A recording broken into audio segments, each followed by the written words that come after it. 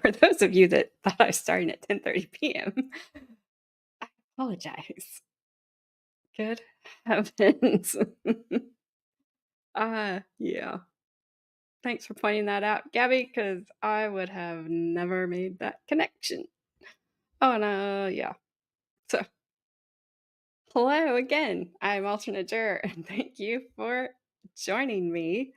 Uh, I take no responsibility for what is about to happen today because I started my stream and I forgot to hit go live after posting it would start at 10:30 p.m. Yeah, I would never believe that either because I'm asleep by then. So, yeah. Yep, yep, yep. Hello, Chrissy. Oh, Stormy, I'm sorry you've had a headache. That sucks. I hate those. I hate them. I hate them. I hope you feel better. I will blame nothing on you. I will blame it on the storms that came through last night, and I had to get up and sit with my dog for a couple of hours. I finally got back to bed at 2 and got up at 5. They let me sleep an hour later. It's so nice of them. Uh, Update I have, and this will not surprise probably any of you. Sarah Boone not going to trial the beginning of May. I don't know when Sarah Boone is going to go to trial because she doesn't have a status hearing now till June 10th, I believe. So I don't know when that's going to happen. Maybe never. At this point, I'm kind of like, whatever. Just, you did it. You're on video doing it because you're an idiot for taking video.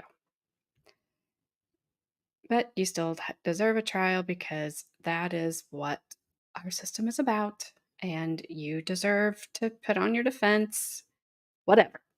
This lawyer seems like she's actually doing stuff. Sarah wasn't like super happy that it was delayed, but this lawyer's not ready. And it sounds like she actually has some experts coming in and she still has some depositions to do. She's at least making progress that apparently has not been made for the last 3 years, 4 years. Been a while. Been a while. Oh, yeah, she is super duper annoying. Oh, and then the camera apparently zoomed in on her face, and that's what she's arguing about, that she doesn't like that she doesn't, so she may be able to argue against cameras being in the courtroom anyway. Um, I was watching The Lawyer, and he said that apparently that's what Lori Vallow's attorneys argued, that the camera kept zooming in on her face, so that's why he didn't allow cameras in the courtroom because he's allowing them in on Chad's trial. So I don't know. But if the judge tells you don't do something, don't do it. I did, Gabby. I'm sorry. I did not respond to you. I kind of ignore my phone after 8. I'm usually like half asleep at that time. I did. He actually messaged me yesterday uh, and sent me his response. I have been about halfway through it. You guys can find it. I'm not sure if he's putting it on his website. I'll have to look. You can find it on the Monroe County Court website down in Florida. Um, this is his response to the defense motion. He has not filed his motion to dismiss yet.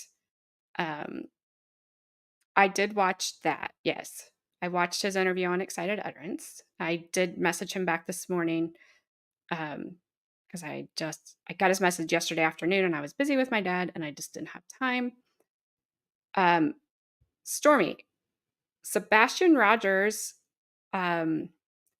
was featured on Patrol Live over the weekend as a missing person. His mom came on and she was talking about him. And I couldn't remember what you said, if the step parents are the people you're kind of feeling funny about, or if it was her or the dad. I don't know. I couldn't remember, but I meant to tell you that Monday and I forgot. So I apologize. But he's been featured on there. So I told my husband, like, "Oh my gosh, Stormy's been talking about this." And he's like, "Who's Stormy?" Like, "She's a sub. She lives in Florida." But dad, okay, dad was not mentioned. It was just his mom. I thought so I know he's high functioning autistic, right? That's what they were saying. Uh, and I probably was looking at her through a lens of, "Are you in on this?" So it probably wasn't fair because I thought it was kind of weird.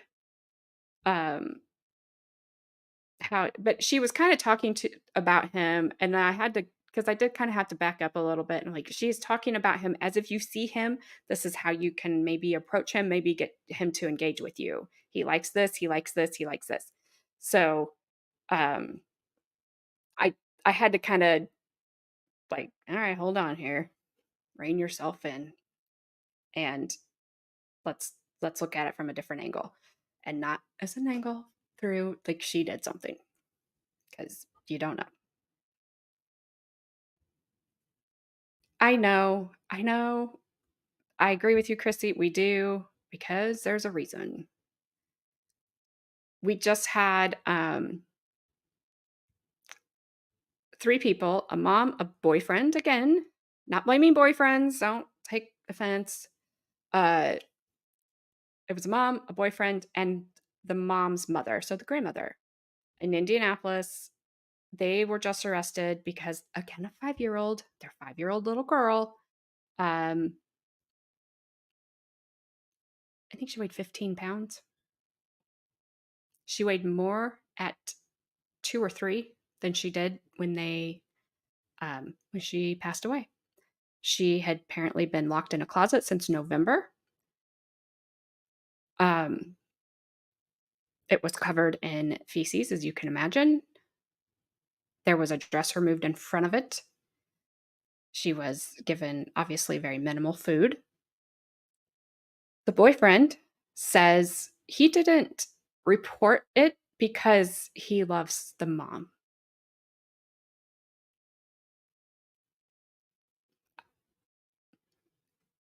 Who, Jesus. Every time I read that, I, ah, I can't even come up with anything because I'm like, "Oh, you loved somebody so much that you let a little girl starve to death. Good for you." Um, the grandmother, the woman's mother, she was arrested, um, because apparently at one point in time, uh, she duct taped this little girl to the bed because she wanted to get out of because she kept getting out of bed and wanted a drink, and she wanted food.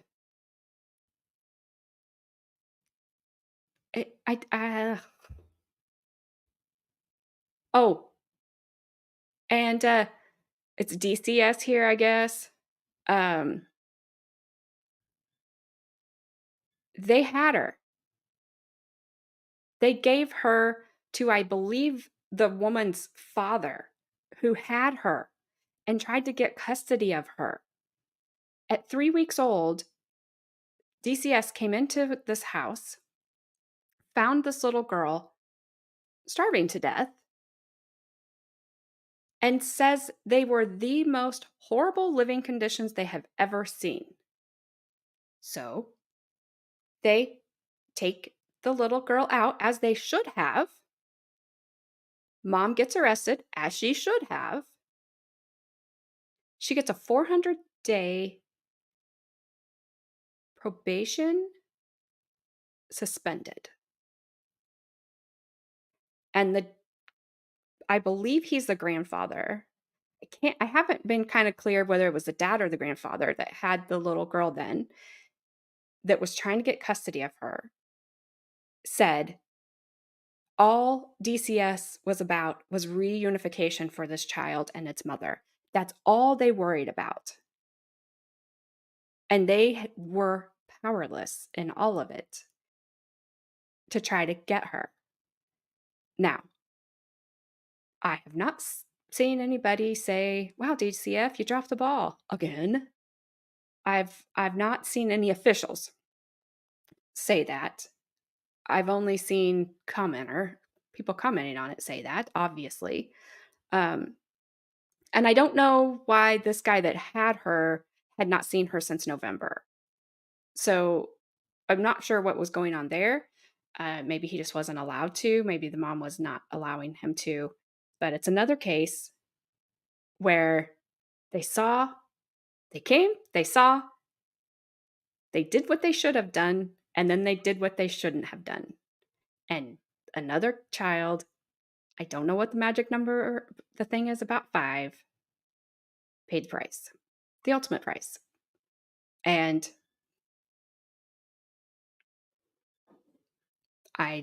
you just read it every day. It's not being streamed anywhere, and I don't know that I would have done it if it was. There's another case going on in Bexar County, Texas, where the Jose Ruiz trial went on, and it's a mom who starved her 5 or 6 year old, so it's down in that same age again. They showed this is why probably wouldn't have done it, because it's one thing when we hear it, like we heard Mercedes Lasoya in the Jose Ruiz trial, but we didn't see her.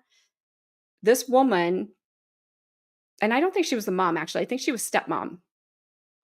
She took video of this little kid in the car. He's crying. He's begging for a piece of bread. And she's just taking video of him sitting there crying while they're going somewhere in the car. I don't know where. And then she kind of brings the camera back to herself and just looks annoyed. Well, he passed away that day from starvation. And his older brother said, "I was so scared of her that I couldn't tell." Again, locked in his room, food locked, doors locked, can't get anything. "Hey, Felicia, how you doing? We haven't seen you in a little while. Hope everything is going well, and good morning to you." So that's my rant on parenting today. I I can't. I I I I can't. So, uh, I don't think I have any other updates. I do. So I don't know what it's even about, but there's a trial coming up in Judge Boyd's courtroom in July. That I saw the woman and the attorneys. I saw the who will be on trial and the attorneys in front of Judge Boyd, and they said it's going to be about a 2-week trial. That it's very involved, and I don't know if it's a family situation again because it was in family violence court. And so we might check that out in July. I have a note, it's on my computer, uh, so that we can do that. I well, I mean, it's Judge Boyd, but so, and also I was digging into Katrina Mendoza. That's the mom of Mercedes Lasoya. Her sentencing is coming up at the end of the month. She apparently, from what I could find, I think all her other appearances were in front of Judge Boyd. So then I'm hoping that her sentencing will also be in front of Judge Boyd, and I will keep a eye on that docket. They don't put them up till like that week. I can't see anything earlier than that, but bleh, than that week. You guys, it's Um, I think that's all I have. All right. So today we're going to do day 4 of the Ethan Liming trial. We're going to get into both defense attorneys asking for. So the state rested Monday when we were watching it. So both defense attorneys do they're kind of a short argument for directed verdicts. The state does their rebuttal. Um, Defense does a rebuttal to the state. The judge rules on it. And obviously, no spoiler alerts here, but it was denied.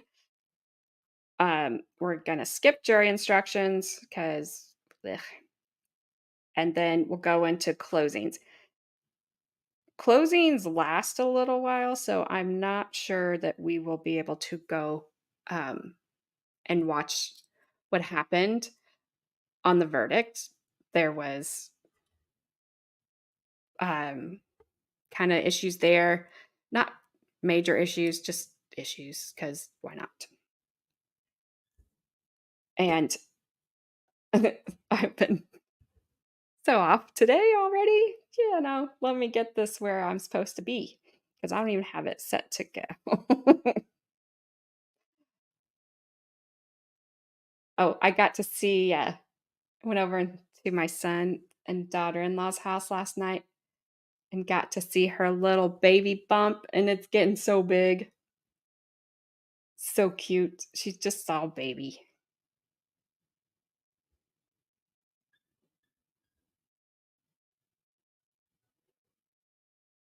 So we are coming up. She just started her third trimester. So we're getting there. We are getting there.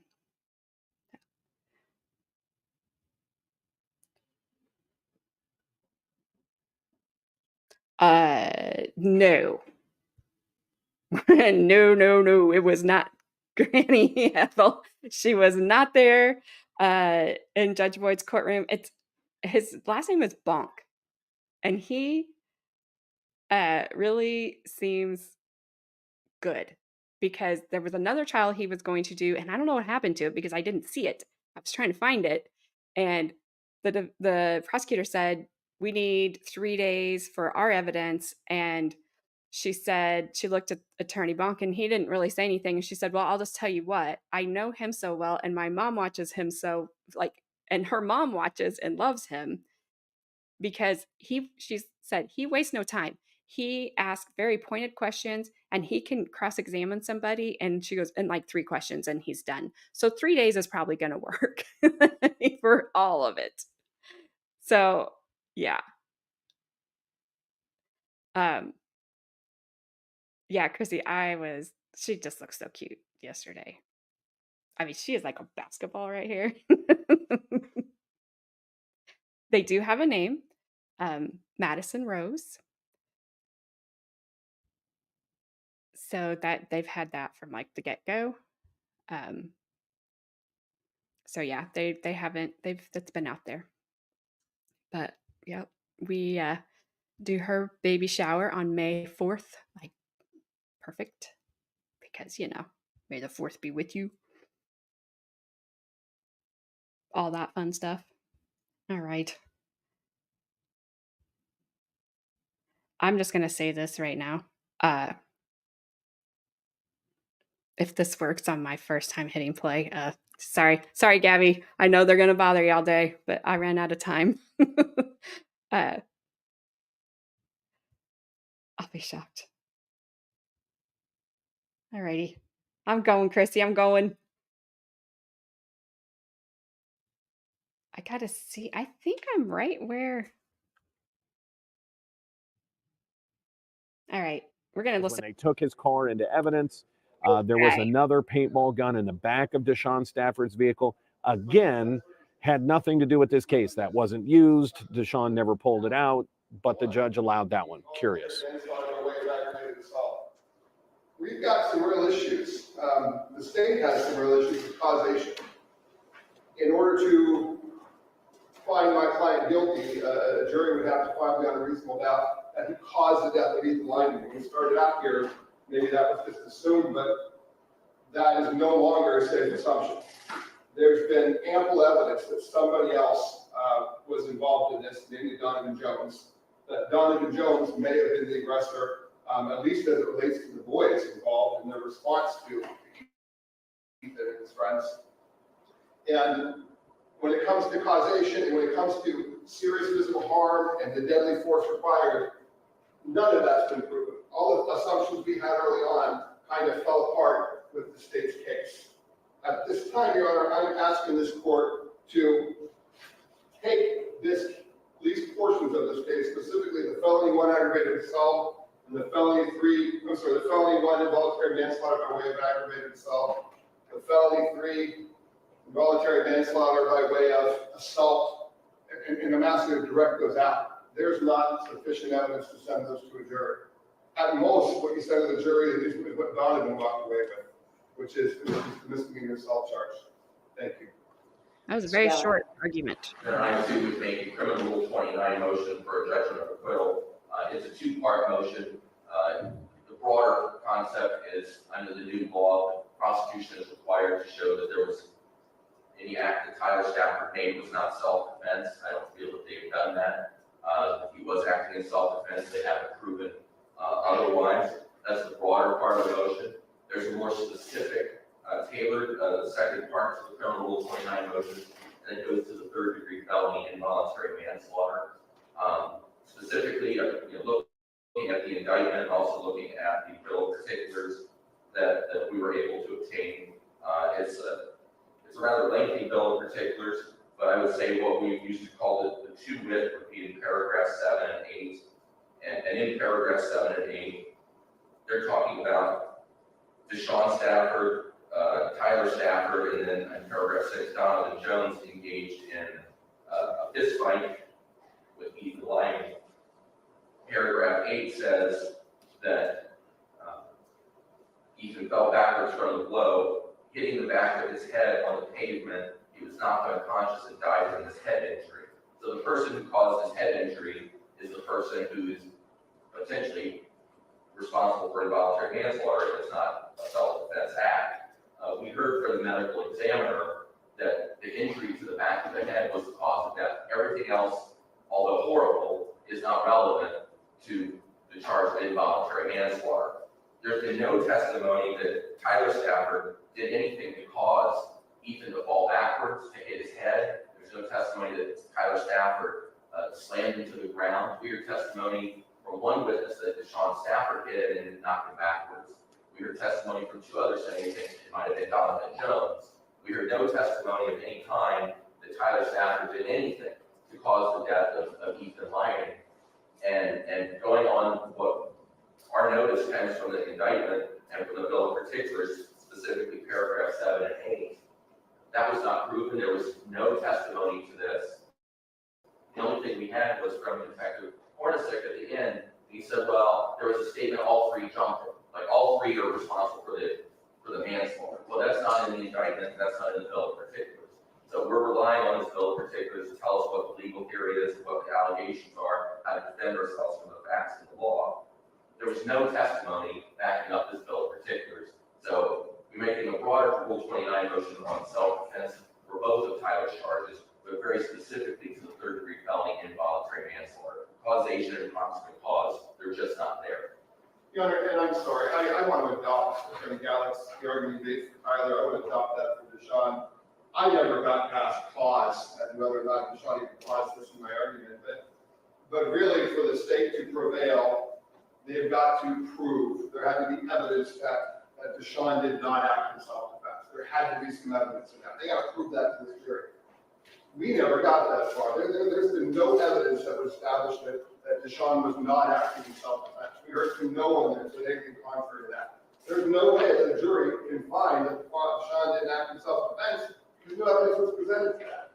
And that's the effect of the new law, and that's the burden shifting. So I just said in my opening argument here, Attorney Gallick brought it up for Tyler, and I brought it up for DeShawn. I think that's powerful. Thank you. On behalf of the state. Thank you very much, Your Honor. Just very briefly, may it please support. Your Honor, the state does believe that we have met our burden in terms of presenting our case to the jury for their consideration. Regarding DeShawn Stafford, he does have the involuntary manslaughter by way of aggravated assault. The state does believe that the evidence presented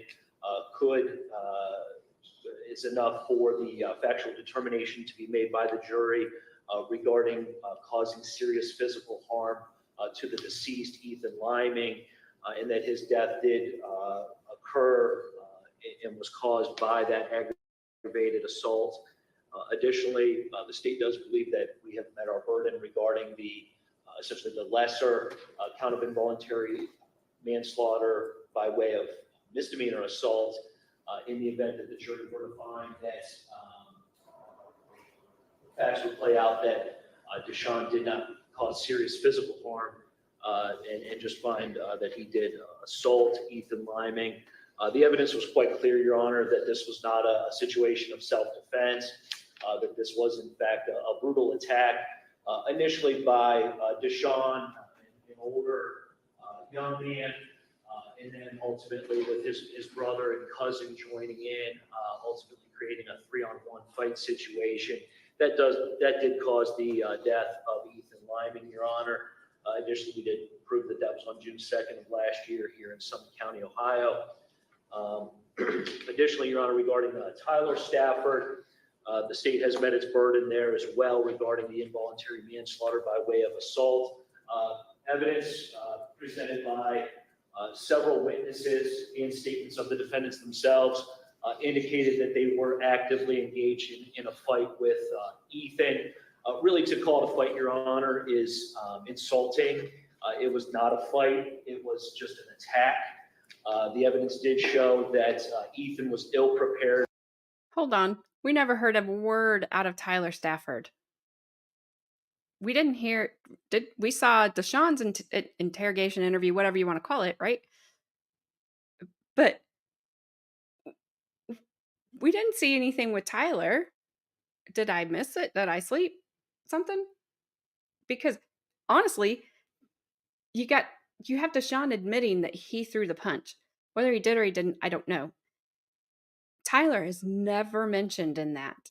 Nobody, every witness they put on, and the state put on, which I'm not going to call them witnesses because they instigated this whole thing.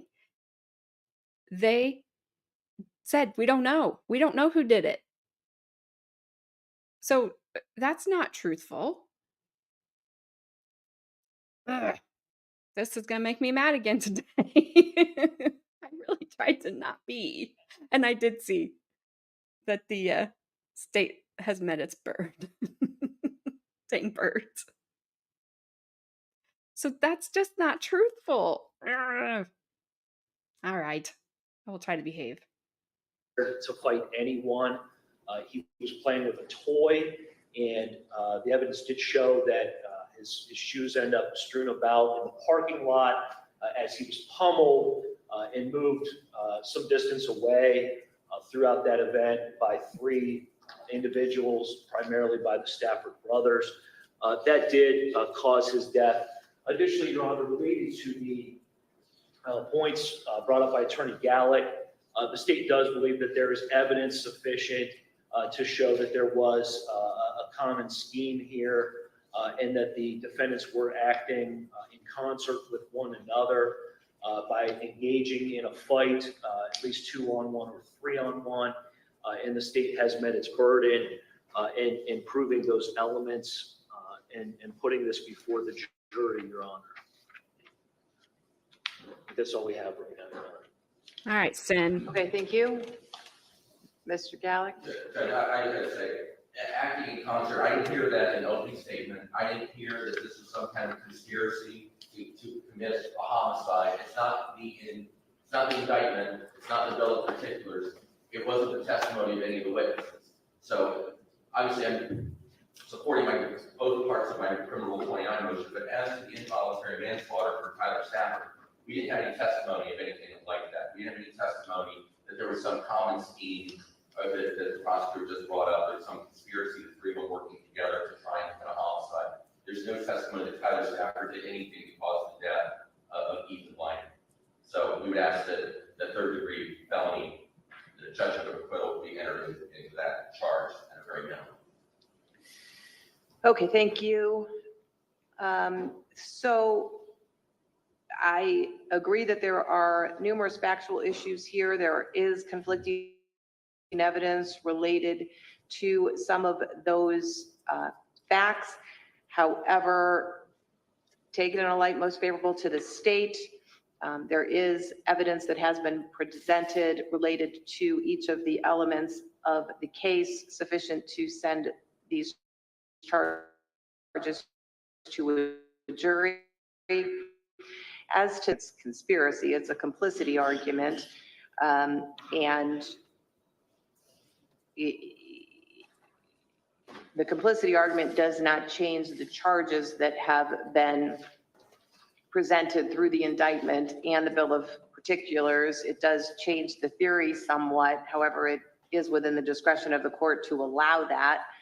So I will overrule and deny the Rule 29 motions. That takes us to the jury instructions. Counsel and I have spent considerable time last night and this morning discussing jury instructions. I believe the only one that is in dispute, the state has requested a complicity instruction related to Tyler Stafford and count 3. Counsel, did you want to address that? Yes, please, Judge, and I do appreciate the court and your staff, as well as the defense working with us to try to clarify. By the way, Rule 29 in Ohio, I forgot that it's called that. I saw it in the Matthew Moore trial.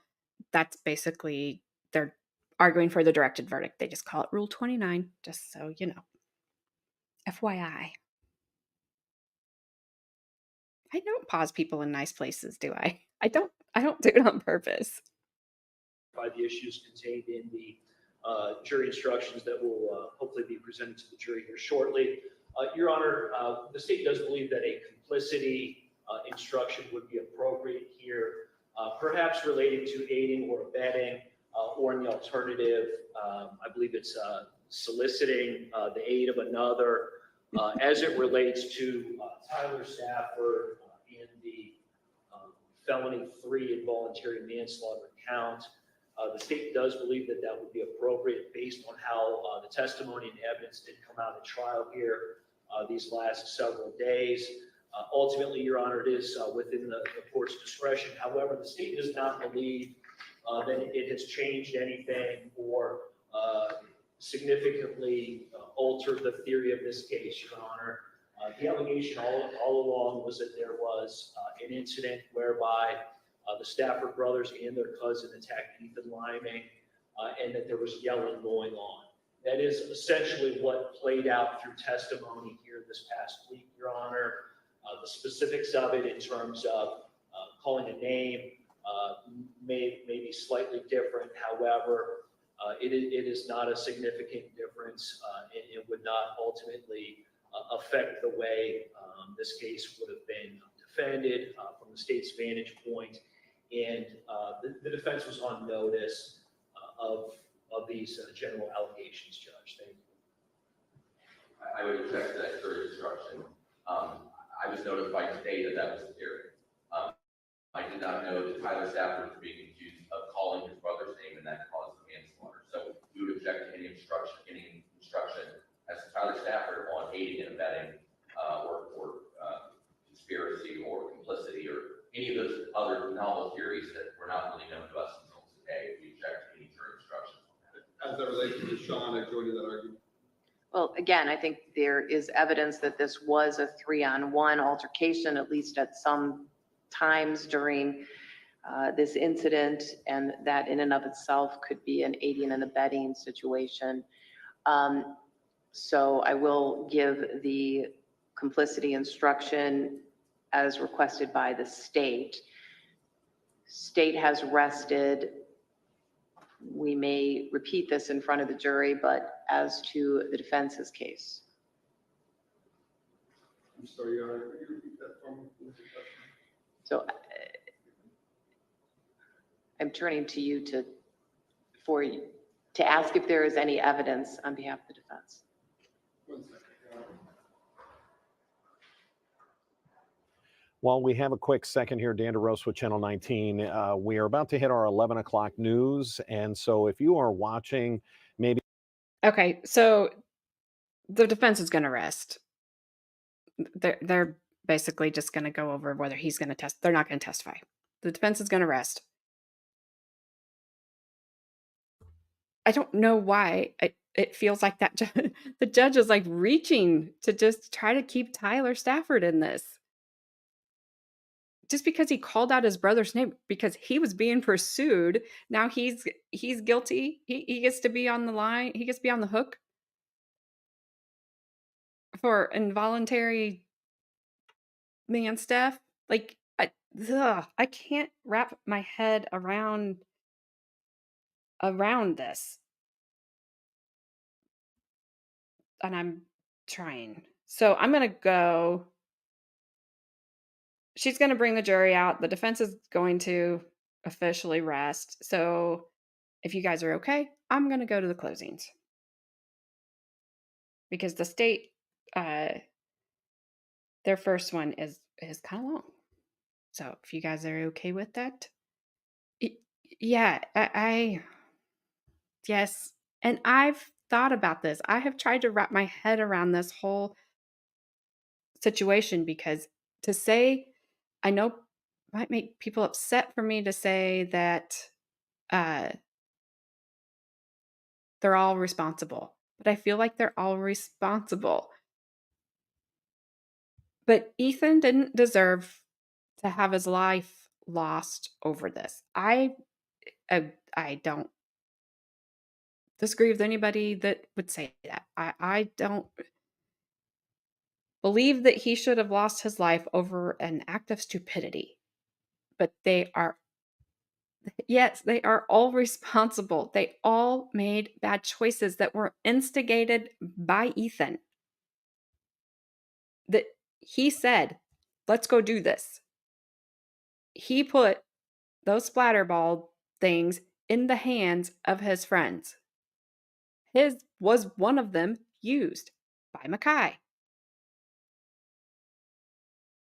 They reacted bad. They reacted probably the way they would react living in that environment that those boys, those men, young men were living in.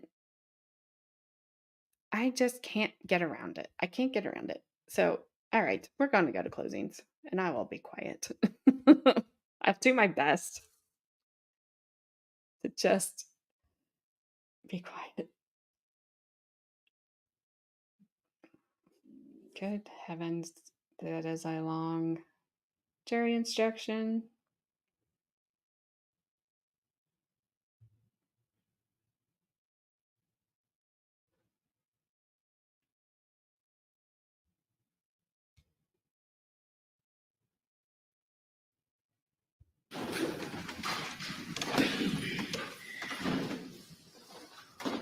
Ladies and gentlemen, at this time, counsel is prepared to present their closing arguments. As we have discussed in the past, closing arguments are not evidence, but they are counsel's opportunity now to review for you what they believe the evidence has shown over the last few days. So on behalf of the state, Mr. Kuhn. Thank you very much, Your Honor. Judge, may it please the court. Good afternoon, opposing counsel. Good afternoon, ladies and gentlemen of the jury. As I introduced myself previously, my name is Matt Kuhn. I'm one of the assistant prosecutors here for Sumter County. I'll be doing the first portion of our closing argument today. It'll be split up into two parts. I get a chance to try to direct your attention to some of the evidence that we've seen and heard throughout the last week. And then the defense gets a chance to submit for your consideration what they think are important pieces of evidence or things to focus on. And then my coworker, Prosecutor Shook, will get a chance to do a rebuttal. And so I know you folks have done a great job thus far paying attention, and we all listened to the judge's instructions regarding the law, and those were kind of tedious. It took a long time to read through that. It's not an easy process. When you folks agreed at voir dire to become part of this jury, you knew that this was your civic duty. It's not called civic fun time. It's a duty. It's a very solemn event. And in certain cases that are maybe less serious, we'll say, of less magnitude, there might be a little bit of joking around throughout the trial process. And there were maybe a couple lighter moments throughout the trial here. I think there was a comment about the Browns game Monday night, and a few folks sort of chuckled or something. But in a case like this, it's very difficult to joke around much. And part of that reason is because I want to appear as a serious person, a serious professional. And I believe I am. But part of it is that I do not want to insult any of the spectators on either side here, because this is a very serious process that we're engaged in here. This is very serious. It's not a joke for these two young men right here. It's not a joke for us. I'm sure it's not a joke for you. It's not a joke for these folks. And part of it is it's not a joke for Ethan, okay? And I'm going to put my PowerPoint up here on the screen in a minute. And so I probably will just be sort of holding up some of the state's exhibits that we've used throughout the course of the trial. I won't be putting them up on the screen, but you'll have all these things back in the back. Okay, and I want you to take your time, and I'm sure you will, and go through them and give them that same due respect that they deserve.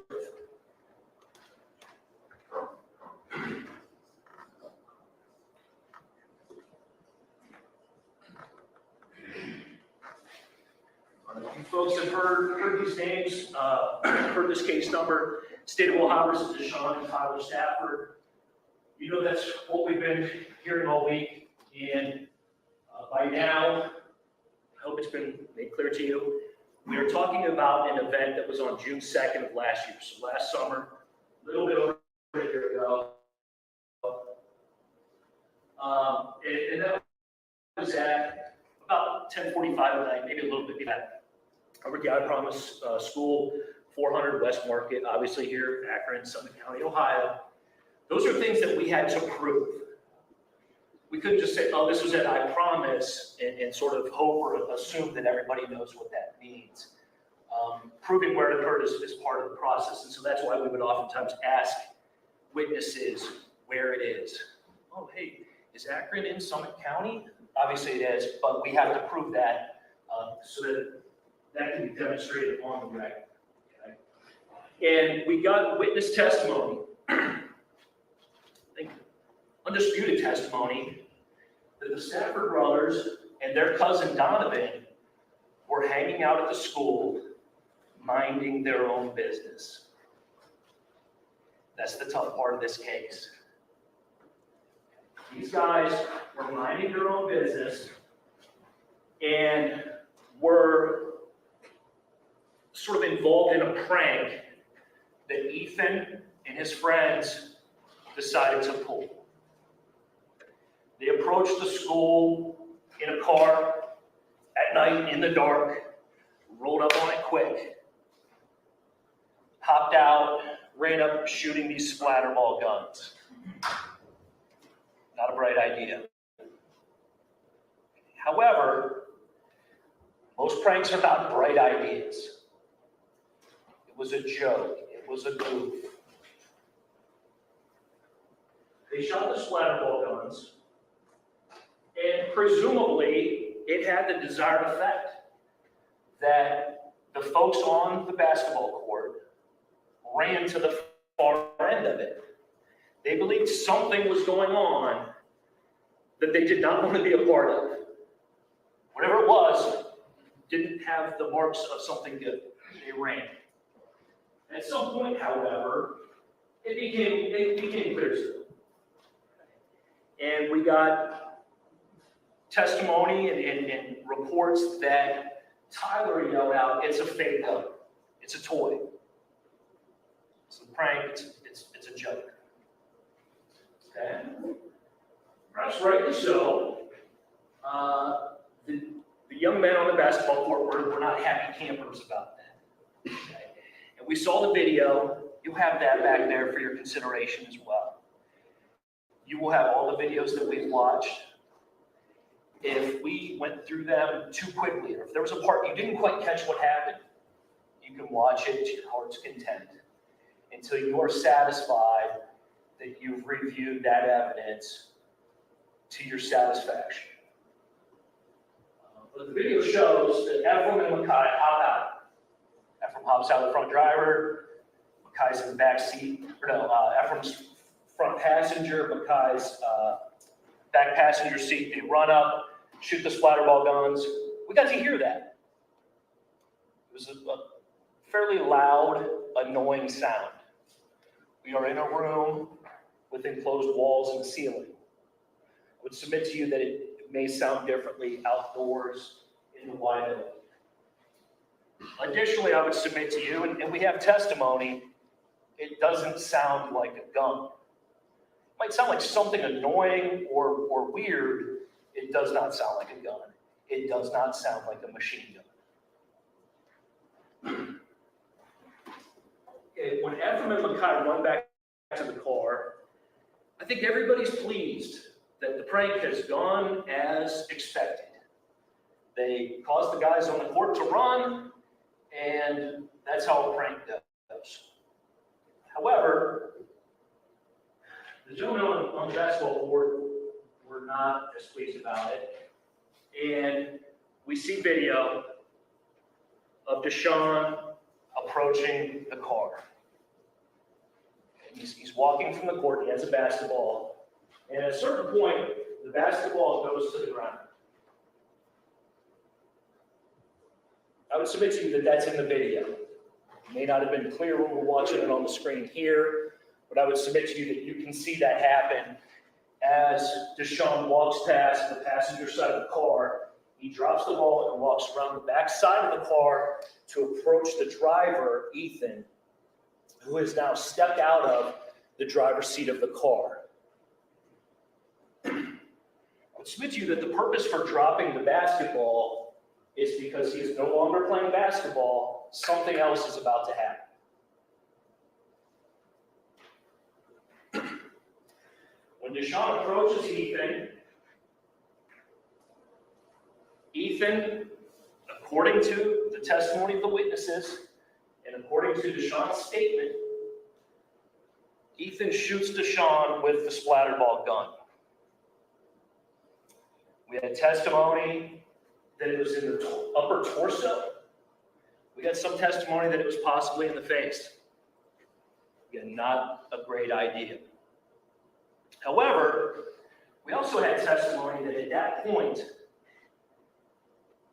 the kids in the car still believe that this is a funny prank, and they testified that they saw DeShawn's face, and he did not seem upset. He was grinning, or smirking, or laughing.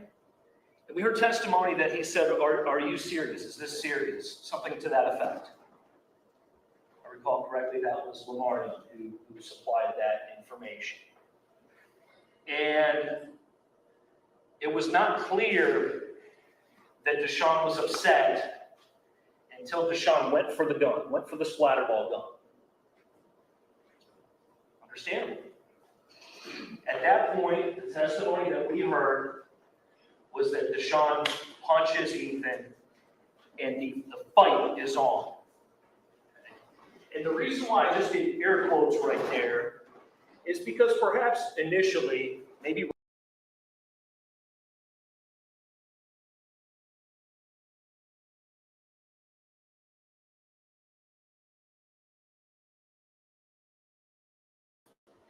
now we heard a lot of chatter early on. Sorry, I don't know what happened. Gabby, you said you were tired of its voice. It went away. You didn't miss anything. Perhaps in opening statements from the defense about the hulking giant that was Ethan. and we heard testimony that he's a good-sized young man, good-sized kid, but he's not the Incredible Hulk. He's 5'9", 172 pounds. That was verified by the medical examiner who personally measured his dead body and weighed his dead body with a scale that is calibrated on a yearly basis.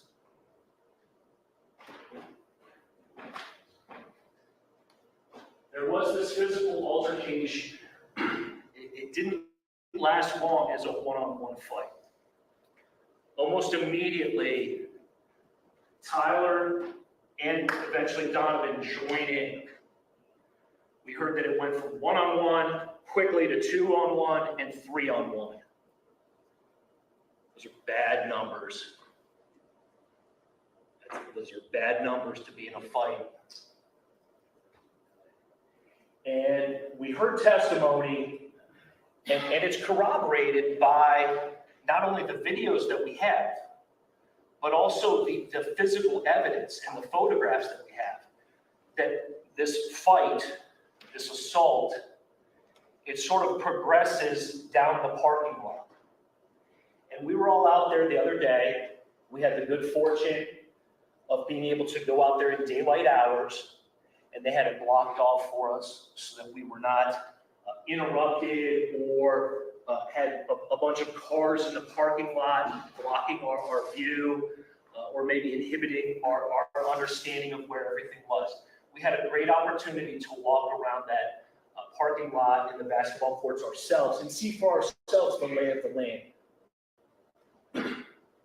Okay, and the reason why I bring that up is because much ado was also made about the terrible potholes, the pothole defense, or the sloped land defense. We were out there, we walked around on it. There's a gentle slope, a very gradual slope, perhaps the minimum to allow rainwater to seep towards a common area. It's a parking lot. Parking lots are inherently flat.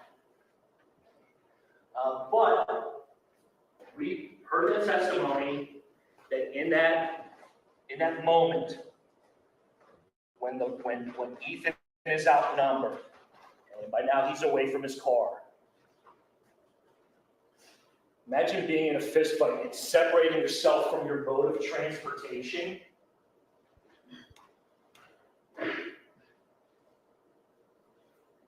He's now over by the light pole, and we heard the reports of him getting knocked out. Mackay said he was able to see it. But more importantly, I would suggest for your consideration, he was able to hear it. He heard the knockout blow. And the defense did some follow-up questions with him on that issue. Well, probably what you mean is you saw him get punched, and then when he hit the ground, you probably heard that sound. No, that's not what it was. He heard the punch. He said that. All three of the young men, the boys that were with Ethan, saw it from start to finish.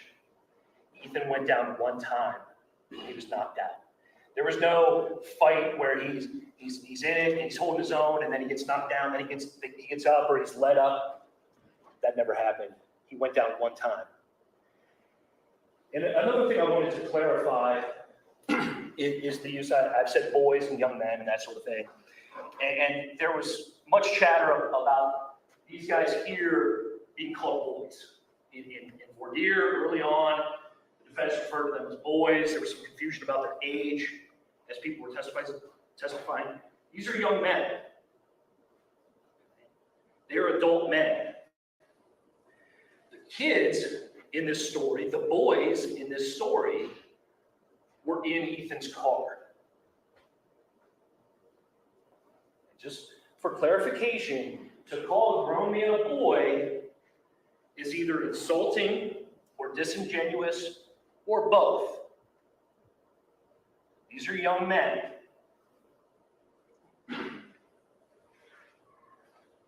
We saw that Ethan was dead at the scene there.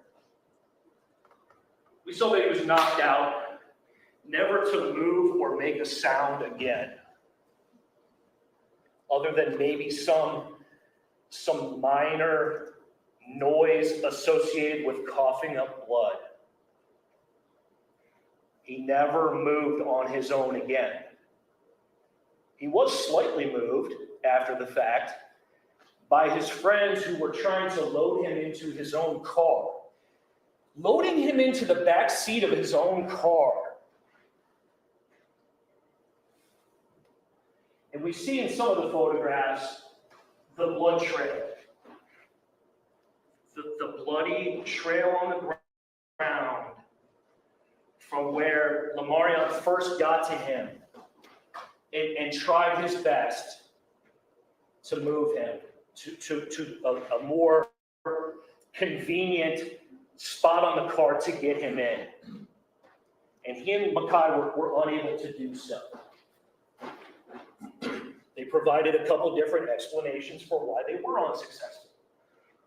One was that they were trying to move a dead body. We saw Mackay, we saw Lamarion. I would suggest that they're nice, now young men.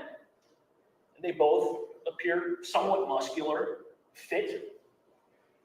This was a year ago. They were unable to come together and move their friend's dead body. That wasn't simply because of the weight. It was because their efforts were being inhibited by three people, Donovan and the Stafford brothers. And we saw much testimony, we saw in the video how that was going on. I ask you to take another look at it. We know Donovan was reaching in the driver's door of Ethan's car, but Mackay's in the driver's seat because he was summoned to bring Ethan's vehicle to try to load up his body. And Ephraim is in the passenger seat trying to make a 911 call. The reason why Mackay was summoned, hey, bring Ethan's car down here, is because they knew it was bad. It was bad news right from the rip. Nothing good was going to happen next. They knew it was an emergency. They knew that this was a life and death situation. You don't call 911 just in case. Those are last resort type of behaviors. The other thing that's a last resort behavior is running home, possibly a mile, and hiding behind trees as you go because you are scared to death. I would submit for your consideration that not only is it significant that Ethan, was forced away from his vehicle, not only his mode of transportation, but maybe the thing in the world that's the most valuable to him. Some people are attached to their cars.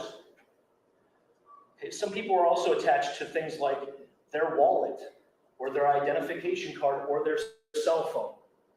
Okay? And when Ephraim and Mackay and Lamarion ran away from the scene, when they left the scene, they left their phones back at the scene. I submit for your consideration, that's a significant point to focus on. The very dire circumstances that they believed they were in. Okay. The judge has instructed you about the different charges, and you'll have that big stack of papers that the judge was reading from. And when you sit in those chairs, it might start to all sound the same to you. And it's maybe tough to fully absorb it and appreciate what the things mean. So when you get back there, you'll have to take a look, and I'm sure you will do so. But these are the different charges that DeShawn is charged with. Involuntary manslaughter, aggravated assault, another count of involuntary manslaughter, and a misdemeanor assault.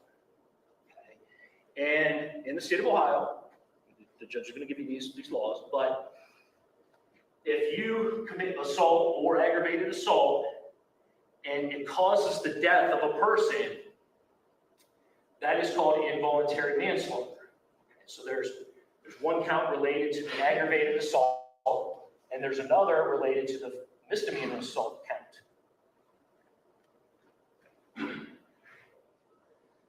Tyler, he has involuntary manslaughter simply relating to that misdemeanor assault that we talked about, and also the misdemeanor assault. And I put up there that DeShawn also has those charges. So they each have 2 counts that are the same, but then DeShawn has his own 2 counts. Because the evidence showed that he threw that knockout blow that caused Ethan to fall, never to recover from, never to stand up from. Before I move on, again, you'll have all these things, but I was talking about the boys leaving their phones. You have these images here. There's Lamarion's identification card and his shattered cell phone. They testified that their phones weren't shattered when they had them. It was only afterwards. And we see that in the video. We see when Tyler moves the car, he hops out and he throws one of them down and it's shattered. You'll have that evidence photo to look at. Additionally, a couple things to call your attention to. I've touched on the fact that Ethan was separated from his vehicle. That at some point, he was compelled away from, again, his mode of transportation, his possession, and his buddies. That's a bad combo when you're in a fight and you're outnumbered. Okay? To add to it, he didn't have on shoes when the cops got there.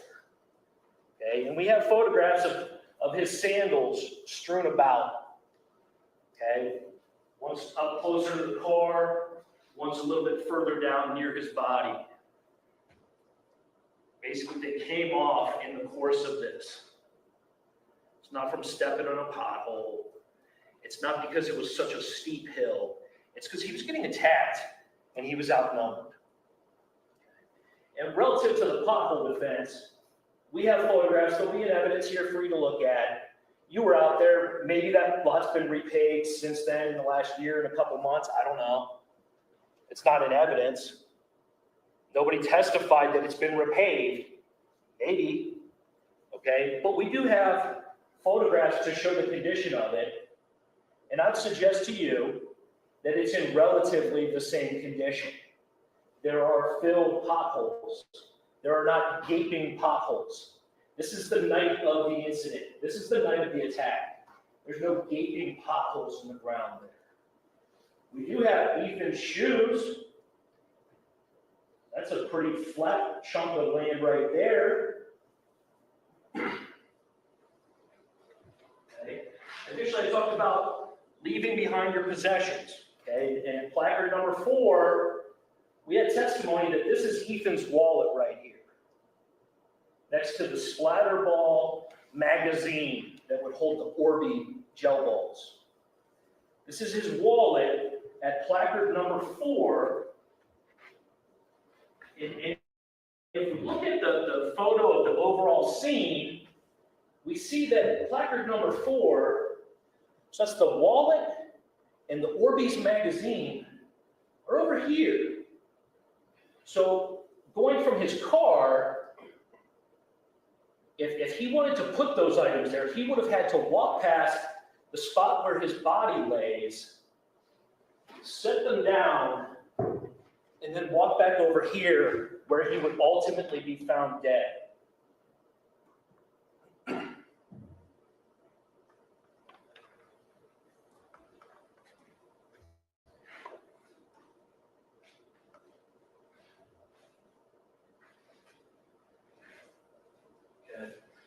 In breaking down the charges for these 2 young men, I'm going to start with this, essentially the least serious. That's assault. Okay. Knowingly causing or attempting to cause physical harm to another. That's the definition, approximately, of assault in the state of Ohio.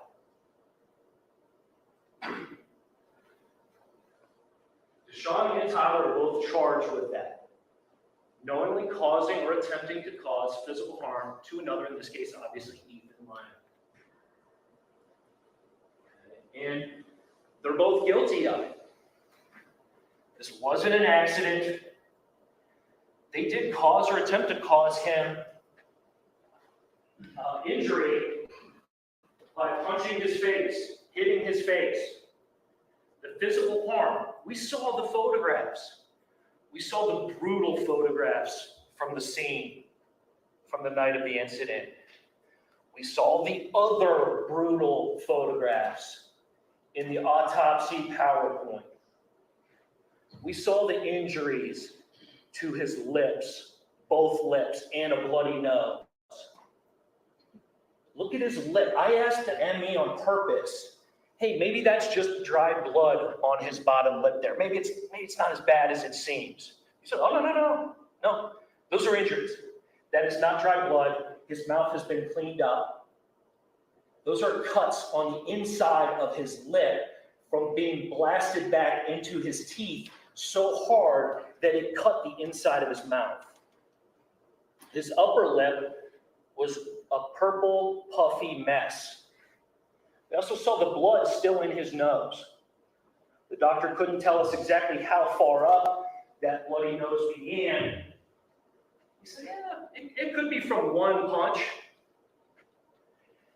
Please use your common sense and think about whether those injuries seem like one punch to you. They do not. Likewise, I asked about the injuries to Ethan's eyebrow and forehead. And I hope it doesn't come across as though I'm yelling at you. That is not my desire. I'm hoping that you're gathering that I am passionate about this issue, and a lot rides on it. And so I want to make sure that I'm hitting all the points I want to. So please, if I'm getting animated, I apologize. But everyone knew that Ethan was knocked out on the spot. Ephraim knew it. Makai knew it. Lamarion knew it. These guys knew it. Donovan knew it. He was down for the count. There was some questions from the defense about a woozy boxer getting up after 20 seconds or something. It didn't happen here. He was down, and it was over. He was dead. Everyone knew it. He never made another audible noise other than a sound related to coughing up blood and no movement. We have DeShawn's statement that he continued to hit him. I don't think he said whether it's a punch or something else. He continued to hit him. Okay? And DeShawn also explained that he got some injuries in this fight as well. Okay? And DeShawn told us through the interview that it was a fight. Okay? And something to the effect of either that he was fighting them or that we were fighting them. Somehow it was like maybe fair numbers or something. And there were maybe 4 guys total on Ethan's team. Okay? And maybe initially one would think, okay, there's 3 of us and there's 4 of them. I guess that's close. But it became very evident very quickly the other boys were not jumping in. They were scared. They bit off more than they could chew when they engaged these strangers at the basketball court. They were not expecting probably any response. And when they got a response, they were not prepared for it.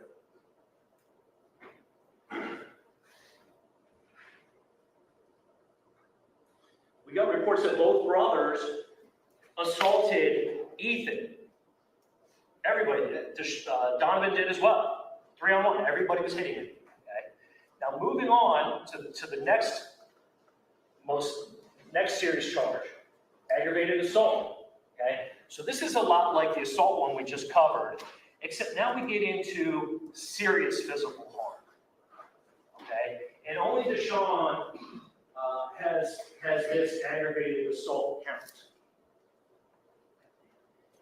And that's because he threw a knockout blow, okay? He was offended that maybe he viewed it as being the butt of a joke or something, the butt of the prank, okay? And he was upset about that.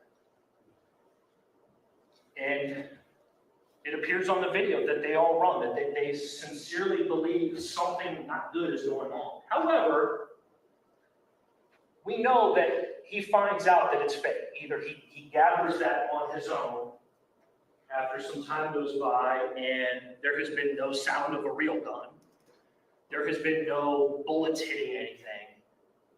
Or at the absolute latest, when Tyler yells out, hey, it's fake, this kid's messing with us, it's fake. Okay. And so there may have initially been some provocation by Ethan's group, by Ephraim and Mackay running up there and doing their little prank. Okay, and Ethan's part of that. He drove him there, it's his SplatRBall gun. He's a part of that provocation. And then when DeShawn approaches Ethan, he apparently continues to shoot DeShawn. Probably upset. That'd be annoying. However, what came next was just so dramatically over the top. It's just not even a close call that it's over the top and not appropriate. Everyone was able to see that Ethan was unconscious and that he had gotten knocked out and blindsided. And DeShawn continued the assault. He continued to hit him. Okay? And so serious physical harm has a few different definitions. The judge read them to you, and you'll have them. But one of them has to do with physical harm with substantial risk of death. And during voir dire, the defense asked the jury, prospective jurors, about the notion of whether a punch is dangerous, if it's deadly or not, something to that effect. And one of the jurors who was not with us, I believe, explained about seeing a person get knocked out with one punch, getting hit on the side of the head, side of the forehead, and that could actually be very dangerous or deadly. And so people know that. It's understood, okay, that there is a risk of death there, okay? And the attorney even tried to maybe negotiate with the prospective juror about it. Maybe he didn't understand correctly. He stuck to his guns. He's like, no. He said he was going to fight in the 70s or something, and saw it happen. But additionally, another form of serious physical harm is harm that involves some permanent incapacity. Okay? And here we have total incapacity where Ethan is knocked out. He is unconscious. Okay? And then it's like, well, okay, is that a temporary thing or is it a permanent thing? Okay? And for Ethan, it turned into a permanent. He was permanently, totally incapacitated. But my point there for you to consider is that even if these guys don't know initially that he's dead, that he's just knocked out, that's good enough for that definition right there. That would be a temporary total incapacity, being knocked out or being in a coma. And then also temporary serious disfigurement. We saw the injuries, the bloody injuries to Ethan's face and to his side, the mark on his side. That's disfigurement. Involuntary manslaughter for both DeShawn and Tyler. Okay? No person shall cause the death of another as a result of the offender committing or attempting to commit any misdemeanor, in this case, misdemeanor 1 assault. and the judge will supply the elements for you to consider, but their behavior caused the death of Ethan Lyman. Okay, they were committing assaults on Ethan. They were violently attacking him. It was not a fight. Fight's not the right word. They were attacking him. They were assaulting him. And the judge read an instruction related to complicity. Okay? And the testimony has shown that DeShawn threw that knockout blow. He might have done it like this. He might be right-handed. And it blindsided Ethan. And that was the knockout blow. That was the assault that then caused his death. However, Tyler was involved in that fight. Whether it was 2-on-1, 3-on-1, doesn't matter. They were both involved in it. They were aiding and abetting each other in this physical altercation. They were both in it together to fight Ethan. Okay? Or we heard testimony, and it was in DeShawn's statement that his brother called him. DeShawn, that's calling out for help in the fight. Hey, let's get him. Now, those were not the words used, but that was the meaning of it.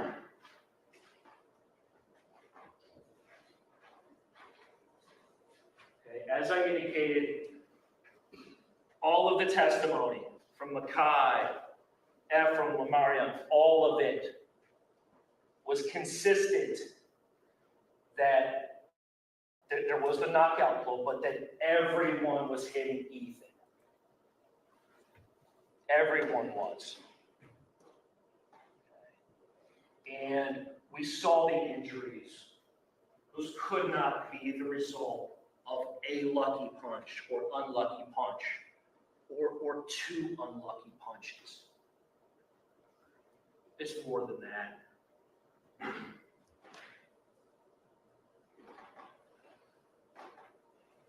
Involuntary manslaughter. No person shall cause the death of another as a result of committing a felony, in this case, aggravated assault. We already talked about aggravated assault as causing serious physical harm. If the person dies, boom, you have this charge now too.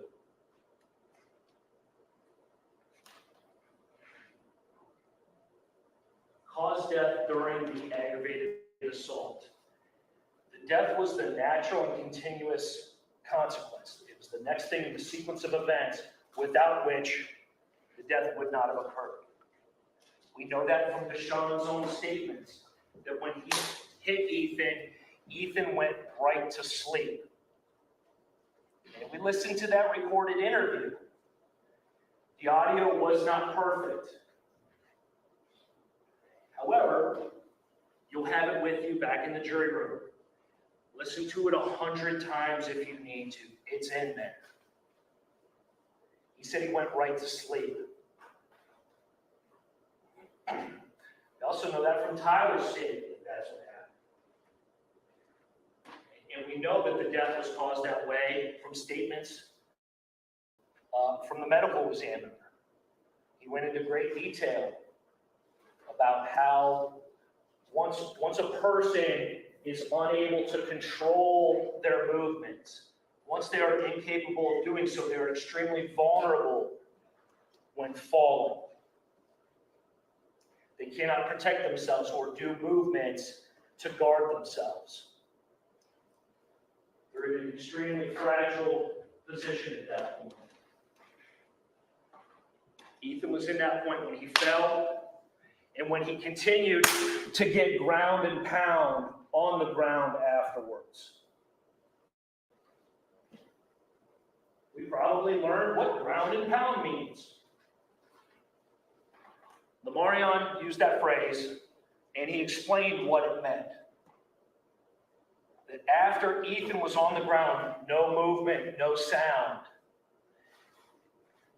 that the person attacking him continued to hit him That is consistent with the statement that DeShawn made. He said he did that.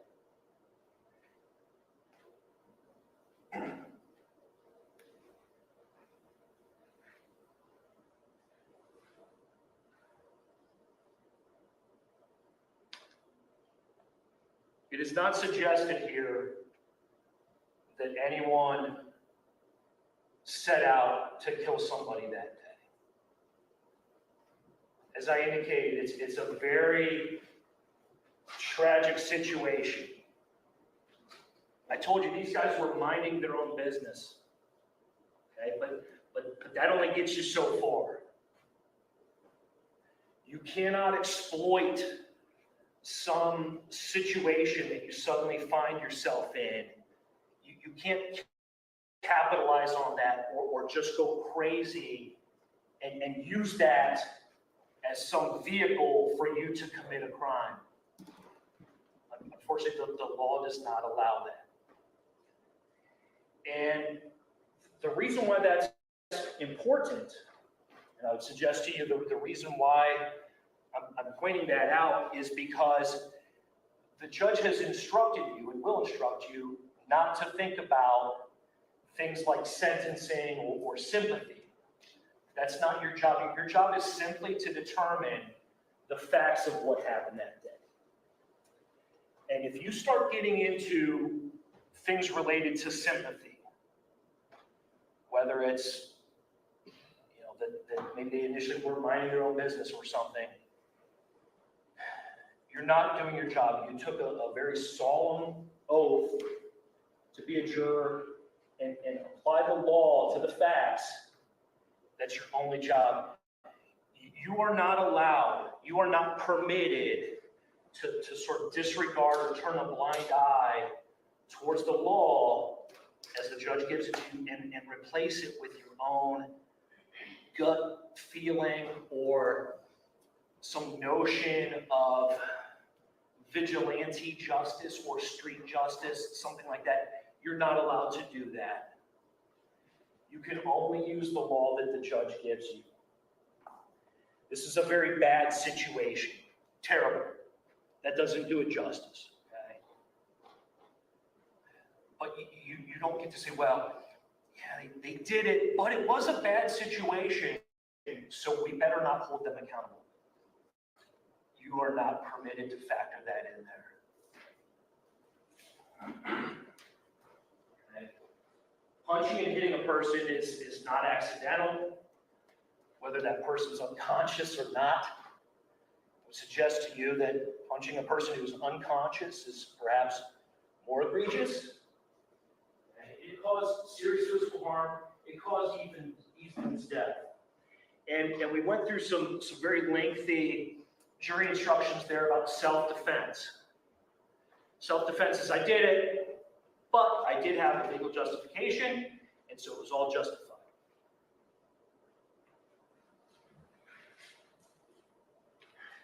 In the state of Ohio, in order for the state to overcome a claim of self-defense, the state must prove at least one of the following. Could be more, but we just have to prove one of them. That's the threshold. Okay, and so the state has proven that one of these four, that the defendant was at fault in creating the situation, giving rise to the affront.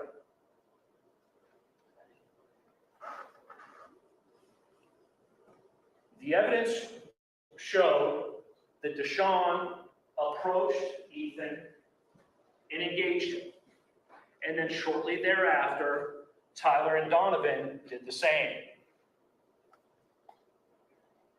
The evidence also showed that DeShawn threw the first punch. That is the uncontroverted evidence. There was no other testimony to contradict that. The first punch was thrown by DeShawn. Done. Lamarion said it, he was certain of it. I would submit to you that you could very easily find that the defendants were at fault in this situation.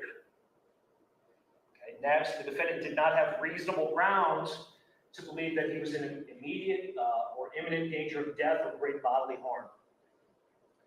Nobody at the basketball court was in danger of death or great bodily harm. If they had any concerns about that initially, those were gone by the time DeShawn came over to the car. It was clear that it was a prank, that it was a joke. Ethan posed no physical threat to anybody there that day.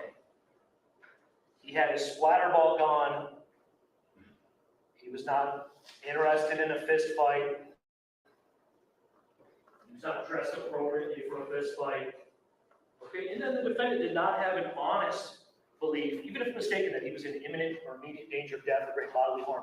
Same kind of an idea here. And I'm going to touch on that in a couple slides here. But also the last one, and I would suggest is for your consideration, is probably the most significant one, is the unreasonable force. Please really give that one some consideration when thinking about the evidence that we've seen and heard here this week. Okay, and there is another one about duty to retreat that does not apply to this situation. Okay, the defendant had fault in creating a situation. DeShawn immediately, I called it up the ante. He immediately turned this thing from a stupid prank into a fist fight. Okay. And Tyler immediately jumped in to help his brother. Okay. A couple things, it did not need to be a fist fight. That was not necessary. It definitely didn't need to be a 2-on-1 fist fight. And it really didn't need to be a 3-on-1 fight. And I mentioned calling it a fight is insulting. That's not the right word for it. A fight insinuates that there was some sort of contest. Right? The next prong of this test here, it was not reasonable grounds to believe immediate danger of death or great bodily harm. Okay? Neither of the Stafford brothers were in danger of death or great bodily harm. Ethan was outnumbered, with no shoes on. He was separated from his buddies. He was a sitting duck. It's a 2-on-1 fight and a 3-on-1 fight. Okay? Some people might call it an assault with a toy gun. That's what he called it. He called it that. It was basically an assault with a toy gun. And that was one of the spots in the interview that it was sort of quiet. You sort of had to focus to hear him say it when he says it. And I asked Detective Hornacek about that to follow up on it, just in case you all didn't catch it. Listen to that interview again if you need to. I believe it's at the 1 hour, 34-minute mark, as I said up there. It's on there. He said basically it was assault with a toy gun. He didn't say it was an assault with fists. He didn't say, yeah, it was a fist fight. It was mutual combat. You know, I told him I was going to beat him up. He told me he was going to beat me up, and we tried. Nope. Assault with a toy gun. No one at any point has given any indication that Ethan's buddies jumped in or attempted to jump in. It's a sad fact of this case. When we envision ourselves doing things and how we would react in a certain situation, you might envision that you would be a hero and you would charge right in and get your buddies back and you would do what you could to help them out. But unfortunately, for everyone, for mankind, a lot of people freeze up. They don't know what to do. And another reaction that some folks have is flight. Okay, we ultimately saw that as well. So initially, we see the three boys, Makai, Ephraim, and Lamarion, essentially freeze. They're like, uh-oh, this ain't good. Lamarion runs over. By all accounts, he gets the closest. He goes to where Ethan is on the ground. And he told us that he would end up touching him. But before we get to that part, he said he touched the back of one of the brothers. Okay? And he didn't know exactly which one, but it was the one doing the ground and pound.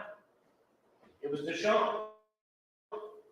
He touched him, and he said DeShawn flinched at him. And so Lamarion felt he had no choice but to back off.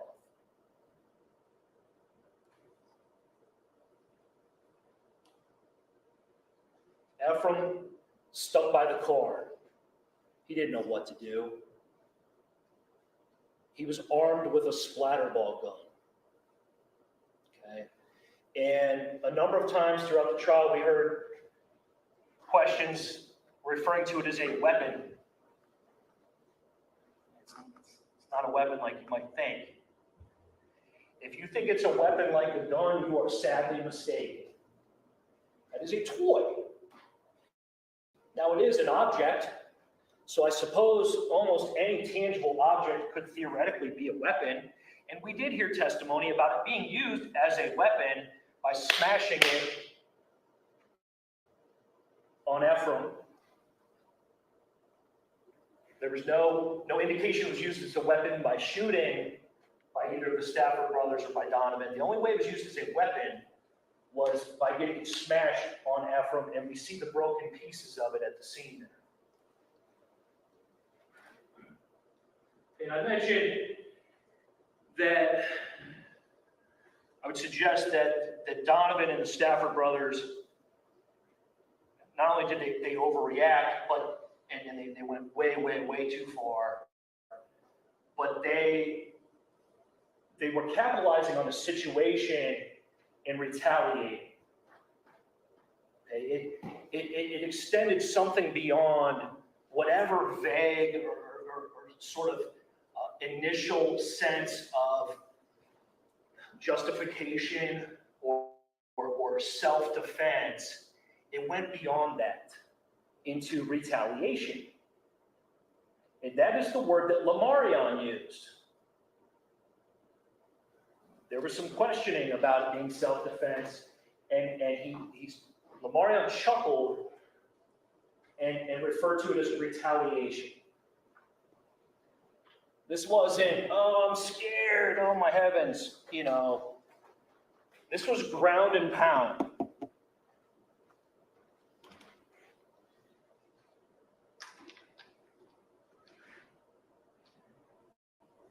Speaking of retaliation, before we move on,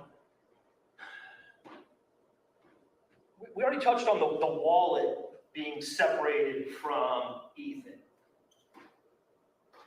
We didn't hear any testimony about how it got separated from him, but it is separated from him. And his pockets were curiously turned inside out. Objection.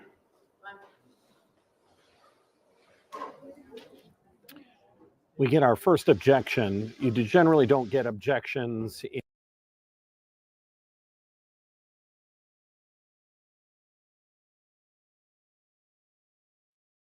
There was testimony about his pockets being turned inside out, but there wasn't anything else really that followed that up. So I don't blame the defense for objecting here.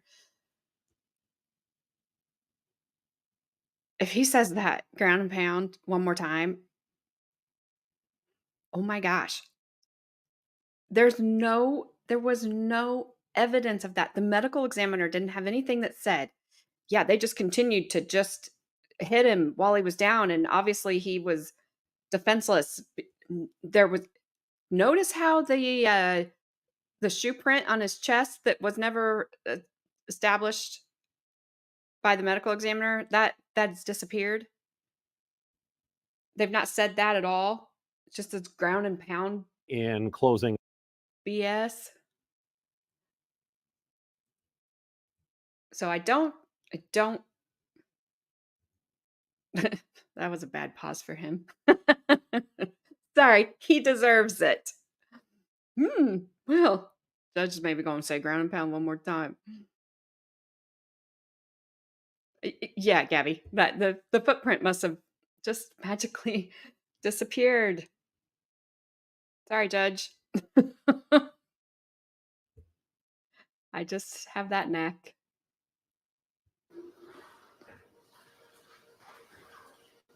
Okay, she's giving somebody a warning. Proceed, Judge. You may. Great, thank you. In looking at the evidence in the, what I call the debris field, there in the Oh, parking you lot, lost. different placards and markers and things. We also see where Ethan's vehicle ends up after all this is over. And it's not dramatically far from where it started, pretty close in proximity. However, in between there, it was driven by Mackay down to the light pole, and then it was there briefly. And then when Ephraim and Mackay and Lamarion ran away, Tyler hopped in and drove it back around. I believe Detective Hornacek called it near the mouth of the parking lot, or the entrance to the I Promise School. And much ado was made about the sunglass holder, the door for the sunglass compartment being ripped out of the car and being thrown in the parking lot.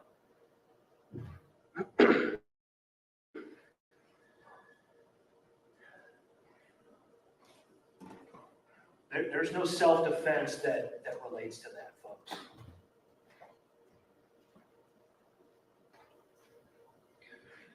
We talked about how it became very apparent very quickly to everyone on the court that the prank was just that. It was a toy gun. At the absolute latest, Tyler yelled and made it known to everyone. And then we talked about unreasonable force. Okay, you can use force necessary to protect yourself. That's A-okay. And one could maybe buy into the notion that a punch would be necessary to stop someone who is continuing to shoot you in the upper torso or even the face with a toy gun. Rely on your collective life experience about what force would be necessary to stop someone from shooting you with a toy gun. In this case, the reaction, the retaliation was greatly disproportionate to whatever apparent danger that Ethan immediately posed or that he initially posed. Okay? And the court will give you an instruction about the force, the amount of force. And you can contemplate, you'll be able to think about whether all this behavior, everything we saw, the whole sequence of events, if maybe it shows revenge or a criminal purpose, retaliation. And we heard from Lamar, it's retaliation. We heard about the ground and pound on an unconscious person. Okay. What injuries did the Stafford brothers have? We don't have any report of any injuries to Tyler. Nothing, not a thing. DeShawn does say he was injured. Okay, and he told the police his version of events. Okay. And he explained his injuries. And if you watch the video, he sort of, motions to his arm and suggests that the scab on his arm is related to an injury. Okay. Ethan, maybe Ethan did some, no. DeShawn explains, no, that was from when I slammed him. Hurt my arm, and I also hit my head. So his injuries from the fight were from when he slammed the kid he had some more injuries. He had injuries to his other hand, to his right hand. And he explained that those were from hitting Ethan.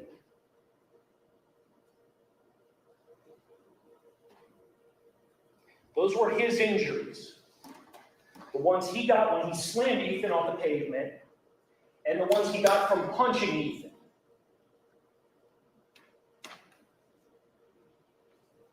Think about if those are in any world proportionate to the injuries that we saw. He mentioned his knuckle might have been broken. That seemed to be at the question posed by the detective. He said he thought it was, but he didn't get any medical attention. Now, mind you, that's 9 days later, after DeShawn was picked up by the fugitive task force.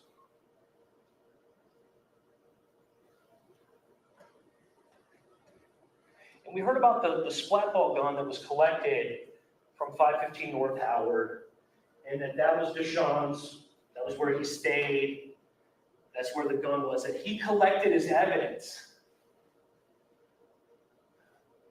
Like a junior detective or something. He collected evidence by his account. He collected it, but then he didn't do anything with it. It was only collected 9 days later at the insistence of APD.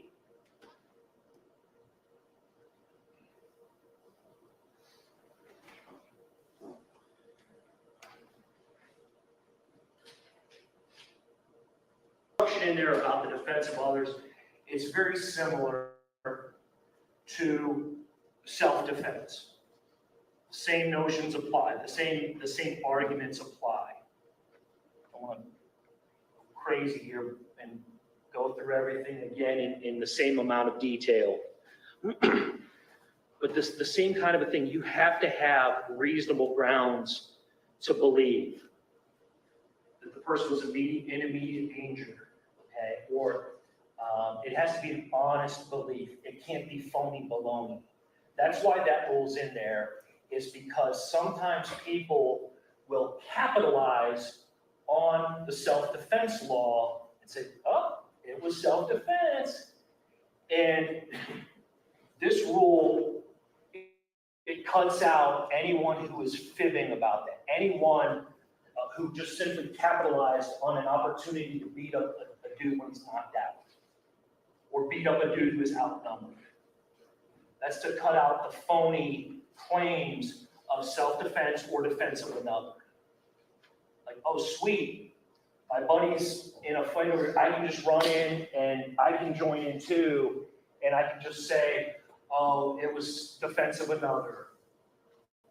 That cuts that out. Okay, there's also the unreasonable force prong there as well. We talked about why that fails. 2-on-1 fight, not reasonable. 3-on-1 fight, definitely not reasonable. Okay, in terms of the defendant being at fault, the initial aggressor, Ethan did not escalate it by using deadly force. He didn't do it. The defendant provoked Ethan into using whatever amount of force he was able to put up before he was knocked out and gone for. Whatever amount of force, if he was able to get any punches in, whatever, that was provoked by DeShawn throwing that first punch. Okay, you do have a duty to follow the law, as I said. You must follow the court's instructions.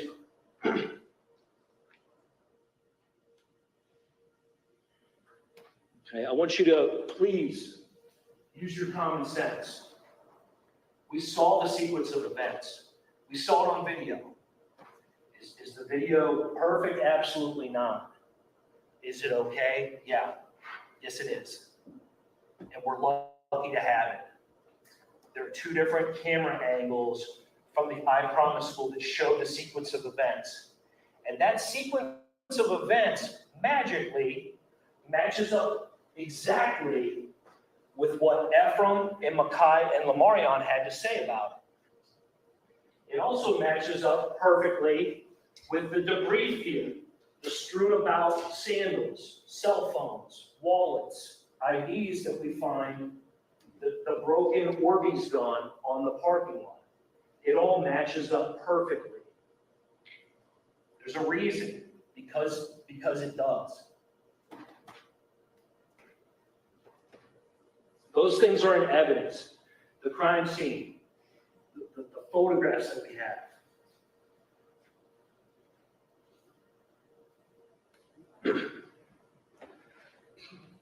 Okay, what is not in evidence? Statements by the attorneys. Okay, so if somehow one of the questions by the attorneys was that the Orbeez gun holds 20,000 pellets, that's not in evidence. You did not hear that from any witness. It's not in evidence. If somehow you gathered that there was a TikTok challenge, nope, not in evidence. Not a single witness testified that this was some challenge. It was a prank.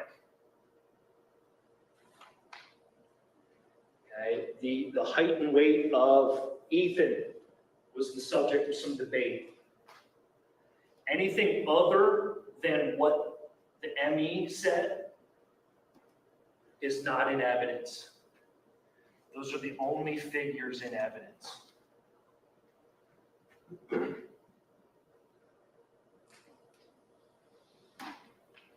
Some notion that the confession is not real, that is not in evidence. No witness took the stand and said that's a false confession. None of that. The only things in evidence are the eyewitness accounts that show that DeShawn did it with his brother's help, and DeShawn's statement himself that he did it. This notion that because a couple of the boys mixed up the name of the first guy to come to the car is irrelevant. It is inconsequential. That is not a consequential fact.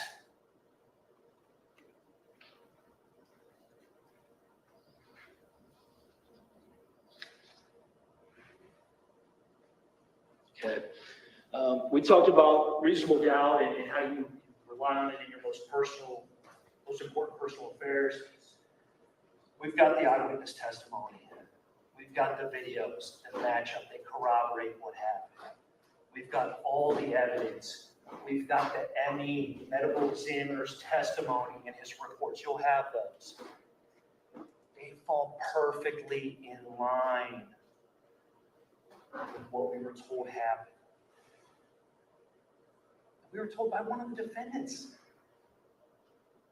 Do not throw the baby out with the bathwater and buy into some weird notion of the slanted parking lot or the pothole or the false confession. It's absurd. No one testified to any of those things.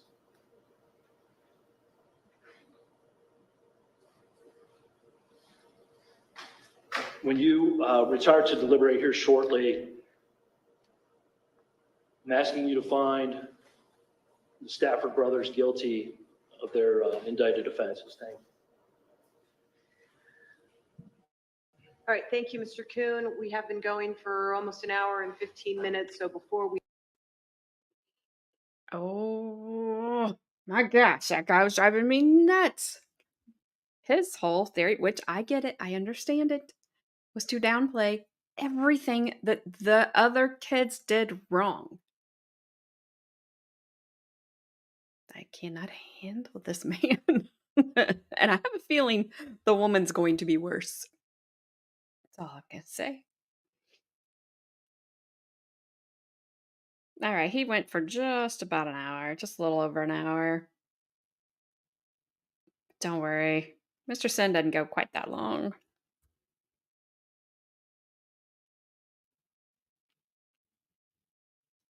Again, Did anybody deserve to lose their life? No. But some of the stuff that he's putting out there, the only reason they can even say DeShawn is because DeShawn said it was DeShawn.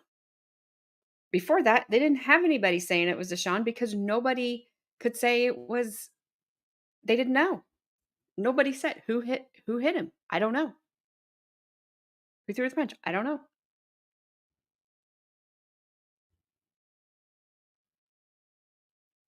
And I know you guys want to see this clock again. I know you've missed it.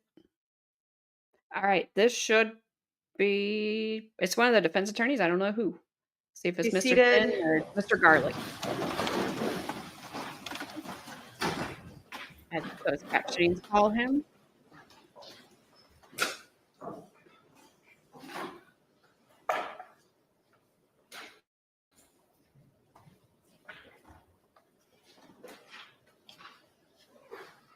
It's All very right, much. Mr. Sin? Here we go, Mr. Finn.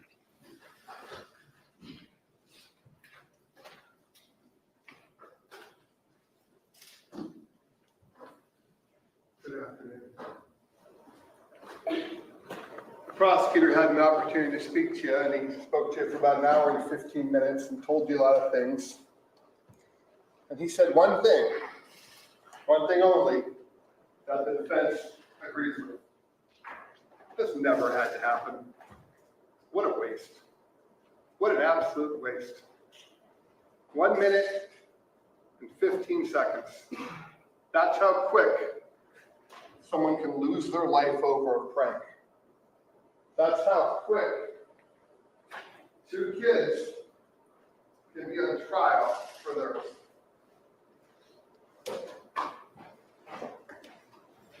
Half of that's out in the dark, in the parking lot. My name is John Sin,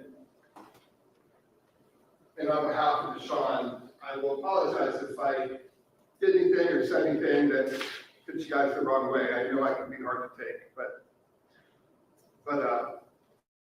don't hold anything I did or said against DeShawn. He doesn't really have a say in this. He's living a nightmare. 15 months ago, DeShawn went out to play basketball. 9 days later, he got dragged out of bed by the U.S. Marshals Task Force and chained, naked to a table, no shirt, no shoes. For the last 15 months, he's still chained to that table. He's chained right here. He's chained to the table by a system that has to hold somebody accountable. Somebody has to pay.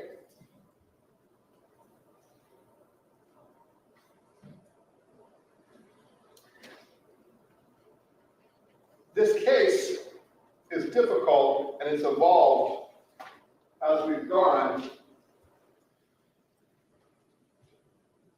But no matter what the state tells you, no matter what the state says, none of this had to happen. And this nightmare, DeShawn and his brother have been living for 15 months. It's almost over. He's been waiting. They've been waiting for you to make sense of this. Make sense of the unsensible. What happened here? What happened when a beautiful, popular, promising kid dies? It affects the family, it affects the community, it affects the high school, it affects everybody.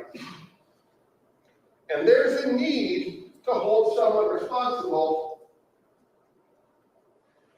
And that's why, after this happened, the police came out so heavy. That's why there are press conferences. That's why you heard about all this stuff about hate crimes and stomping to death and violent attacks. Things that we now know aren't true. We heard from the medical examiner, we've seen the evidence. what you thought you knew coming in, what we all thought we knew, none of that turned out to be true. Why? Why'd they do that in the first place? Because someone needs to explain the unexplainable. Someone needs to pay for what you can't pay for. It's a hard reality that sometimes you send your kid out on the first day of summer, the last day of school, and sometimes they get full of testosterone and THC, and like boys will do, they get up to no good, and they fight, and they punch, and they get punched, and 999 times you get your kid back, and every once in a while you don't. 1 in 100. 1 in 100, your kid hits his head in just the right way. And rather than say, man, that is just a tragedy, just what a waste. What a waste of a young life. What a prank gone wrong. Rather than say that, rather than acknowledge that sometimes you just can't make sense of things, they just don't add up. Life's just not fair. Someone's got to be blamed, so you drag him in and you chain him to a table. This investigation, this case, it evolved. We all did this together. We're all in this together. To me, these nice kids are clients, to the prosecutor of the cases, the judge, and the court reporter. We got court next week. To you guys, it's your civic duty. But to these kids, this is the most important day of your life. They've been in a nightmare, and you're the most important people they're ever going to know, because you got the keys to end this. Now, I know that we're throwing a lot of stuff at you, and I know that you're hearing all this stuff like self-defense and involuntary manslaughter. You're going to get the jury instructions, guys. You're going to have those. You're going to have all of this. You're going to have that in front of you when you go back there. But when we were promised this case, it was all wrapped up. The big bow on it. It was perfect. Cops got it. This horrible thing happened. The community is outraged. The good kid is dead. Let's find these animals. Let's go out there and grab them. And we grab them in. And 9 days later, it's all wrapped up. Wrapped up with a bow. And we came in here, we all thought we knew what happened because, hell, his friends told the police what happened. DeShawn made statements. It's all wrapped up in a bow. 9 days later. And 9 days later, as soon as DeShawn got dragged out of bed, the investigation's over. Here's your case, wrapped up. And it sat for 15 months. And we unwrapped it together. And what did we find? Nothing. Nothing. The box fell apart. The case fell apart. 2 out of the 3 witnesses changed their story in a substantial way. We don't know what happened here in the dark. Have you ever heard that saying? What you do in the dark will be brought to the light. We've all heard that. But what does that mean? Who brings it to the light? Whose job is that? If something bad happened, if a crime was committed, whose job is it? Whose job is it to shine light into that parking lot so you can know what happened in those 30 seconds that are so crucial? This is the government. This is the police. This is the role they've chosen. This is the job they've got. They need to shine a light on this. You need to have a light shined on what happened in that dark parking lot. They're going to ask you for a conviction. And they're going to pretend like everything is normal, like everything happened according to script, like the fact that 2 out of the 3 witnesses can't identify the right person. I'm not trying to tell you that DeShawn didn't walk up to that car first. I'm not trying to tell you that Donovan did this. I can tell you when this first started, I would have never thought we'd be having that because I took the boys at their word and I read the police reports. Now I'm not so sure. I would object, Your Honor. For instance, sureness about the case is not a question for the jury. Sustained. You can't be sure. Why? Because everything changed. When I stood up here in opening statement. We talked about self-defense. We're going to talk some more about it. But the fact is, if 2 out of 3 kids can't even identify the first kid that came up to the scene, can you rely on anything they said afterwards? To just pretend like everything's normal, that that's the way it's supposed to be. They had a year to get this together. They got a year, 15 months to prosecute these boys, to suck them into this system and keep them there. Because we need to keep them there, because someone's got to pay, and the kids don't even have their people right. Why? They're high. They're probably high. If they're not high, they're kids, and they're scared. And everybody's scared about what happened, and everybody starts lying. And you start hearing about a pounding ground, pounding ground, pounding ground. Funny the medical examiner didn't see that. Yeah, medical testimony. How is that possible? This was a stomping. Ethan was stomped to death. His head was caved in. Brain matter spilled in the parking lot. Is the medical examiner lying?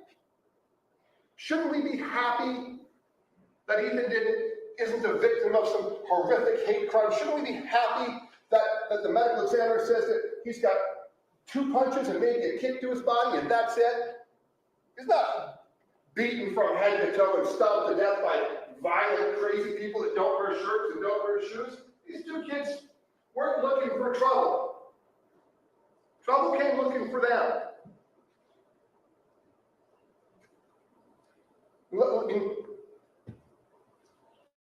Everybody started. Where's Donovan? Where's Donovan during all this? How did Donovan get out of this? How did the other boys in the car get out of this? Who started this?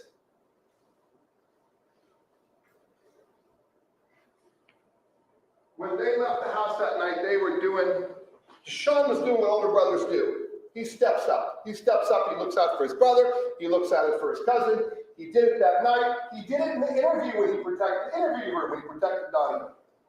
They want you to believe that in the interview room, everything he said was a confession. And frankly, we started off talking that way. But who knows at this point? Who knows if he's covering for Donovan?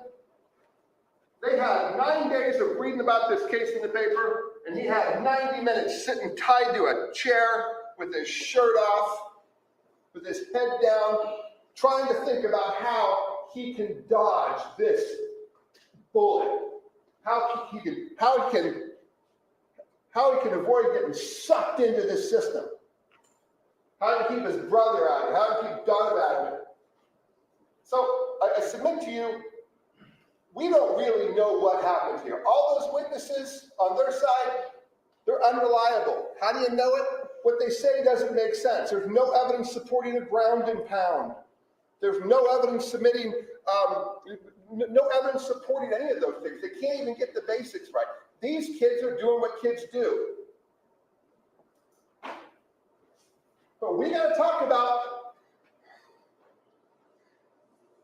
Ethan Liming and what a good kid he is, and I get that, but what was he doing that night, and what's his state of mind? No one's trying to tell you that this is a real gun. We're not trying to say that. I think it's pretty clear. For a hot minute, everybody thought it was a real gun. But let's talk about Ethan and Akron and what their night looks like. It's the last day of school, summertime. Ethan and Ephraim are making plans, and they're nice kids, and they're doing what kids your kids with nice families do. They're going to go out. They're going to have fun. It's warm out. They're going to smoke some weed. Ethan's going to sell some weed. He's going to show off a little bit, and he tells Ephraim, "Get your splatter gun." Why? What's the point of that? Why get your splatter gun? Because it's going to be a fun night. And then when Lamari and Mackay come out of the house, they get hit with the splatter gun, and they're not mad because these are their friends. But Ethan's already ready to have some fun. He's ready to have some fun. They brought the splatter guns. They're going to shoot the splatter guns, and they shoot them at their friends. And now everybody's on board. And Ethan is the star of the show. He's driving the car. He's got the weed. He's going to drive you to I Promise School, and he's going to hand you the gun and tell you to get out and do it. And they did it. And all Amari and Makai wanted to do was just stay in their house. They don't know these guys like that. Ethan and Sidekick Akron, they don't know him like that. They wanted to go in the house, but they went along with it. And they went along with it. They went along with this idea, let's shoot at some people and let's make them believe it's a drive-by. And it ain't that funny. I mean, depending on what side of West Market Street you grow up on, it's not that funny. It wasn't funny to these kids. It was mean-spirited, and it was bullying, and it was mean. Say what you want about who's bigger and who's smaller. These guys are small. And I don't know why Ethan's driver's license says he's 6'1". I don't know why the police department says he's 6'1". I don't know. But I know these guys are 5'5". I know they're the smallest kids there. I know that it's 4-on-3, and I know that these kids were playing basketball. That's all they were doing. Ethan pulls in. He's in that state of mind. They've all smoked a blunt and a half. And no matter what Ephraim says, oh, I don't get high off a blunt and a half. I have a perfect memory, and it's the wrong guy. Makai was pretty straightforward. The last kid you heard from, he seemed pretty straightforward. He seemed like he just, to me, he came in and he said, yeah, blood gets 4 people high. Sure it does. That's the purpose of it. So you got 4 high kids with paintball guns out to bully some other kids. And they're going to pull up, and it's going to be a big prank. And it could have been. It could have been hilarious. Well, it didn't have to be deadly. It could have been right out the window and go forward. That's what they thought they were getting into. But that wasn't Ethan's choice that night, because Ethan is on his first night of summer, and he's having fun, and he's showing up for some friends, and he tells them to get out, and they get out, and they shoot these kids, and these kids run for the gate. And you can see the kids in the car didn't stay. They blocked the gate. They ran up there. So as these kids are running across the court, their exit way is getting blocked. That's a little scary. That's a little scary. No one's trying to say they thought it was a gun the whole time. But what I am trying to say is, you got a right when someone shoots you with this damn thing to go, are you serious? Are you serious, dude? Come on. Am I being pranked? Is Ashton Kutcher going to jump out on these kids and tell them they're on Punk'd MTV? No. They don't know what the hell's happening. But it's reasonable that someone's going to go up to them and say, what the hell? What the hell? And that's where Ethan could have drove away. That was a choice he made to drive away. Could have done that. That was the plan, man. What's the purpose of getting out? I think the prosecutor would tell you the purpose of getting out is to let him in on the joke. Guys, be cool, it's a joke, it's a prank. You know, we're just playing. Is that what happened? No. Sean walks up with a basketball in hand. What he gets is shot in the face. Shot in the face. Shot in the face. One time, every time you hear this thing make a bump, how many seconds did it take for DeShawn to walk up to Ethan? How many rubber bands did he take to the face? You don't think that gives you a right to grab the damn gun? Ethan's smiling. He's smiling. And they're going to tell you, he's smiling because it's so funny to everybody. He's smiling because he's a smiler and it's so nice and everything. He's smiling because it's mean. He's smiling because he's shooting this kid in the face. What's going through his mind? It's the first night of summer. He's full of THC and testosterone, and he's a boy. And boys do what boys do. And who's going to think that on this night he's going to hit his head in just a certain way and not come home? Sometimes these things just happen, and sometimes there just aren't answers.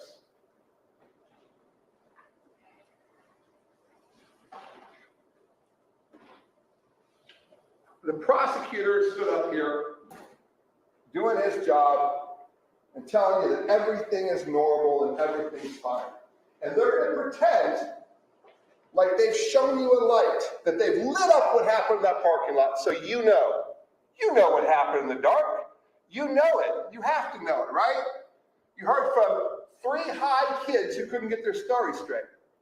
That shows you what happened in the dark.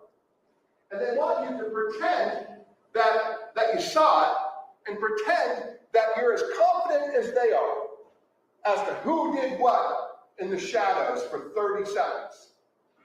And they're going to spend a lot of time talking about Donovan kicking a window and what happened after. And you know, Ethan's gone by then. That stuff's horrible, but it plays no part in this. You've got to look at what killed Ethan. A punch. Presumably a punch. We saw 2. The medical examiner did not say Ethan was beat horribly. He said he had a hit in the eye, a hit in the mouth, and something on his side, and bloody knuckles. That's it. That's not consistent. These kids said ground and pound. I don't know if anybody knows what that means. Ground and pound. Over and over. He was violently stomped. Come on. Come on. Medical examiner in on it too? Come on. That guy had no motivation to tell you what it is. This is a horrible tragedy. And we wish we had answers, but we don't. You're going to get jury instructions. And I'm going to tell you about these things because I could talk all day about reasonable doubt. And reasonable doubt, are you firmly convinced? Reasonable doubt is you have to believe they proved their case. They proved that DeShawn is the one that caused Ethan's death. They proved it. They have to. That's what you got to believe. And further, not just that, they're going to prove that DeShawn didn't act in self-defense in the shadows. That's on them. I don't know what happened there, and I'm not bothered by that because it's not my job. I'm bothered by the fact that they don't know what happened out there. And they want you to make a decision to chain these kids to this system when you don't know what happened out there. It's their job to shine light on it, and they didn't. Reasonable doubt. Reasonable doubt is you must acquit unless the state of Ohio proved to you each element of defense beyond the reasonable doubt. Reasonable doubts where you're firmly convinced of the truth of the charge. You're so convinced that you'd rely on that decision even if it was your own life, your own affairs, your own kids sitting in that chair. You know, you're firmly convinced that DeShawn attacked Ethan, assaulted him, took his life, and he didn't do it in self-defense, and that's been proven to you. Come on. Saying it doesn't make it so.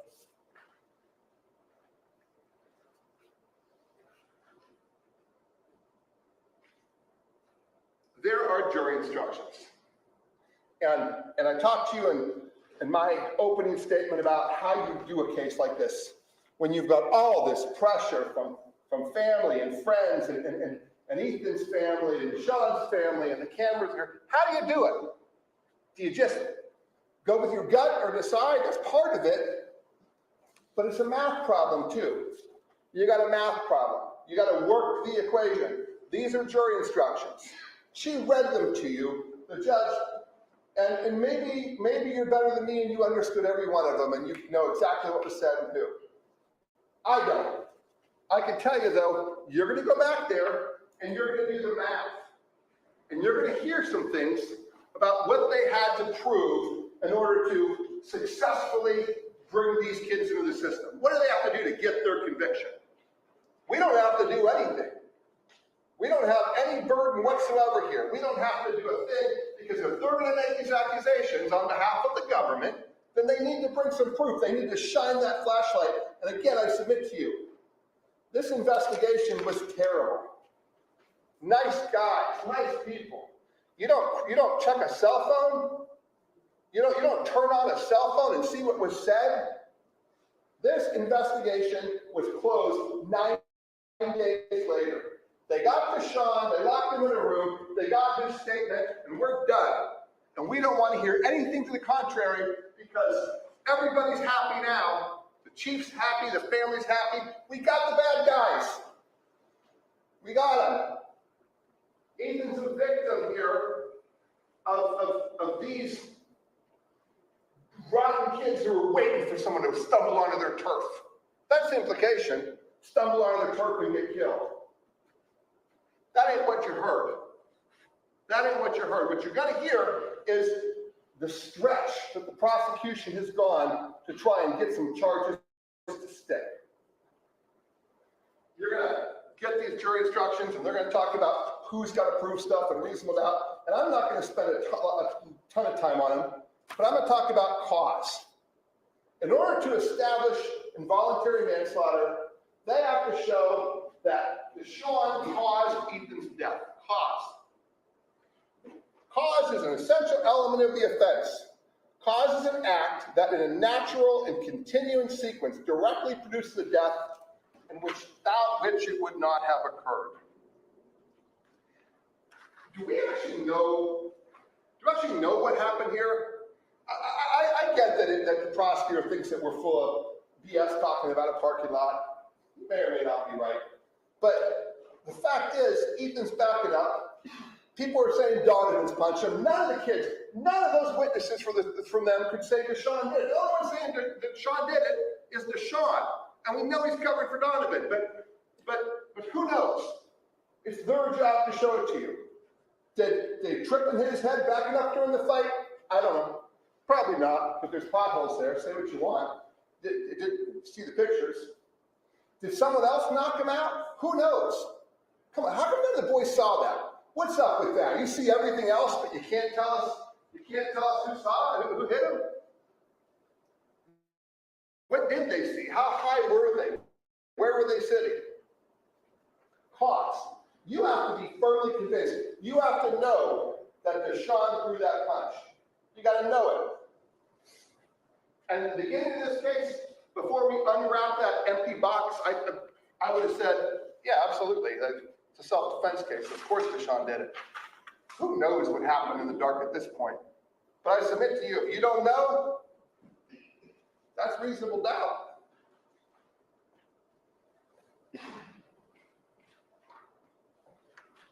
Basically, as you dig through these things, you're going to hear that DeShawn's charged with involuntary manslaughter causing death, and you're going to hear that he's in charge with the two ways, one by ag assault, one by assault. I'm going to talk about that for a minute, but cause is the first thing. You got to get through that. If this were a regular case, the state's got to prove it. They put on the evidence. If you think that DeShawn threw the punch, then he caused it. That does not mean he's guilty. Not in the state of Ohio. Not in the state of Ohio. In the state of Ohio, under Ohio law, a person is allowed to use force in self-defense or in the defense of another. You're allowed to do that. You don't have to back up from a fight. They must prove that he wasn't defending himself. Now, when you read the jury instructions, you're going to hear about self-defense. And again, not only do they got to prove that DeShawn committed this crime, and Tyler committed a crime, they got to prove that they weren't defending themselves. And I submit to you, that's going to be a very high burden. But you're also going to hear some law, and I know the jury instructions explain it, but I kind of want to hit on something with you. There's a different kind of self-defense to use deadly force than there is for regular force. And what do I mean by that? Deadly force is defined as any force that carries a substantial risk. It will approximately result in the death of a person. Substantial risk means a strong possibility as contrasted with a remote or even a significant possibility that a certain result may occur.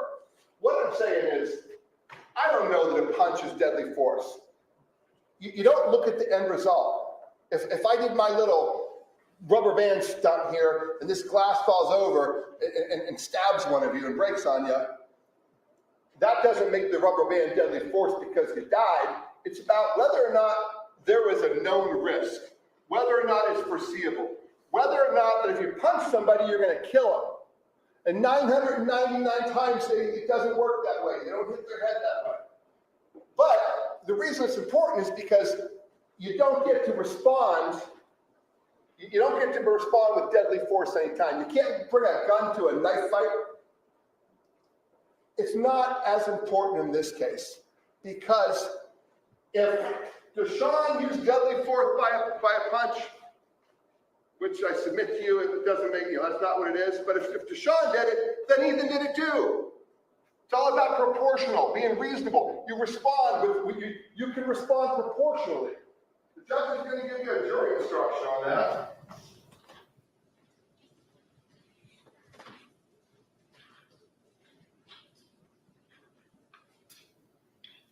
A person is allowed to use force that is reasonably necessary under the circumstances to protect himself from danger.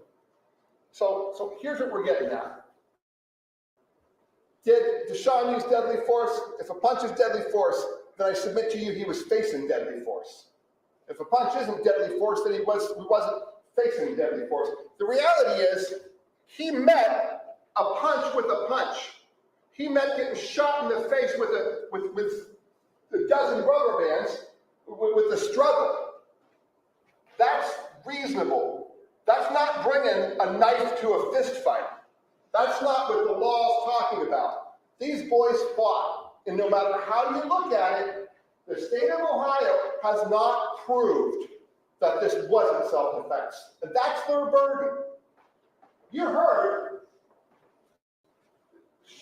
Sean's a big brother. They're minding their own business. They even say they're minding their own business. They're minding their own business. And no matter, you can drag them out shirtless, you can chain them to the table. These are nice kids, and he's a big brother, and he looks after his little brother, and when Tyler says, Sean, when DeShawn's been hit his head to the point he throws up, struggling with Ethan, and now Ethan is getting ready to go after Tyler, think about whose state of mind is whose in it. These boys are playing basketball. Again, they brought a basketball. The other kids brought this. Look at their state of mind. Ethan got out of that car to do what? To fight. To fight. It's the first night of summer. That's what boys do. It's what boys have always done. And when he went after Tyler, Tyler got put to the ground. Sean got put on the ground or he hit his head. Then he turns on Tyler. And now this kid says, Sean comes up. And if you believe one of the witnesses, not the other three, either Sean or Donovan punches Ethan, and that's it. That's the end of the story. That's the end of the case. And the question is that self-defense? Is it defense of another? You can defend yourself and you can defend your family. That's what we're saying here. That even if they prove to you that Sean threw a punch and that punch caused Ethan to hit the pavement and that pavement cracked his head in just that right way that we don't get him back, that's self-defense, because these boys were minding their own business when trouble came to them.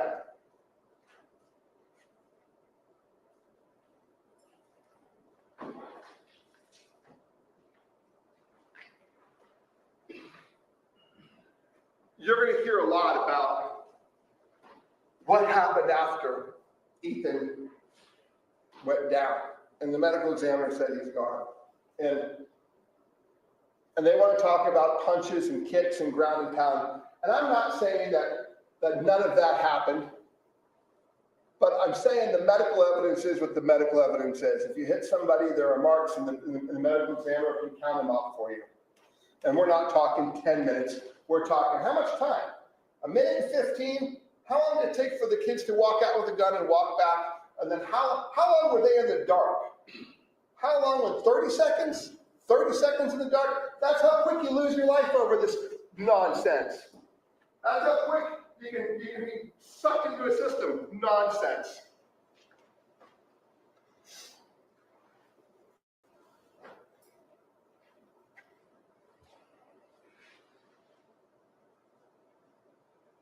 One minute, 15 seconds, and we don't know what happened. All we can do is try and put the pieces together.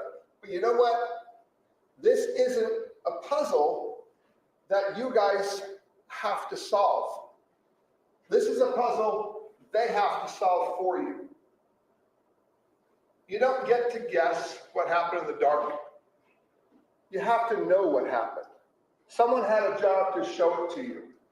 You would have liked to know what was on those cell phones. Don't tell me you wouldn't like to know. You would like to know what these kids said before and after. We could have done that.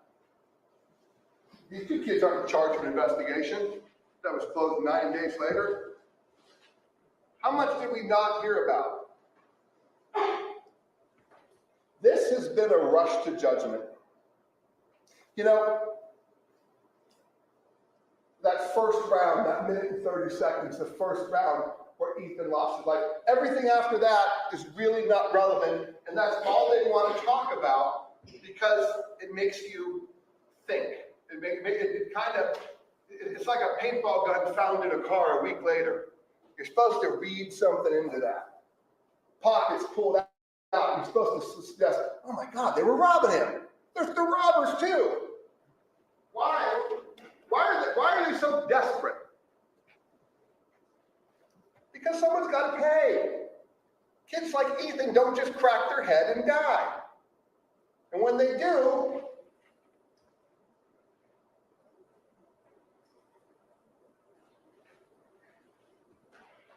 like I said, I'm not for everybody, but you can work the math problem. That's all we are asking you to do.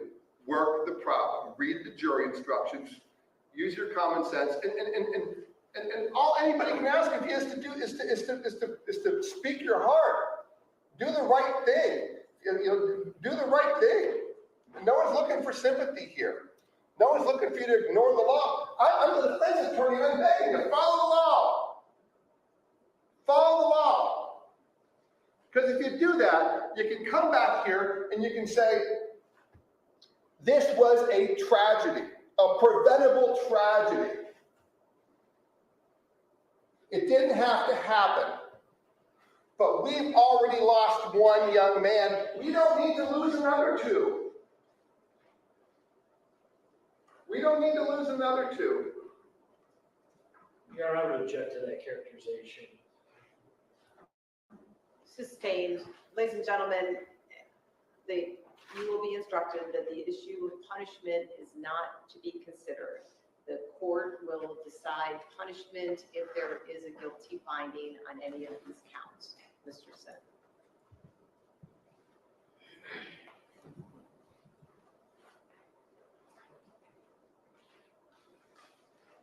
I know you don't want to get me drone on, so I won't.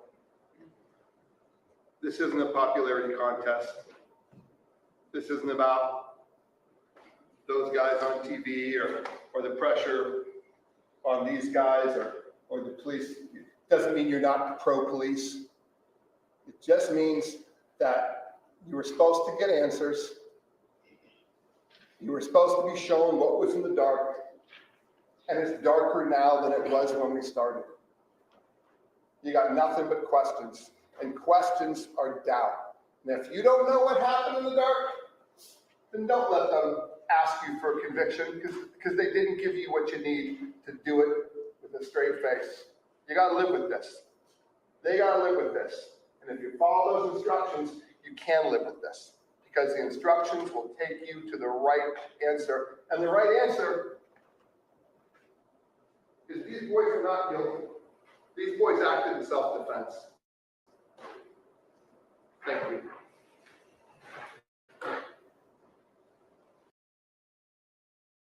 Okay.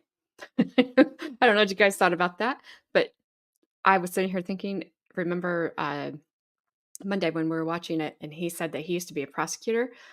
I was sitting here wondering how he would have gave his closing if he was still a prosecutor.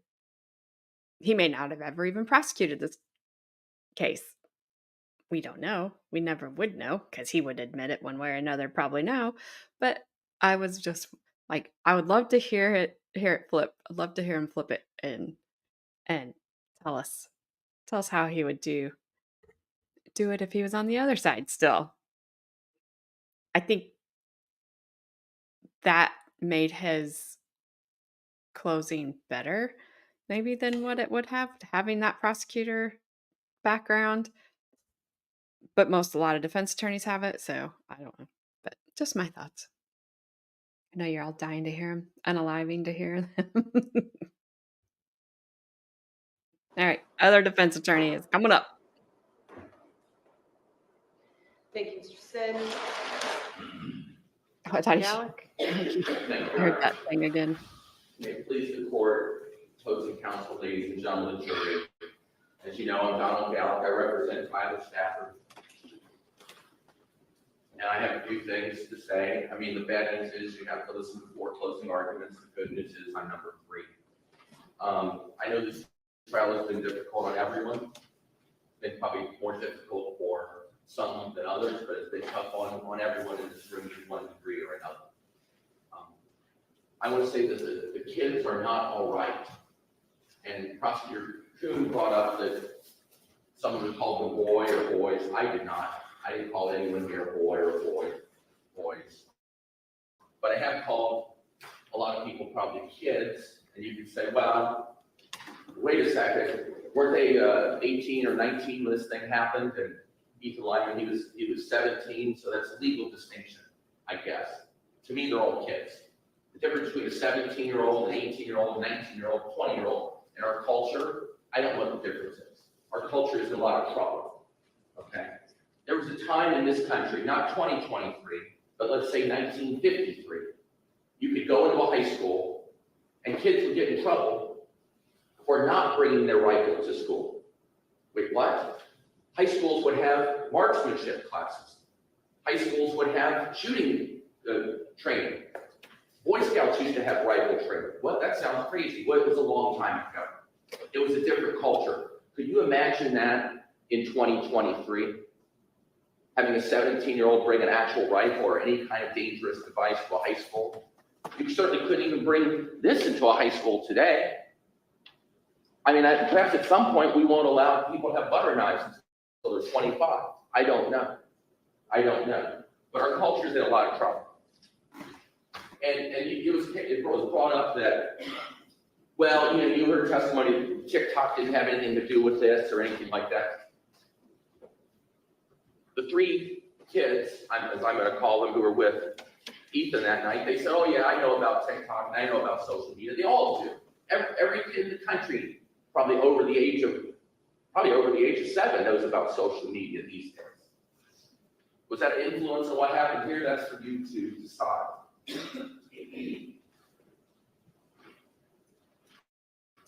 Now, I want to go over some of the witnesses that you heard. Because Prosecutor Kuhn said everything lines up. We know what happened. We heard from the witnesses. Everything lines up. Maybe things didn't quite line up like you said. Now, I believe Ephraim, his father testified. He was not there when it actually went down, but shortly thereafter. He sees his son, 9 o'clock, or I think he said 9:30.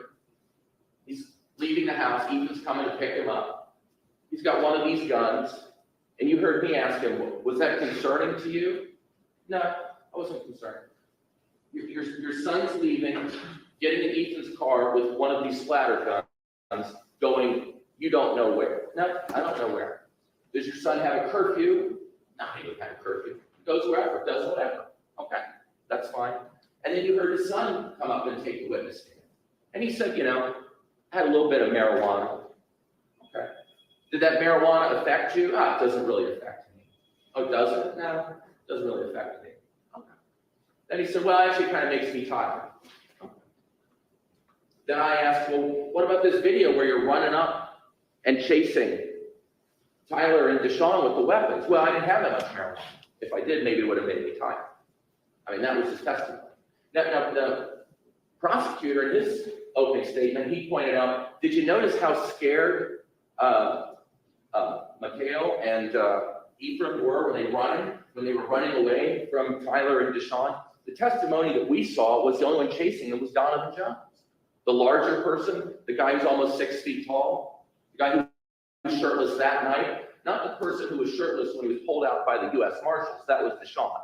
DeShawn didn't have a shirt on, I think, when he was chained to the interrogation room. But on the night of June 2nd, 2022, the testimony was it was Donovan Jones who was shirtless. It was Donovan Jones who was chasing people. The hunters became the hunted, as it were. Now, when Ephraim testified, he said Ethan was throwing punches to defend himself.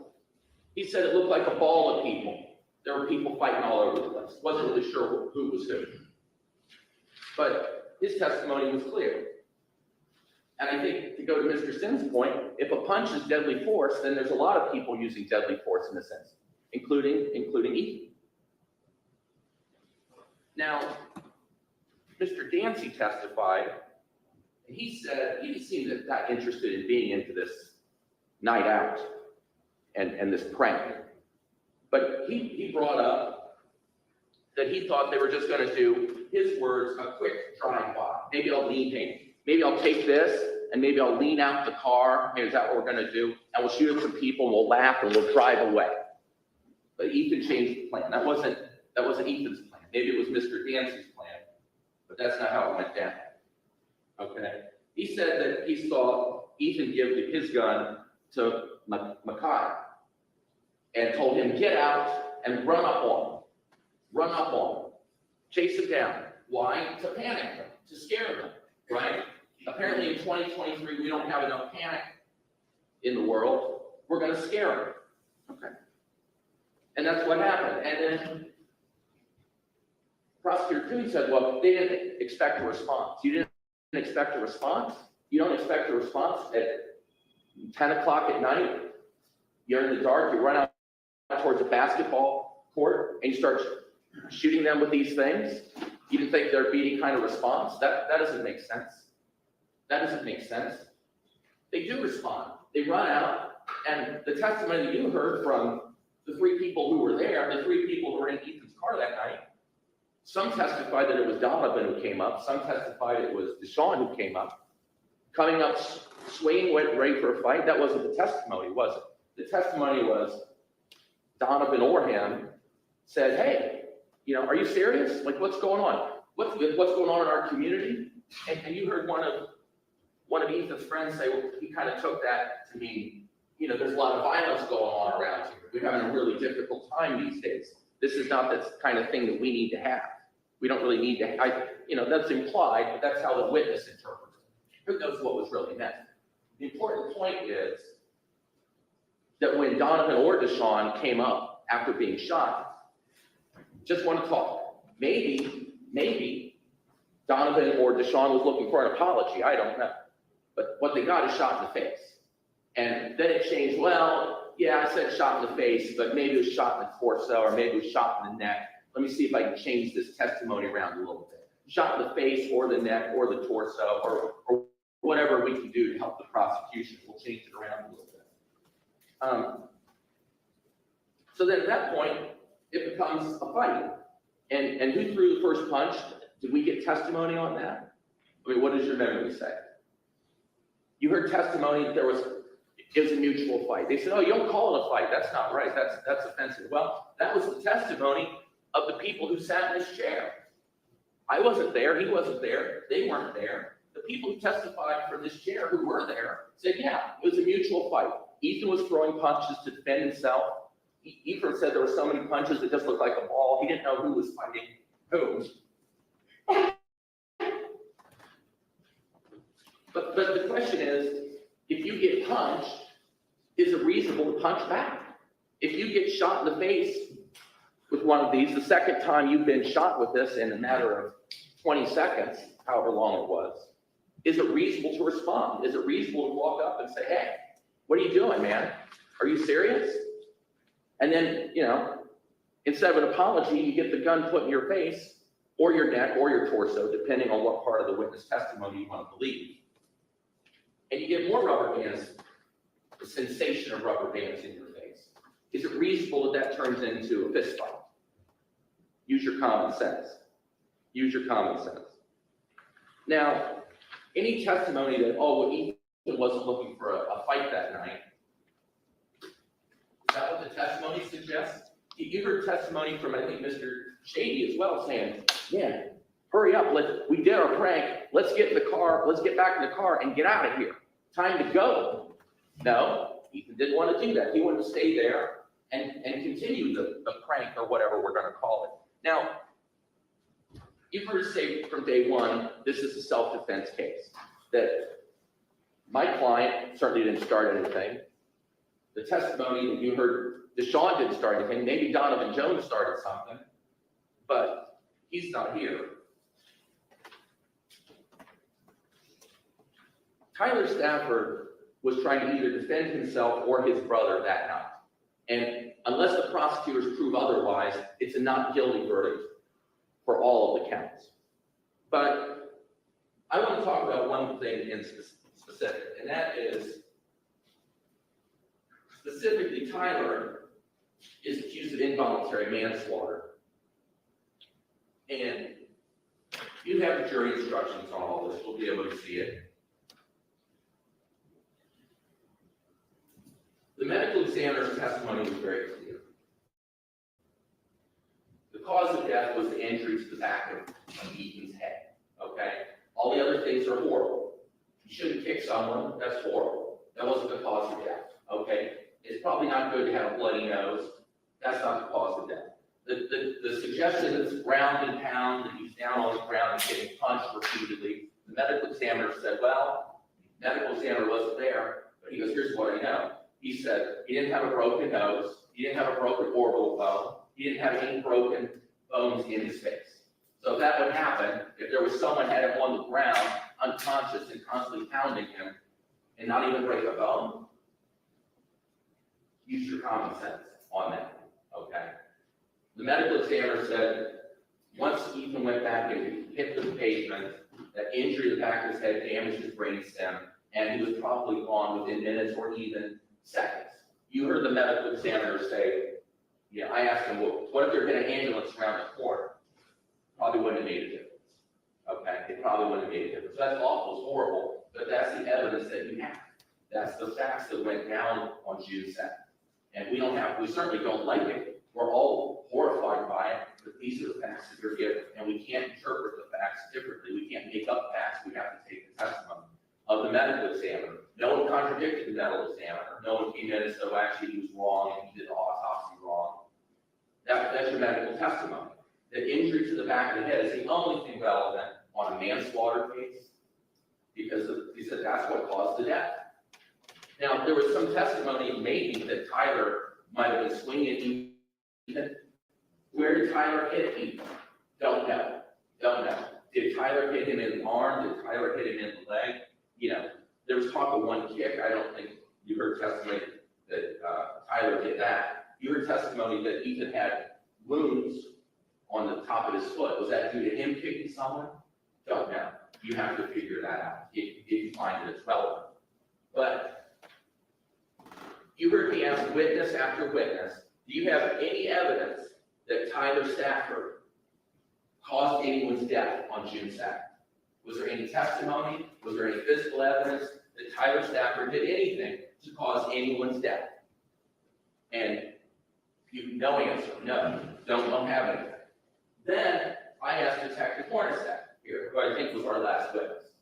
And I asked Detective Hornacek, I said, hey, you know, lawyers like to repeat themselves. I keep asking the same question of every witness.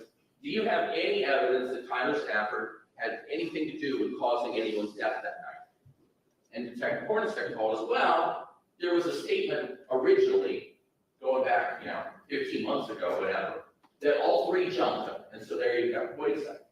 So all three jumped him, and so all three of them committed the manslaughter. Was that the testimony? That doesn't make sense. That's not what we were told in opening statement. That's not what we've been told throughout this whole trial. But it's like, well, plan A didn't work. We can't get a manslaughter conviction on Tyler that way.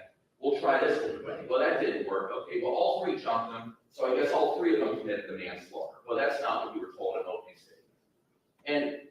And now, today, you're going to hear jury instructions. I think you heard it from the judge, that it's like, okay, well, you know why Tyler is guilty of involuntary manslaughter? Well, he was complicit. He helped. He was there. He was distracting Ethan during the fight, something like that. It was complicity. No, you know what it was? Maybe it was conspiracy. Maybe there's conspiracy in the jury instructions. But wait a second. Where did that come from? Do you hear any witnesses about that? Do you hear any witnesses say there was a conspiracy? Do you hear any witnesses say there's complicity, that Tyler was complicit and was helping DeShawn cause his death? No. Well, why are we talking about that today? Well, we got to find some way to get a conviction. We got to come up with some theory. The evidence doesn't match. The witness's testimony doesn't match. The three witnesses don't know who did what. As Mr. Sin told you, two of them said it was Donovan Jones. Well, that's misidentification. I don't know. We kept asking them, is it the taller guy? Yeah, it's the taller guy. That's Donovan Jones. Right? Yeah, you're right. The taller guy is Donovan Jones. He ain't the taller guy, and he ain't the taller guy. Donovan Jones is, yeah, that's the guy who was chasing. That's the guy that came up and knocked Ethan on the ground. Another thing you have is, we were told in an opening statement that it was one punch, and he went down to the ground, and that was it. He went down to the ground and no more.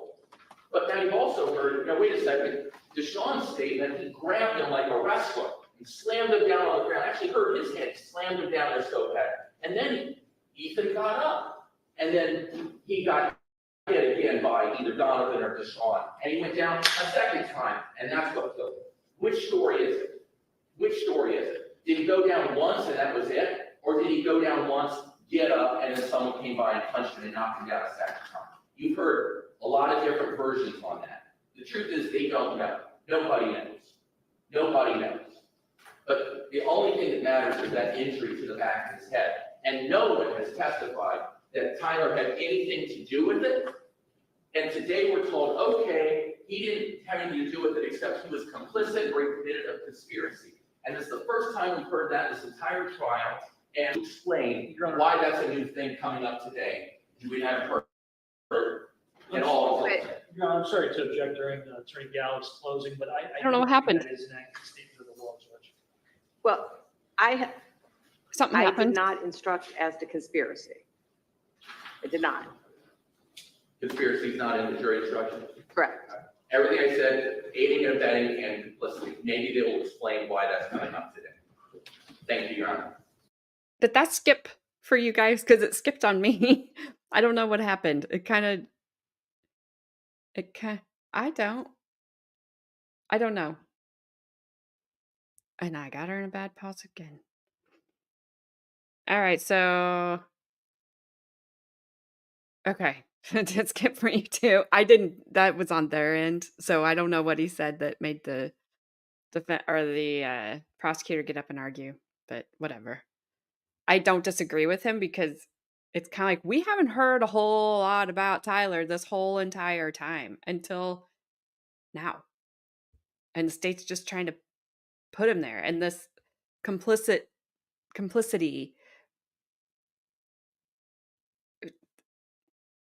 Yeah. I don't know. I don't know.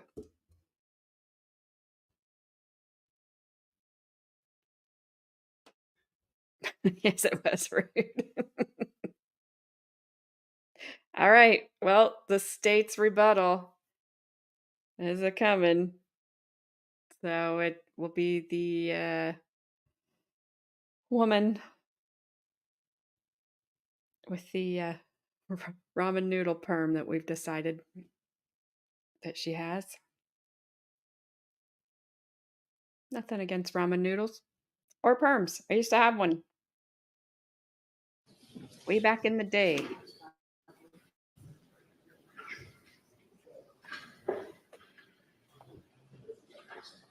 Oh, I don't think he's doing the other one. I thought Ladies and she was. gentlemen, as I have discussed a few times, and everyone has made clear, it is the state's burden of proof. And because it is the state's burden of proof, they do get the opportunity to rebut the closing arguments of the defense. They do have the opportunity for the last word.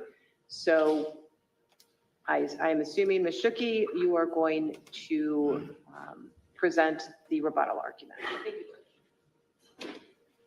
Yay, rebuttal.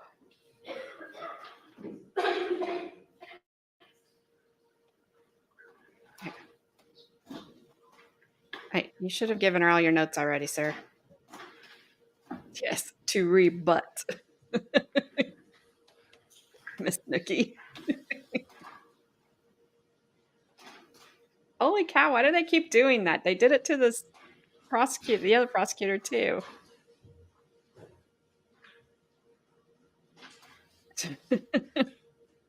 And the ramen. Ladies and gentlemen of the jury, kind of want to bring us back to focus on your jobs here, what you have heard, because I'm not sure, I think the word was the prosecutors are, that we pretend, we present you facts through the evidence, through the witnesses. We're not giving you anything that you have not heard from that witness stand. You have to listen to the things that come from the witness stand. You can't, as the judge has said, what we say is argument. In our questions even, it's our questions are not facts. So if you didn't hear it coming from a witness on the witness stand, you cannot consider it. It's the witnesses and the evidence that you heard that you need to consider. Okay, so right away you heard this had nothing to do with an Orbeez TikTok challenge. You had no evidence that the Orbeez were frozen. Those are things that the attorneys state in their questions. But that's not evidence. The evidence comes from the witness stand. So to read back on that. So I have to sort of address little things that come up, right? I'm trying to hit things. I may not hit everything in rebuttal, but this is our opportunity for rebuttal. I want to go first to the medical examiner. The medical examiner stated in a question or an answer, yes, this could have been consistent with a punch to the mouth, one punch. This could have been consistent with a punch to the head. But he didn't say it was only one punch to the head and only one punch to the temple. It could have been consistent with numerous punches. So you have to remember, look at your collective memories. But from the evidence that you heard about the fight that occurred, how many punches were thrown? You can look at the evidence to his body, to Ethan's body, to help you figure that out. But you also have the boy's testimony. And we don't, as prosecutors, tell our witnesses what to say. We try to remember, tell the truth from what you can remember. We don't tell them what to say. They're trying to, these boys coming in here in front of everybody here and trying to tell you what they remember from about a year ago, more than a year ago, when their friend died. When Akron's very good friend died. And we talked a little bit about it in jury instruction, jury selection. What could affect somebody's memory of an event? I talked a little bit about, how long the event happened. Was it really short? Was it very long? Was it traumatic? All those things could affect someone's ability to remember. Fear could affect someone's ability to remember. Nervousness up in court could affect somebody's ability to get every single thing correct. But we do know that all three of Ethan's friends, at first, in talking to the police, indicated and had been consistent with the fact that this was a 3-on-1 fight. That is not disproven anywhere in the evidence. All three of them said that.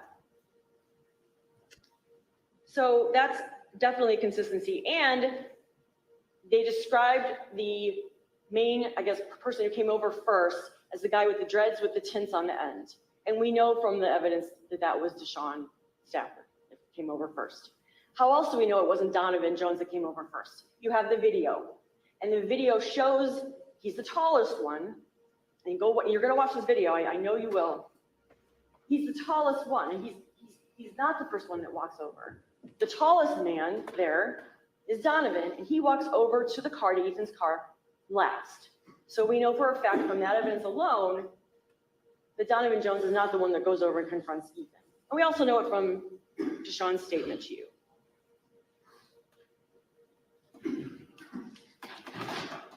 So we talk about self-defense. Self-defense, as the judge is giving it, is going to instruct you, or I'm sorry, has instructed you, defines a different type of force that can be used. And one thing that you don't have here is a toy gun is not deadly force. The instruction reads basically that the defendant, in this case, I'm talking about DeShawn, he did not have reasonable grounds to believe he was in imminent danger of death or great bodily harm. We submit to you that he did not have, that was not reasonable. It was not reasonable to think that a toy gun is something that you have to respond to with some kind of deadly force. And let's talk about how that went down. We all, from the beginning, we've owned that this prank that these kids did is a terrible thing. And DeShawn is upset about it. He goes over to Ethan and confronts him. We're not anywhere near self-defense here at all. He is going over there to confront Ethan. And maybe you think that's okay. Maybe you think, yeah, that kid should have gotten confronted. They should have been able to confront them about doing that stupid prank and shooting him.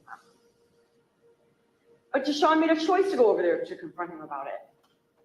And we know that he is shot in the face or shot in the chest, wherever he shot, and he grabs the gun and breaks it. Because you see it in the evidence that we submitted to you, in the pictures, it's broken, it's on the ground. He grabs it from Ethan, he throws it on the ground, and it's broken. Okay, let's go. I broke your gun. Jerk, why'd you come shoot at me? I took it, I broke it. I'm gonna walk back to the court now. No, Maybe that's not what he why. does. Maybe Ethan started Now he fighting punches him. something. Now we have a one-on-one fight. And again, if you want to, it's your choice as jurors to believe that, okay, maybe you should have punched him. Okay. But that is a one-on-one fight. But it does not stay that way. It escalates. Tyler's got to run over and get in the fight. Donovan's got to run over and get in the fight. How is that now a fair fight at all? It's not. It becomes an attack. Because now there's one person trying to fend off 3 people who are punching at him. It's Ethan who's walking backwards away from his car because they're coming at him 3-on-1. That, I submit to you, is where the self-defense argument falls away. It's 3-on-1. The victim is backing away. He's being sort of basically forced away from his car. He's kind of sort of, back there, he would be a getaway car, right? Let's hop back in and get out of here. But it's 3-on-1 coming at him, and he can't get back to the car. The defendants, there's the statement that they have to be serious physical harm is what is being caused here. And I submit to you that when DeShawn Stafford and Tyler are fighting and punching at Ethan, and he falls on the ground and gets knocked out, and DeShawn gets on top of him again and is punching him on the ground, way beyond self-defense, way beyond self-defense. It's not self-defense at that point at all. The actions of the defendants during and after Ethan is knocked out, you need to look at that. We talked about what's going on in their heads. What are they thinking? You can look at their actions during and after the incident to see what they were thinking. And what do? After he falls to the ground and he's punched out, knocked out, they continue to retaliate. That's the word my co-counsel used, and I think that's exactly what happened here. They were retaliating because they were shot at by the Orbeez with the Orbeez guns. They were retaliating by going after Ethan. They were retaliating by grabbing phones and smashing phones and getting in the car and driving it away like Tyler did, and getting a phone from the car and throwing that phone on the ground. That's not self-defense. That's All right, I promise I won't keep I won't keep pausing it. They didn't knock Ethan to the ground and then knock him out. He fell to the ground because he was knocked out. That is completely different. There is different things happening there. And then you guys can't use the jump on him because the medical examiner didn't agree with that. So you guys got this whole ground and pound thing, which I don't believe that happened. I do believe that Ethan got knocked out. He fell, he hit his head, and they probably maybe punched him a couple more times. But I don't think they just sat there repeatedly doing anything. Nothing says that. So I don't know where she's going, but that's wrong. What she just said was wrong. He wasn't knocked to the ground and then knocked out. False. I hope the jury catches this crap. retaliation. They were angry at what happened. They were shot with an Orbeez gun and they retaliated, not self-defense. The Lamarian's testimony. Thank you. He told you it was a 2-on-1 fight. He said it was the brothers, meaning the Staffords. The one with the color in his hair knocked him out. There it is. Lamarian said he had gotten out of the car, if you remember, and gotten a little bit closer to the fight to try to help until he was kind of like taken aback when one of the Staffords was going maybe to go after him. He was closest to the fight at that point, to the attack at that point, because that's what it was at that point. And he said the one with the color in his hair knocked him out. And we had testimony from detectives in this case that that person was DeShawn Stafford. So right there, Lamarian tells you who punched Ethan when he went down to the ground. Lamarian said Ethan was just trying to defend himself. And in fact, that's exactly actually what Mr. Gallick said at one point in his closing argument. Ethan was throwing punches to defend himself. Yep.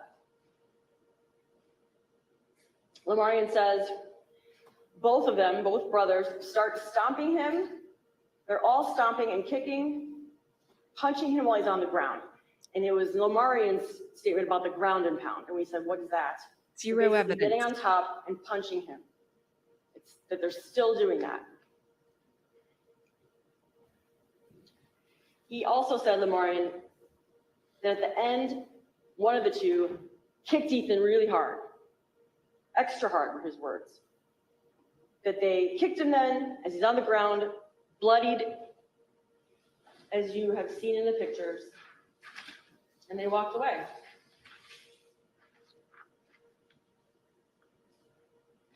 Serious physical harm. That's how he looked when he got on top of him to start, now not the blood on his chest here, okay? Maybe not the spit up blood, but his eyes and his mouth and his face looking like that when he got on top of him and continued to punch him.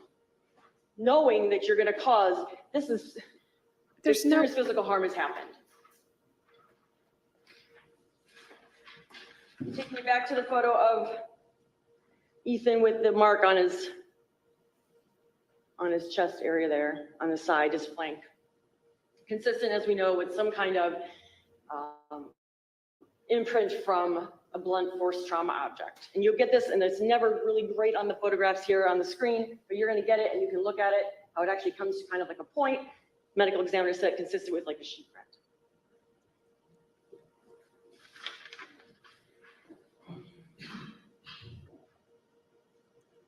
So Lamarian says, they kicked him after the ground and pound, they walked away and said, pick up your man. No, they said, pick up your boy. That's what they testified. Because he was dead and he was too heavy. They tried.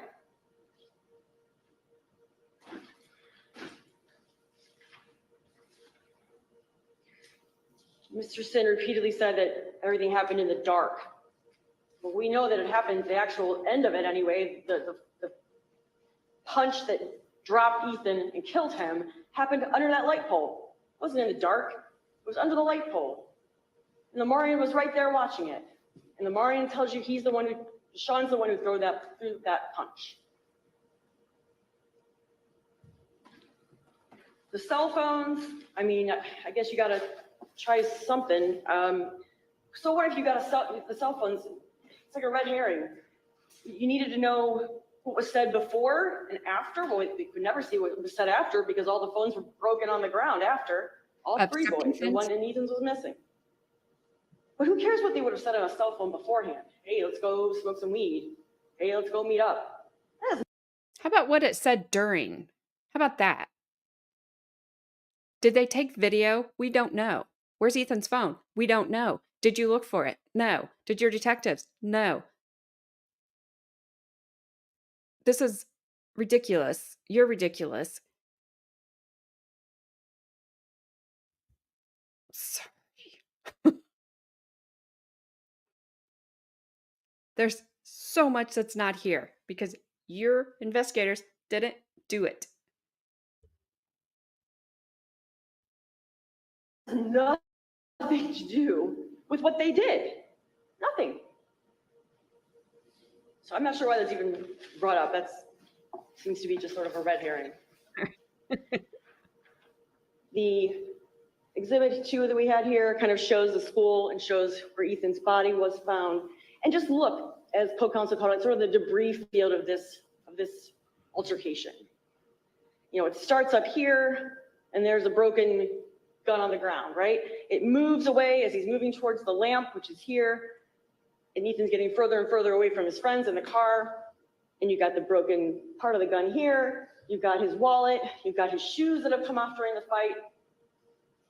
This shows, again, the intent here was not just, I'm gonna punch you for shooting me with an Orbeez gun. The intent was and did cause serious physical harm. 2-on-1, 3-on-1. Not a fair fight at all.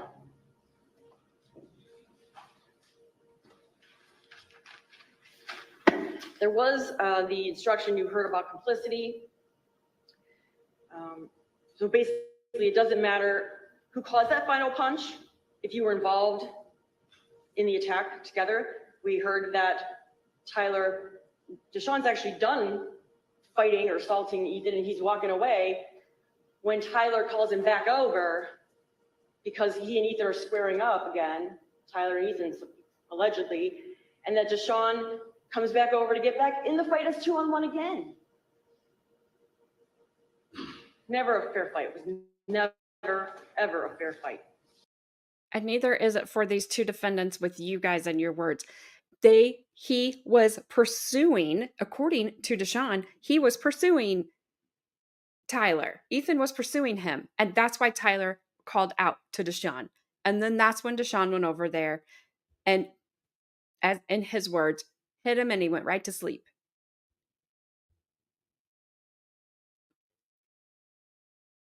I honestly, and I know people will be like, it's because they have to prove it. I know that the prosecution has the burden of proof. I know that they do. They also have all the money for all the experts. They have all the evidence. They have all the investigators. They have all the warrants. They have everything. And the defense doesn't. So for me, I don't like that they get the last word. I think the defense should get the last word. Those people sitting over there on that side of the table, their whole entire life is on the line sometimes. And there's probably not a lot of people that'll agree with me on that.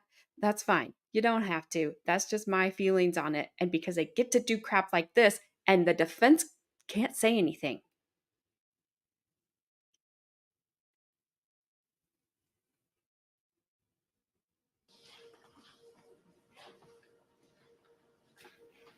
So when you're looking at the force used, there's lots of jury instructions on the force that can be used. But part of it is a definition of unreasonable force. A person is allowed to use force that is reasonably necessary under the circumstances to protect himself from an apparent danger. the state must prove beyond a reasonable doubt that the defendant used more force than necessary and that the force used was greatly disproportionate to the apparent danger. That's what we're submitting to you, that the force used is way over the top to qualify for self-defense. In deciding whether the force used was greatly disproportionate to the apparent danger, you may consider whether the force used shows revenge or a criminal purpose. And that's what we believe that this was. Retaliation, revenge by the defendants against Ethan.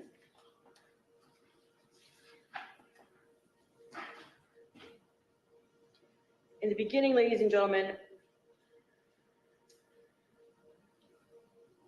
you saw and you heard repeatedly the Orbeez gun, right?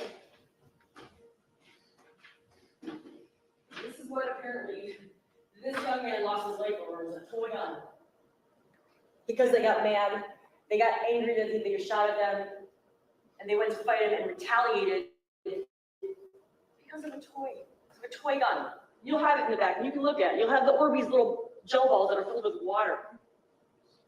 I submit to you again, not self-defense, because they went way over the top. We are all responsible for our choices. Their choice was to walk over to Ethan and engage him in a fight that then went 2-on-1, 3-on-1. And I think I said it in opening, they may not have wanted to kill this young man. No, never said that. But they are responsible for their actions, which led to his death. And at the end here, ladies and gentlemen, I just want to thank you so much for your attention. I know it's been a really long day, but the state feels that we've presented the evidence that you can use to find the defendants guilty. And we ask that you hold them accountable, because again, we all make choices, even ones that are poor. And unfortunately, their choice to engage with Ethan, to continue to engage with Ethan, to fight with him across the parking lot, 2-on-1 and 3-on-1, caused his death. Thank you.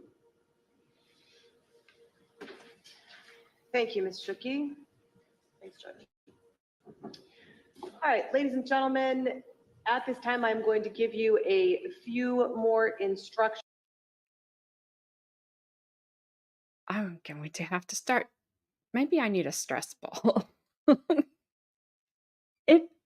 Because she was talking about responsibility.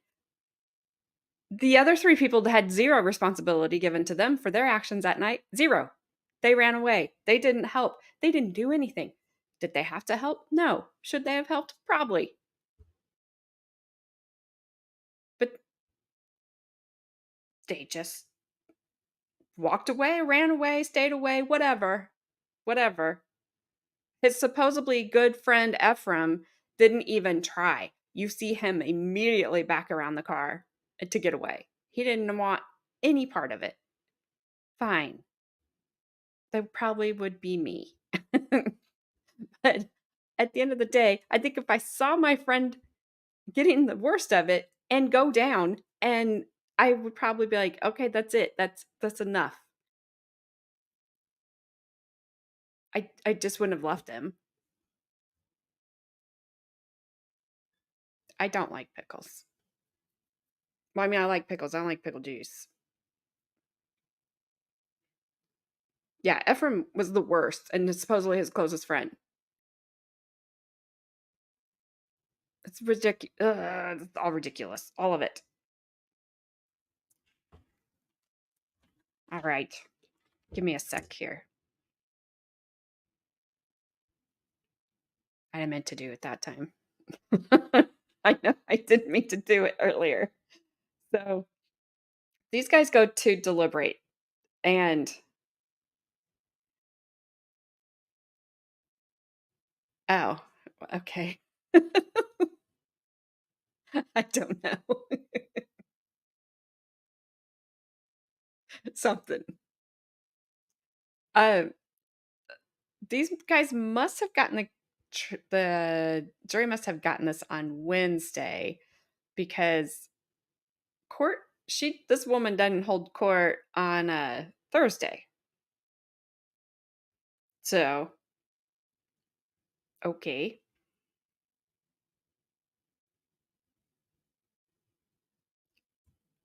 They come back, and this is, I have a pet peeve about this. They come back and they tell the judge that they are deadlocked. And she, of course, she gives them the instruction. Um, I've heard the instruction, and I'd be curious of what you guys think about this instruction. And if you were sitting there as a juror listening to this instruction, um, what you would think as a juror sitting there listening to it. You're gonna have to give me just a second. So, Roseanne, on Scott Peterson, they have always said there was a break-in in the house across the street from uh what was her first name? Lacey, from Lacey Peterson's house. And I always thought it was weird that they never investigated it. However, the thing that kind of sealed it for me was his boat and the fact that he was in the area where they were found that day. And he can't really explain that one, but I'm just curious. The Innocence Project would not have taken this up if they didn't have anything.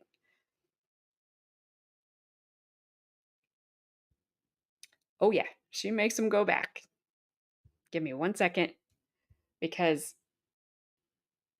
uh, I listened to this morning because I was very, very, very curious as to um, what she said. Now, it is kind of choppy, but they're kind of choppy. I know I'm usually the one kind of choppy. I do have the circle of doom. While I'm waiting for the spinning circle to stop, I will say this. Don't know if she's still here because I can't ever tell. But Chrissy, Felicia, DG, Wendy, I'm not going to get your last name right. All have been members for 1 month. Thank you very much. Gabby, you have been a member for 2 months. Thank you very much. And Gabby, when you hit your, uh, you should get a thing. Like Chrissy got a thing for 1 month. You should, I don't know if I get it or you get it, but when I was reading on YouTube memberships, it says when you have been a member for 2 months that you get a, like a thing that will tell you. Oh, it's not the actual and it's a guy. I got it. No, I think they have the right guy too. Maybe they need some because like I said, his boat being there, that uh pretty much sealed that for me. And it, All right, let me find. So this guy here that's going to come on, he's even worse at using a microphone. Where'd he come in at?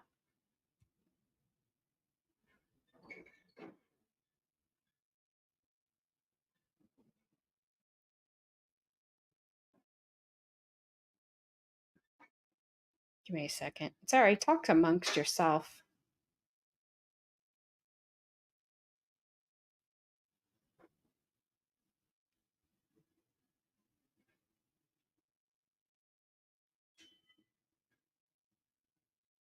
I thought I had this.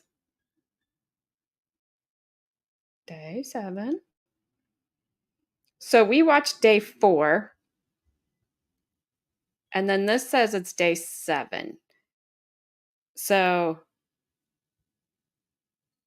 I'm not exactly sure what they were counting, because you had Thursday where they didn't have where she didn't have court. So I would assume I don't know if she had them deliberate that day.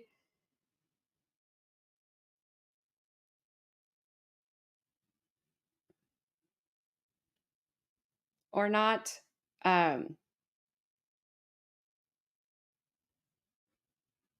Then they would have had the weekend. Then they came back. I think, sorry, my son was scrolling. I think on Monday, told her they were stuck. She reads them a thing.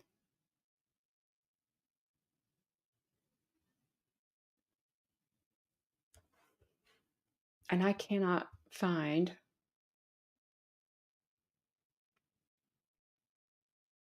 what I was watching earlier. I think I'm losing my mind.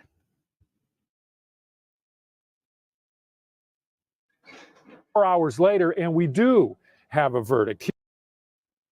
All right, this is just going to have to do. Okay, so they're going to play what she read.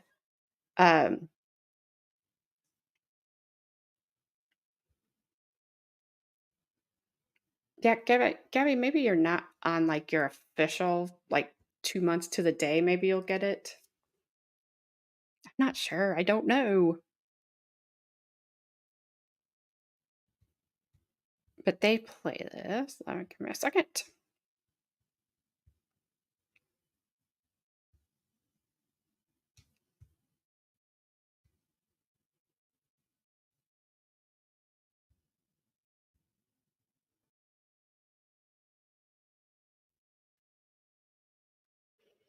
All right, so here's the giving the judge. Oh, aren't you a big kid now? 2 months and 2 days. Here is they're going to tell us what the to the jury when they came back in. And like I said, this cuts out a couple of times, but you'll get the gist of it. Oh, in 1 second.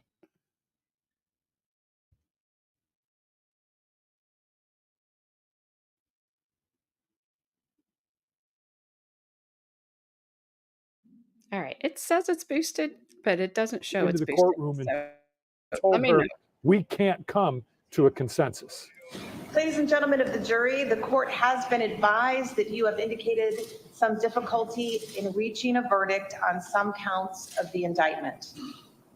This is a new and difficult assignment for you. The process of discussion and deliberation in the jury room is necessarily slow and requires consideration and patience. This surrounds your efforts, prevents others, including the court, from knowing when your efforts will result in a verdict. In a large proportion of cases, absolute certainty cannot be attained or expected. Although the verdict must reflect the verdict of each individual juror and not mere acquiescence in the conclusion of other jurors, each question submitted to you should be examined with proper regard and deference to the opinions of others. It is desirable that this case be decided. You are selected in the same manner and from the same source as any future jury would be.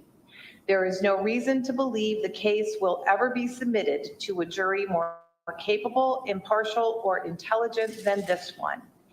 Likewise, there is no reason to believe that more or clearer evidence will be produced by either side. It is your duty to decide the case if you can conscientiously do so. You should listen to one another's opinions with a disposition to be persuaded. Do not hesitate to examine your views and change your position if you are convinced that it is erroneous. If there is disagreement, all jurors should re-examine their position. This verdict has reached. Jurors should consider whether their doubt is reasonable, considering that it is not shared by other equally honest who have heard the same evidence with the same desire to arrive at the truth and under the same oath. Likewise, jurors for conviction should ask themselves whether they might not reasonably doubt the correctness of a judgment not concurred in by all other jurors. The court instructs you to return to the jury room and continue your deliberations.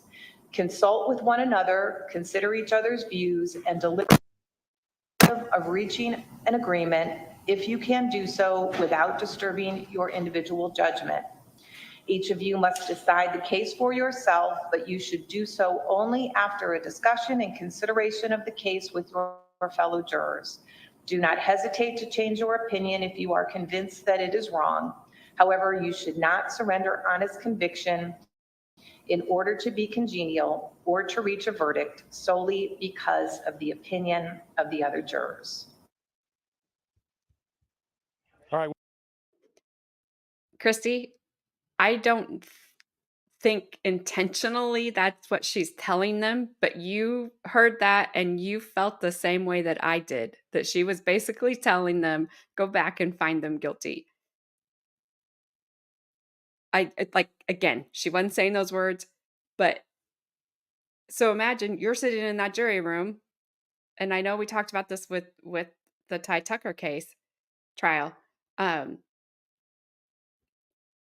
If you're the only one that's guilty or not guilty, and you've got the other jurors looking at you, she's basically just said, you're not going home until you get a verdict, until you all reach a verdict. So now if you go back there, if you're one of two or just a couple, but if you're in the minority back there, I cannot imagine.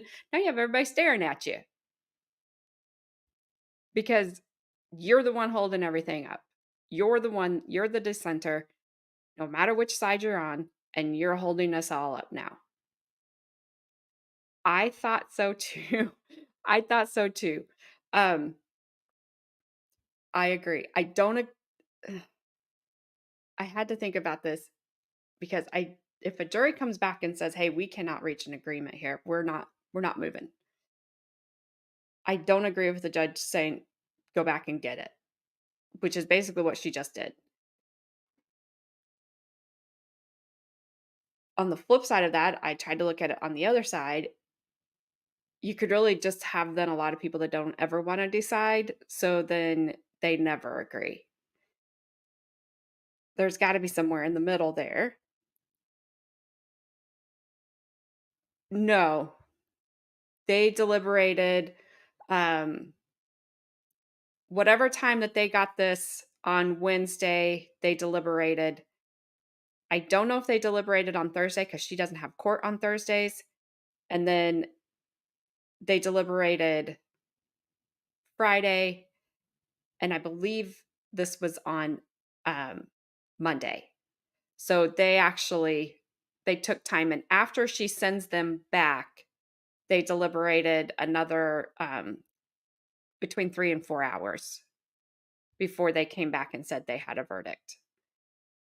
So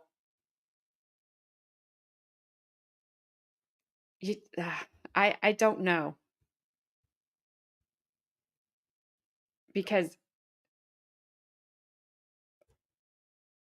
these news anchors, they kind of chatted about it a little bit, and he kind of broke down what he thought she was saying was that you were picked out of a jury of your peers. So basically, you're kind of picked out of the same area, and really, who's going to come in and have a different opinion? I'm like, well, a lot of people could come in and have a different opinion. But when she said the evidence will never be clearer than it is now, that line there, that one hit me, because to me, that's the one that implied the evidence is here. And I don't know if this was the same as the Allen charge. I don't know if this was the Allen charge because I'm not an attorney, and those are things I don't know. But they did go on to say, let me get back to where the verdict is. They do go on to say that how hard this how hard it was. Um, that they were all talking about it, that, people on the street, were talking about it. Um, and everybody was kind of conflicted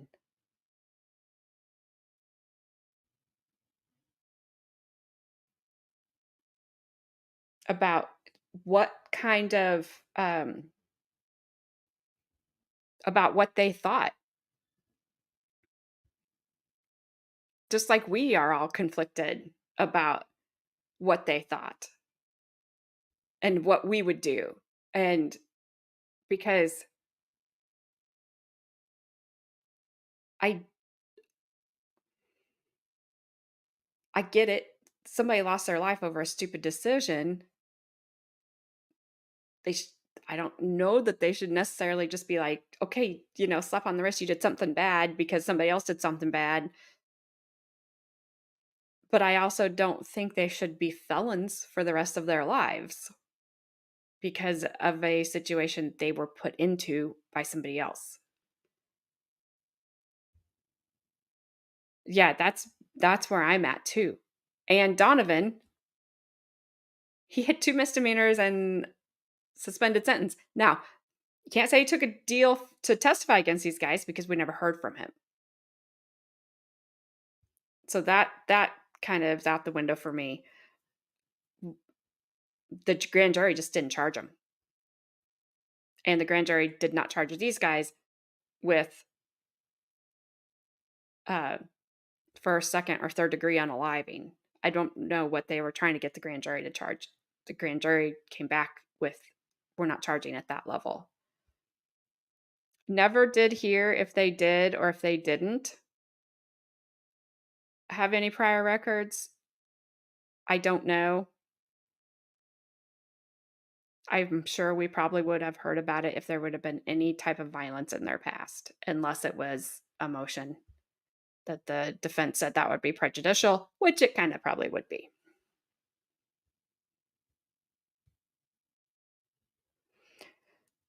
All right. I think hopefully I'm in the right.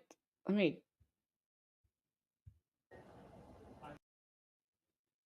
me just do 10 seconds just in case. All right. Sorry, woman. Nothing against you. I didn't mean to get you in a bad spot, but that's what I do these days. He's coming in, Tara. Thank you for your time. We're going to go into the courtroom now. Thank you very much.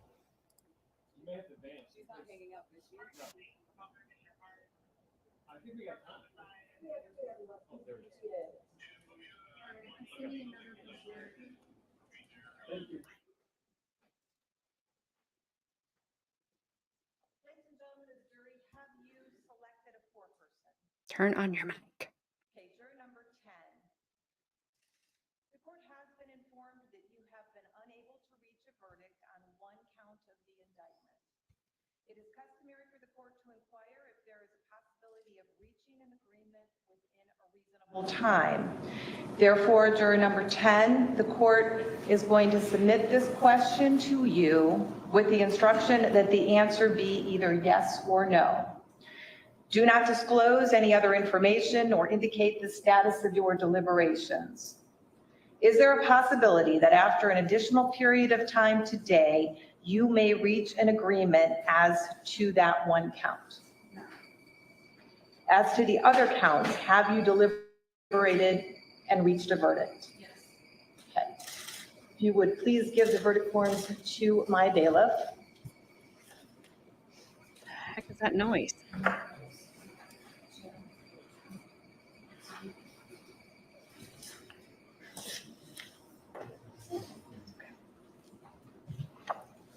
It's okay.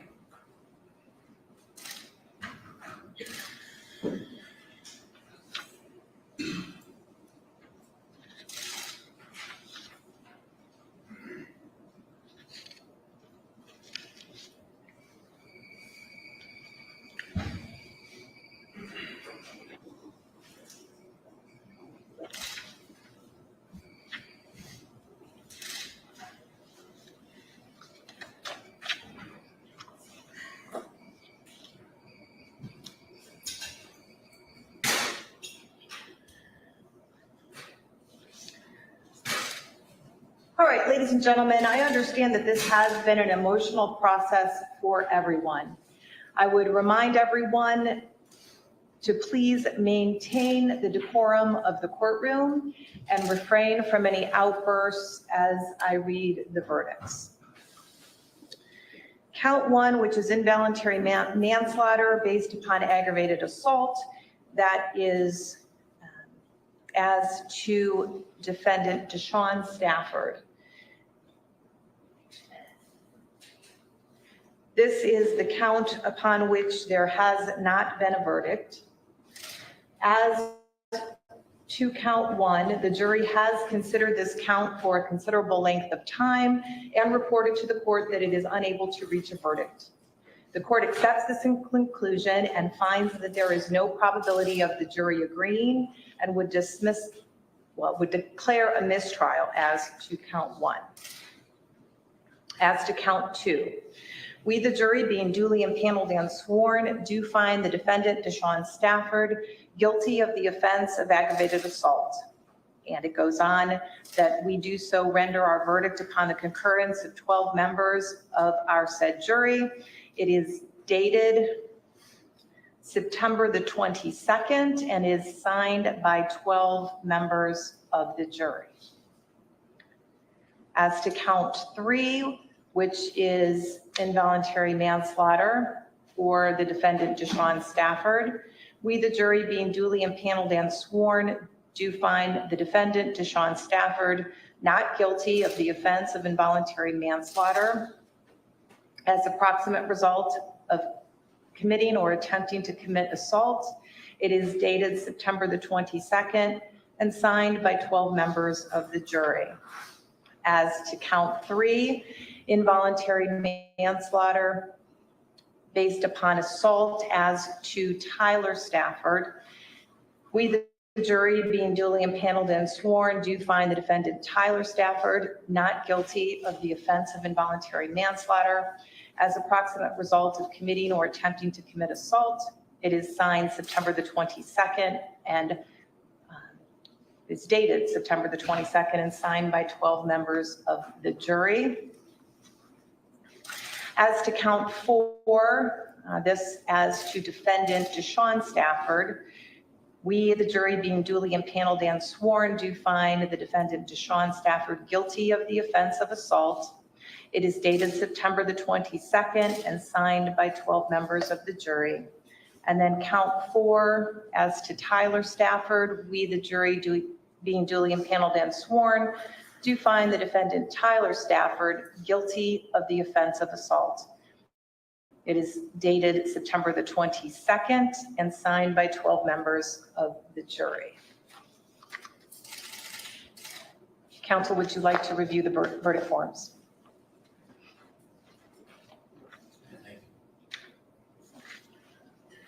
Me too. Does aggravated, Counsel, anything else before I not a discharge the jury? felony? I'm not requesting the full jury. Nothing, thank you. All right. As to the 5 counts upon which there has been an agreement, I will accept the verdict of the jury. Ladies and gentlemen of the jury, thank you all very much for your time and attention these last 10 days, 12 days or so.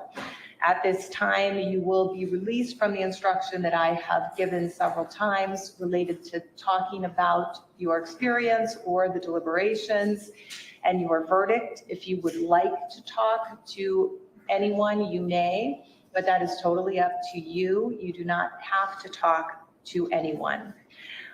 Once you are excused, I will ask that you remain in the jury room for a few minutes. I will make myself available to talk to you, so I will be back in just a few minutes. So once again, with the thanks of the court and the parties, you may be excused. All rise.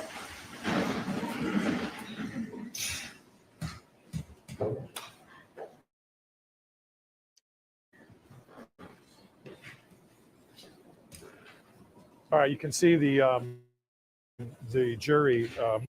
Why do they show their shoes? I have some Vans like that. I hope nobody thinks I was on the jury.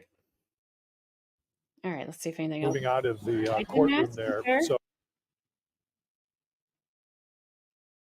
Let's see what else we have to say. Mm, Summarized, we have guilty verdicts against DeShawn Stafford for aggravated assault, and a guilty verdict against Tyler Stafford for assault. On behalf of the state. Judge, based on the verdict regarding DeShawn Stafford, we're going to ask that bond be revoked in regard to him because of the issues with bond previously, that he couldn't follow through with the house arrest and had non-compliance. I will order that bond as to DeShawn Stafford will be revoked and that he will be taken into custody at this time.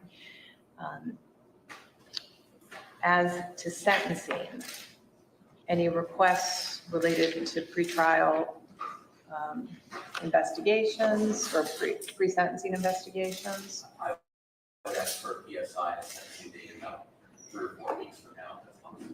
That's fine. Mr. Sen? All right, so as to sentencing, PSIs will likely take a little more than that.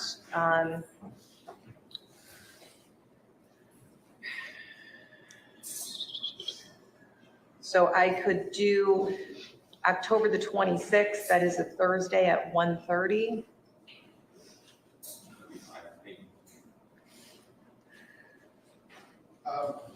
Sorry, October 26th, what time? 1:30. Yeah, that'll be fine, yeah. All right, October the 26th at 1:30 would order a pre-sentence investigation. Mr. Stafford, Tyler, and DeShawn, you will be in contact with the probation department. They will prepare a report to assist me in determining your sentence. Once those reports are complete, your lawyers will have the opportunity to review them and make sure that they are fair and accurate. And we will then be back for sentencing on October the 26th. Thank you.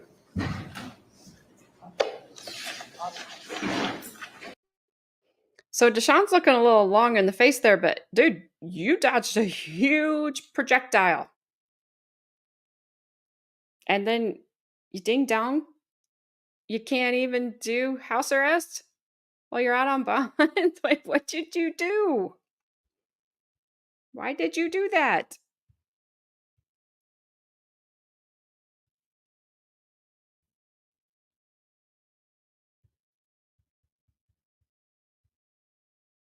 So I don't. Yes, we're going to see sentencing. I'm getting it. I'm getting it. Hang on, Gabby. I have not seen any of this video. So I am going to have to. Give me a second. I'll mute it. Remind me that I muted this video.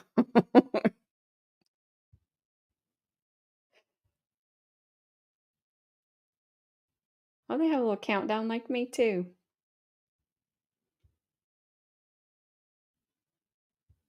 They must have really meant it. Usually they. Looks like we'll hear from Mr. Sint again.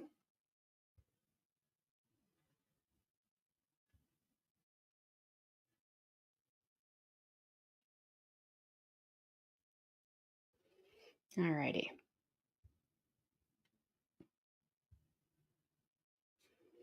DeShawn's looking a little different today. A little different.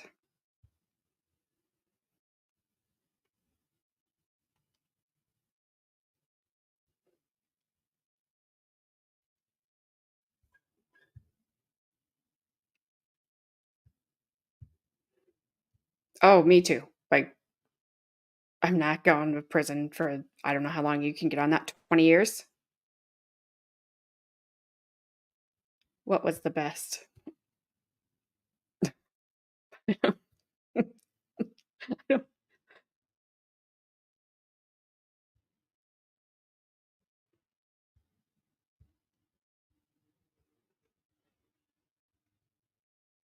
Oh, that was not funny. That That wasn't funny. That wasn't funny at all. Okay, I have unmuted this one. The judge is coming in. And his brother Tyler. Remember, they were on trial for the death of Ethan Liming at the I Promise School parking lot. The basketball courts there at trial went on for 2 weeks. Both brothers were facing involuntary manslaughter charges. The brother in orange, DeShawn, he was found not guilty on one charge of involuntary manslaughter and then a hung jury or a mistrial on the other. But both brothers were found guilty of assault charges. DeShawn was found guilty of aggravated assault and assault. Tyler was found guilty of just assault. You notice that DeShawn was in prison orange, wearing an orange jumpsuit. That's because they revoked his bond after being found guilty of the more serious charge of aggravated assault. Let's take you live now into court. Then convicted of assault, a misdemeanor of the first degree. We are set for sentencing this afternoon. I did order pre-sentence investigations. I have seen those, and I will look to counsel to confirm that you have received those pre-sentence investigations as well. Ms. Shaki, on behalf of the state? We have your honor. Okay. Mr. DeShawn Stafford is present in court in the custody of the sheriff, represented by Attorney John Sin. Mr. Sin, have you seen that PSI? I have, Your Honor. And Mr. Tyler Stafford is present in court, represented by Attorney Don Gallick. Mr. Gallick. Saw it and heard it. All right, Correct. very good. Very If fair. you're speaking, if you could all just make sure that your mics are on, so that everyone who is here remotely can also hear. We are, I assume, counsel prepared to proceed to sentencing at this time, correct? Yes. That's correct. Very well.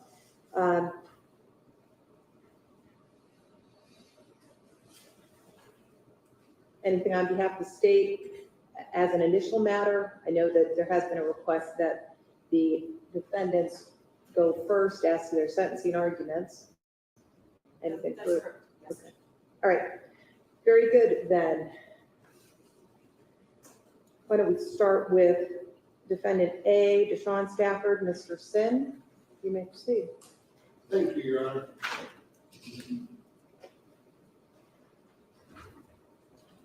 May it please the court. This is a very emotional day, Judge. Obviously, it's very emotional. We've got a lot at stake. But there are certain Do you see Ethan's dad behind him? When he walked by, he's just shaking his head no at him. I'm sure he doesn't like him at all.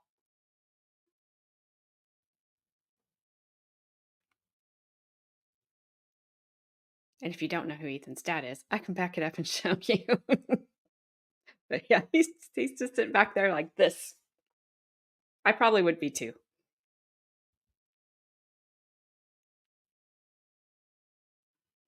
formalities that we need to discuss just to set expectations here. Oh, you didn't see it. Okay. My client I'll back it up because you asked me to. Okay, he is this guy right here. If you can see I don't know if you can see my cursor. He's got the sweater vest on. Is that Argyle?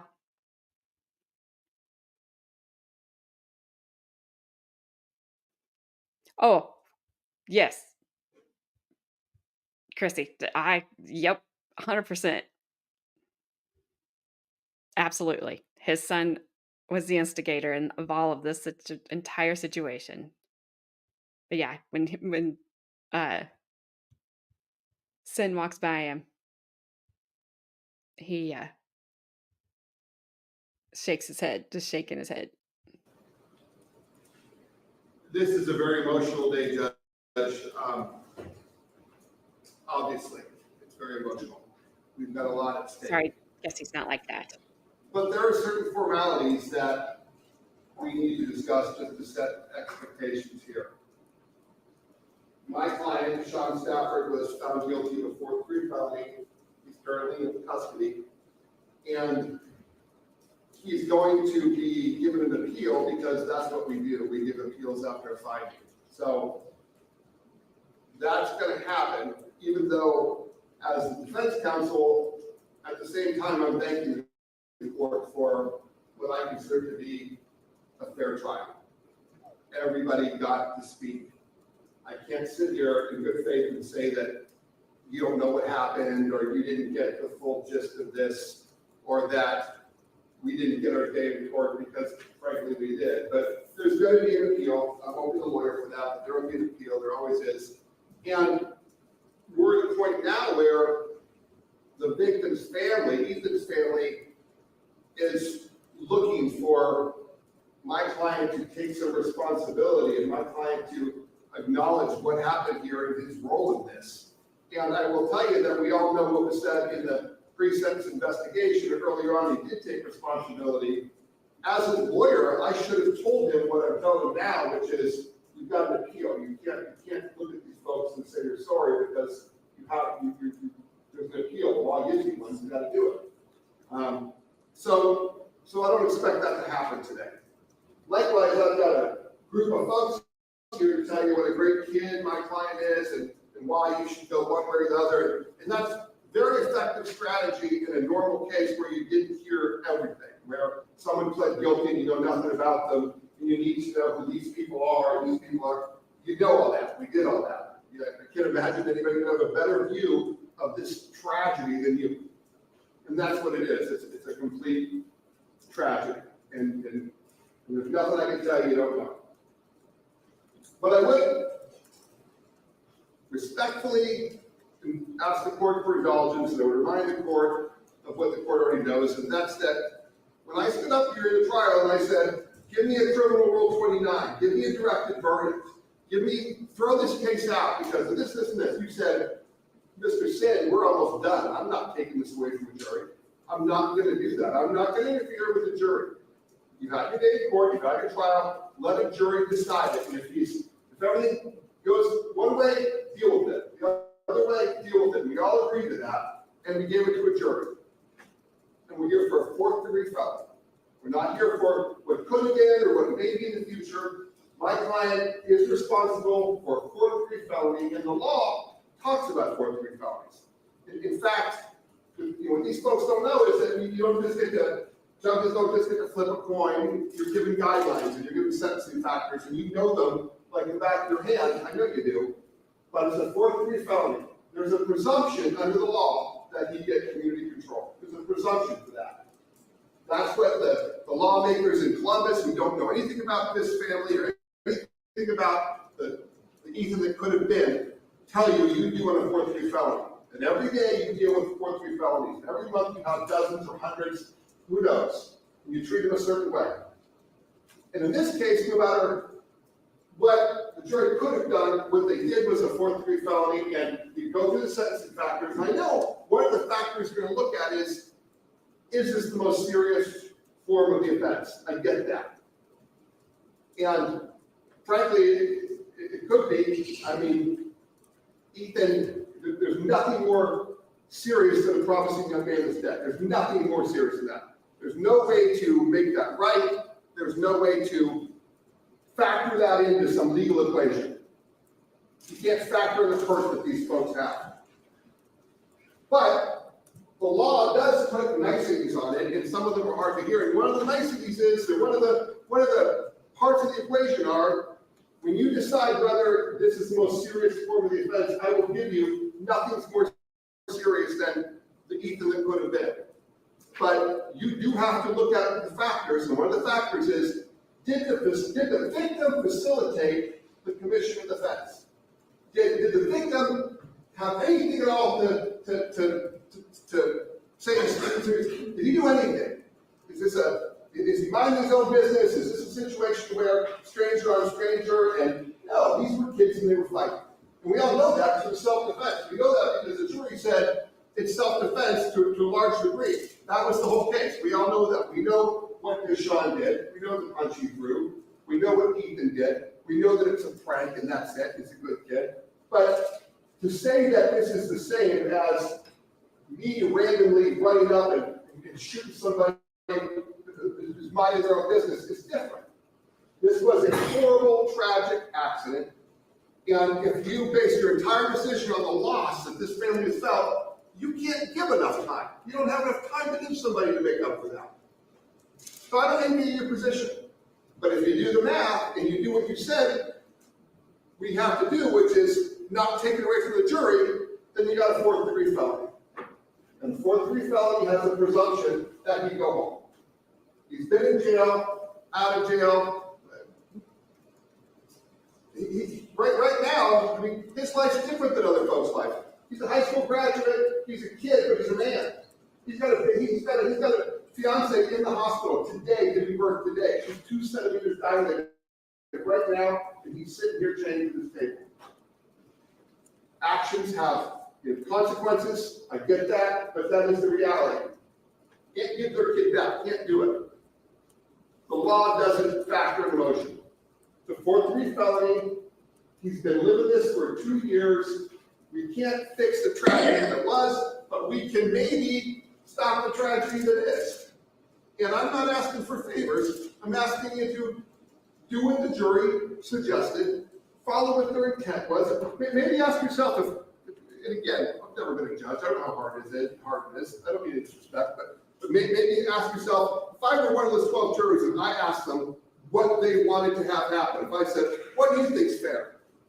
I bet you everybody would say, enough's enough. Enough is enough is enough is enough. Respect our decision. But whatever happens, I do thank you. I can't walk away saying that we got railroaded. I don't like how it happened. I don't like the tragedy. Fate hands you bad cards sometimes. Maybe this is how to play out, but we got our day in court. I appreciate that. The jury heard what they heard. They decided what they decide. Now we're here to take responsibility. I'll tell you that he's sitting here wondering why he can't look at these folks and take responsibility. I'm telling you, I'm advising him to appeal because that's what you do. So you're going to have to read appeal rights, and it doesn't mean anything. But I would ask you to note in the PSI, he did own up to throwing that punch. I guarantee you that if he could go back and erase that night, gosh, wouldn't we all? But I'm advising him not to say anything. I know you're really proud of him. He spent a lot of time in jail. I'm hoping they can put it behind him. I thank you for your courtesy today, and I thank you for considering my position. Thank you, Mr. Sin. Mr. DeShawn Stafford, I've heard what Mr. Sin has said about you making a statement, but the law does require that I ask you directly if there is anything that you would like to say to me or to the court prior to my imposing a sentence this afternoon.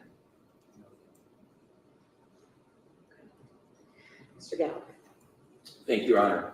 Obviously, there are some differences between the brother. Tyler Stafford does not stand here accused of convicted of a 4th degree felony. He's convicted of a 1st degree misdemeanor. The court knows that this is Tyler's first ever criminal conviction. I don't believe there's any juvenile adjudications as well. This is the first time he's been convicted of anything. Unlike his brother, Tyler is not a high school graduate. I've spent a lot of time with him over the last year and a half or so. It's kind of like I've said before, he's a very soft-spoken, very soft-natured young man. Certainly not someone that was originally accused of, I don't know, aggravated murder or murder and then manslaughter. The charges kept going farther and farther down. Obviously, the jury knew it wasn't a murder, it wasn't a manslaughter. He's convicted of 1st degree misdemeanor assault, which is still a crime. He's a misdemeanor, he's a misdemeanant, to use that term. But Tyler Stafford, I'd say I've spent a lot of time with him. I've had very good interactions with him throughout my entire representation, but he doesn't have a lot of structure. He needs to finish school. He needs to get out and work. We have a labor shortage in this country. We need him working and paying taxes. I believe that he has served on this case already, I think, 55, 56 days, somewhere in the middle 50s, close to 2 months, let's just say. The maximum sentence is 180 days on this. I'm not sure what would be accomplished in returning him to jail. Certainly a term of probation might be the appropriate sentence, might be doing the community a favor, and candidly, you might be doing Tyler a favor to keep an eye on him and to give him some structure and to make sure that he doesn't have any future, that this is his one and only criminal case in his life. That would be a major accomplishment. Obviously, the tragedy that happened, generally in a misdemeanor case, you don't have a young man who is deceased. It does happen occasionally. I mean, I know you've been a judge a long time. We've been practicing a long time. You see vehicular homicide cases that are misdemeanors. You see bar fights that turn into misdemeanor homicide, but it's unusual. Usually, if someone convicted of a first-degree misdemeanor assault, it's a bar fight. It's some people in a restaurant arguing, something like that. And for someone to be convicted of a first-degree misdemeanor of their first ever offense, they're not going to do 2 months in jail. Not in this courthouse, probably not in any courthouse in the state of Ohio.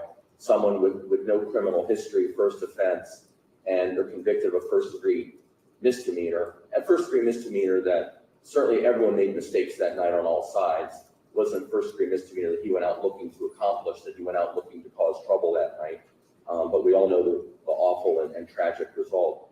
So if we were to have a sentence imposed in this case that would be very, very comparable to other misdemeanor assault convictions, both in this county and throughout Ohio, a 2-month sentence would be rather on the high end, I would say, someone convicted of a first-degree misdemeanor. I'd ask the court to consider a very lengthy period of probation for Tyler, and perhaps putting a lot of conditions to keep a close eye on him, to make sure that he stays on the straight and narrow, and that this conviction doesn't send him down a path where this is his first of many cases. I want this to be his first and his only case ever. And I think that might happen if the court keeps a very close eye on him. I thank the court for its time. Thank you, Mr. Gallick. Mr. Stafford, is there anything you would like to say prior to sentencing?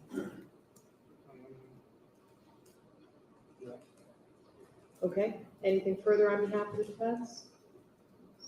No, Your Honor. You know, state will ask for maximum. Ms. Shooky? Your Honor, I'm sorry. No. Okay, never mind. No one to speak on behalf of the defendants? I've discussed it on behalf of my client. We have the right to speak. There are a lot of folks here to support, but again, we've all been here the whole time.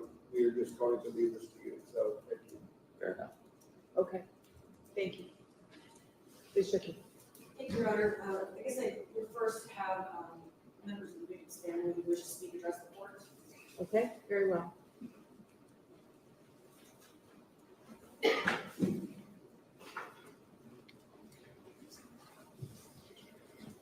Mr. Lyman, hello. I know you've been here. We've seen each other a lot. We have never spoken, and so if you would please just state your name for the court reporter, and then I'm happy to hear from you. My name is Bill Lyman. Go ahead. People have asked how our family keeps going. To be honest with you, I have no idea. People have asked how we're feeling. Again, I don't even have the words to explain it. How am I supposed to feel? My son was brutally assaulted and was killed by the actions of 3 men because he made a bad choice to fool around with a child's water toy. And the jury somehow called that self-defense. And none of the 3 now are going to be held accountable.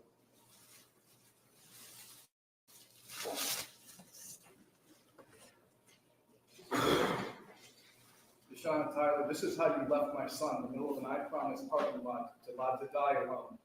Judge, this is a picture of self-defense this jury claimed.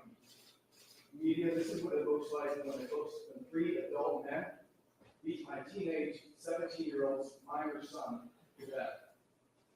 This is what it looks like when men claim self-defense.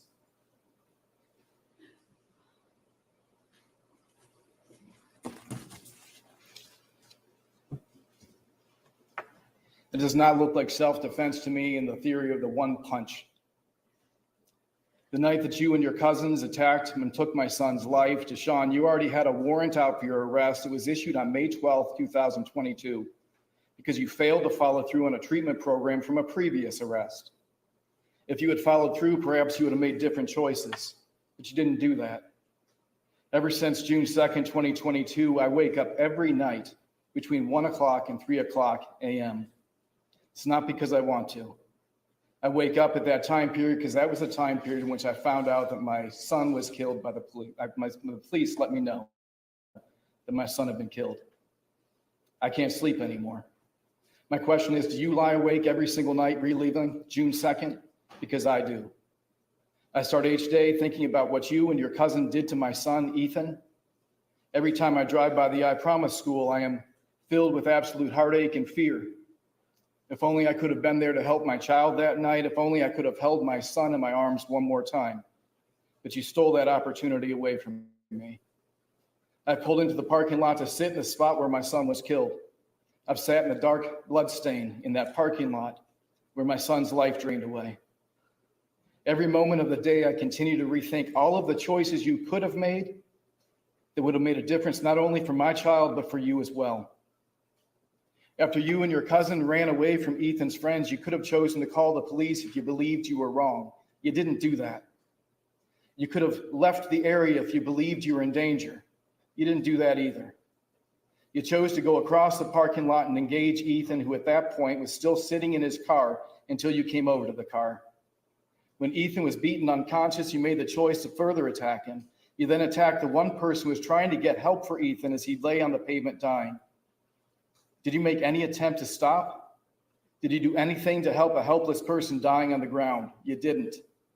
You chose to stand in the way of any help that Ethan could get by attacking the person who was making the 911 call and making that call come to an end. You attacked his friends, you destroyed cell phones, you moved the car, destroying a crime scene. For some reason, you weren't charged for any of those things, and I have no idea why. You then went and fled the scene. You had somebody take off your license plate from your car and hid your car. That's not the behavior of innocent people. And somehow this jury decided that's self-defense.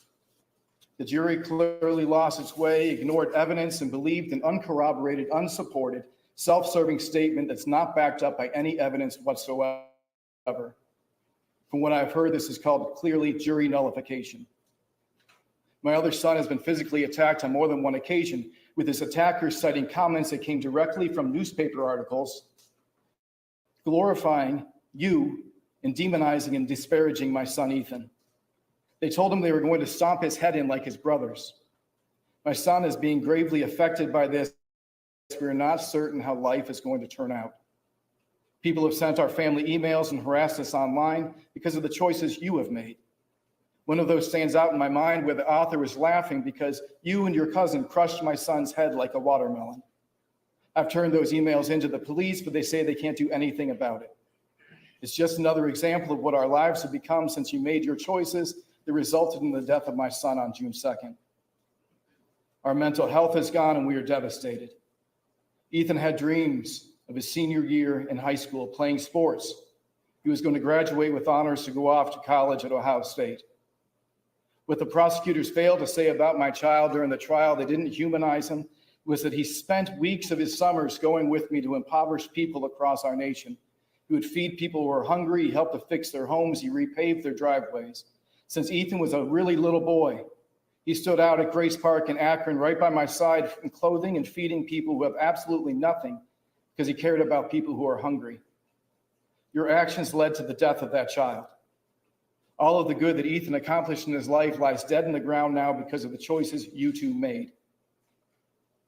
I lie down on the dirt of my son's grave just wishing I could be near him again. You've stolen away the life and the dreams I've had as a father. Very soon, your life just gets to move on. Ours never will. Our understanding of our world died on June 2nd. Our faith in the justice system died this fall. I will only live so much longer. I'm not going to live forever. But my other son has the rest of his life to deal with the fact that you are a part of killing his best friend and his brother that day. I will never know exactly what you did that night, but you better believe God does. God knows it all. But I do know you did nothing to help my son, and your actions and your choices resulted in my son being left for dead and alone in the middle of the parking lot at the I Promise school. This is where you left him. That's what he left. That's what it was. That's where you fled from. Our family has to somehow in every moment and every day deal with this nightmare. Again, very soon, your life just gets to move on. As one father to another father, I heard you had a baby today, or you're having a baby today. I ask that you teach your child to be good and to love everyone the way that Ethan loved everyone. Ethan would stand out in the freezing weather at Grace Park in Akron to help clothe and feed homeless people who had nothing. That's what you killed. Ethan had that kind of compassion. You don't. You have a full life to share with your child. My time with my son was cut off after 17 years. That's not enough. The night Ethan was killed, you made a whole lot of bad choices. With your children, don't raise them to be like you. Raise your children with the good choice to love and to forgive the very same things you chose to deny my son Ethan.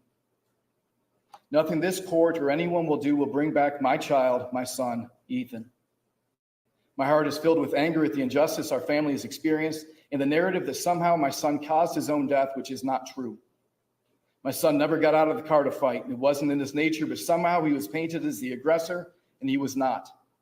So, Your Honor, considering the fact that this felony is considered a low-level felony, these are just misdemeanors, I would request that your sentence for both of these individuals to be the absolutely max allowed by law. Thank you.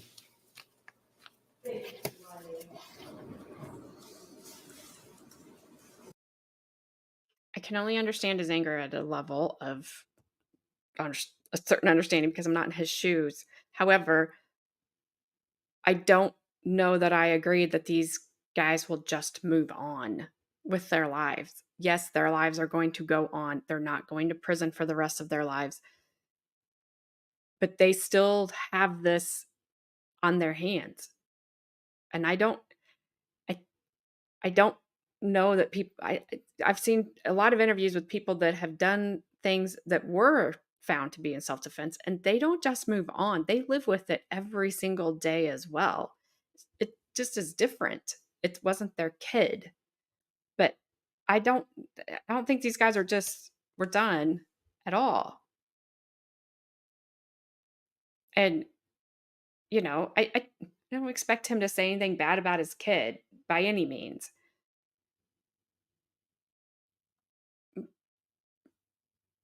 But we're parents and we look at our kids through a different light and a different lens. If we heard from somebody else, would they say the same thing about Ethan? I don't know. And we are taught we don't speak ill of people who have passed away. Yes, I was thinking that. How does he know how they feel? They were minding their own business. They were doing nothing to anyone and had something done to them.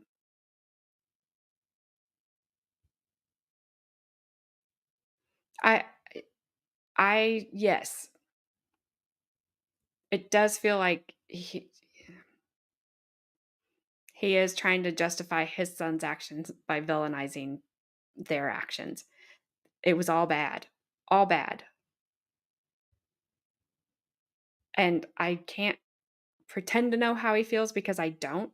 As a parent, I do know that our lenses aren't real clear when we're looking at our kids all the time when somebody's telling us they're doing something bad. His son was dealing, it wasn't like major, but he was still dealing in illegal substances, an illegal substance. So he wasn't just, walking the straight and narrow path all the time. But I get that he's angry. He should be angry at his son as well, and he probably is. Because he knows he messed up. I do think he probably knows in his heart of hearts that his kid messed up. Yep. Absolutely was messed up.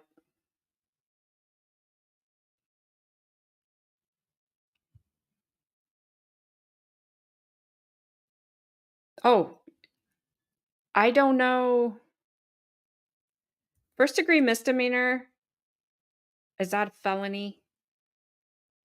Because if it's a felony, then Tyler, for having one thing only on his record, will be screwed. You're correct. Tyler, I think, already is. I mean, DeShawn, I think, already has. He's been in trouble. Okay. They said they were both low-level felonies. I heard him say that, but it wasn't clicking that he was talking about Tyler. Yeah, absolutely. Everyone loses. Everyone. This guy, DeShawn's girlfriend's having their baby. I don't know if it was a son or a daughter, whatever. Her dad's not even there to see her be born. Tyler, her uncle, is not there while she's being born. They're already missing out. They're already losing out. Everybody has lost.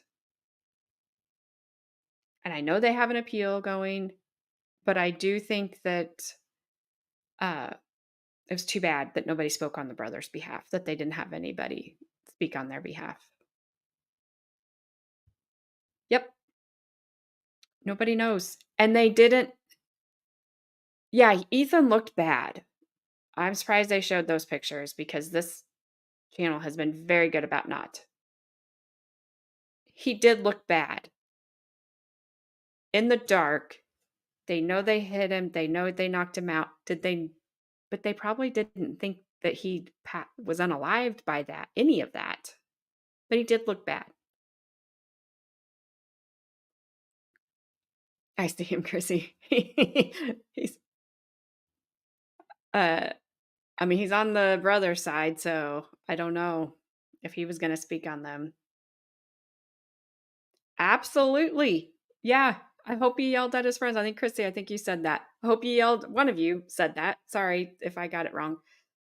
I hope he yelled at his friends for leaving him there too and not helping him and not even trying to step in if you thought it was so unfair. Oh, sorry, Gabby. So, because even though, like Felicia said, you don't have to render aid, it's your friend and you did nothing. And these guys aren't big guys. They're 5'5". All of you, I think, were taller and probably bigger. You're all, say, pretty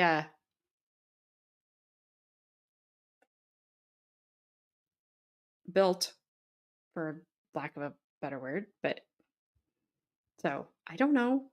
But, I don't know.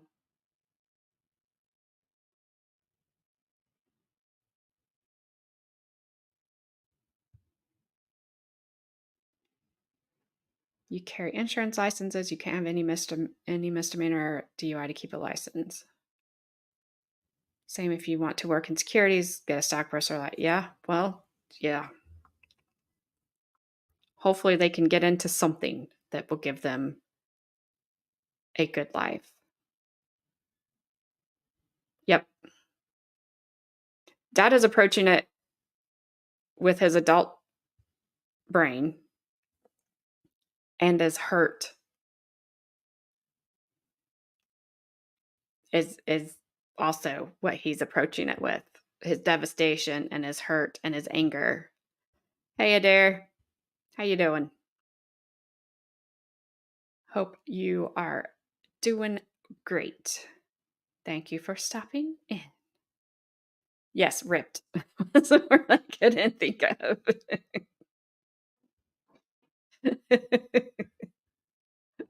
Now I can't get it to go down. I hope so. I hope so, Felicia. I hope so. They should feel guilty. They need to feel some guilt. They need to feel something out of this. Those two men sitting over at that table are not the only two that should have something out of this. They need to feel some too.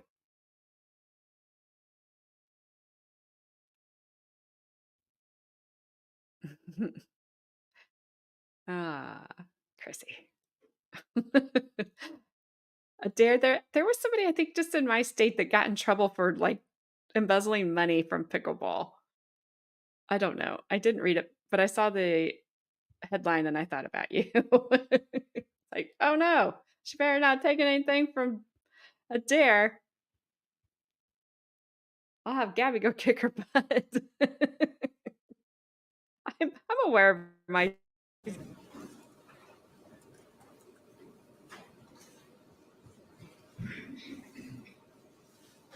Maybe. Good afternoon, ma'am. If you can state your name, please. It's Christy Lang. I'm Ethan's aunt and godmother. I ask your permission to address the defendants directly. Yes, you may, ma'am. And for the record, I do have written statements from Ethan's aunt and Ethan's mom. I believe that you're going to present most of that here in court today. I also have a short letter that was written by Ethan's younger brother. So just for the record, I do have those in my file and I have reviewed those. Go ahead.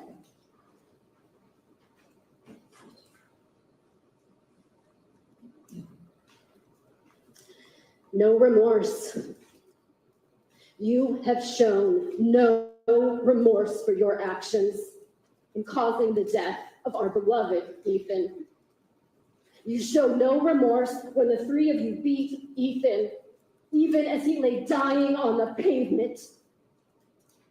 You show no mercy in the aftermath, instead turning your attention to terrorizing his friends and vandalizing his car, not seeking help when it was obvious that he wasn't getting up again. You know what you did. You said it yourself. I hit him and he went to sleep. You know what you did. And aren't you lucky now that some people actually believe it was the pavement that killed him and not the punch you threw? You showed no remorse in the immediate aftermath of his death. You could have called the police. You showed no remorse in the days, the hours, the week following his death until your arrest, removing the license plate from your car, parking it where it wouldn't be noticed, when instead you could have turned yourself in. It's on the street. Your attorney made much of the early hours of your arrest, but you could have prevented that had you only had some remorse.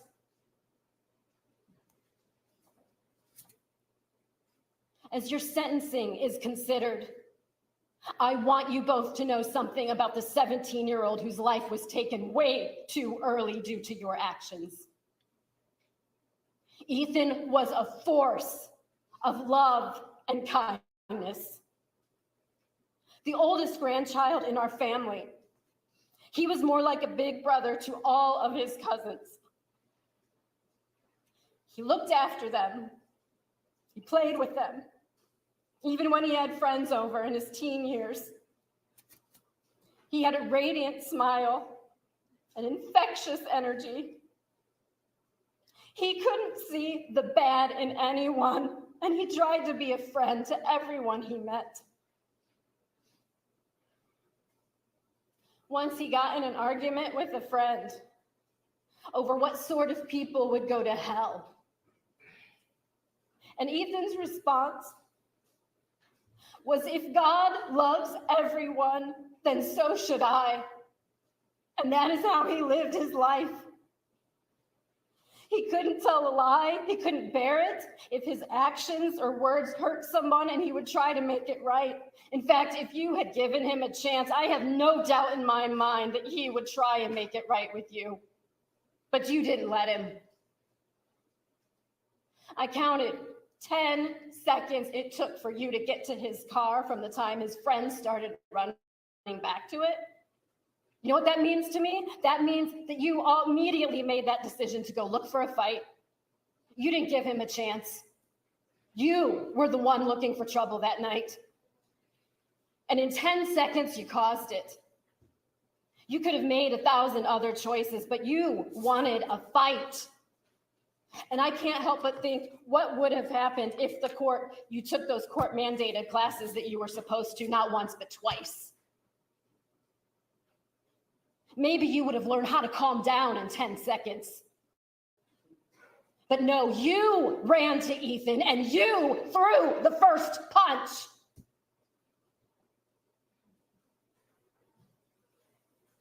What would have happened had you been picked up on that warrant that was issued May 12th? You might not have been at that basketball court. You have a history of violence. This is what you do.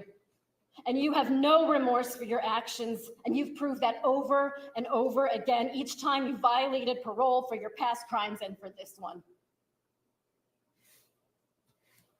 So let me tell you what life has been like for my family, starting with the early morning of June 3rd, 2022.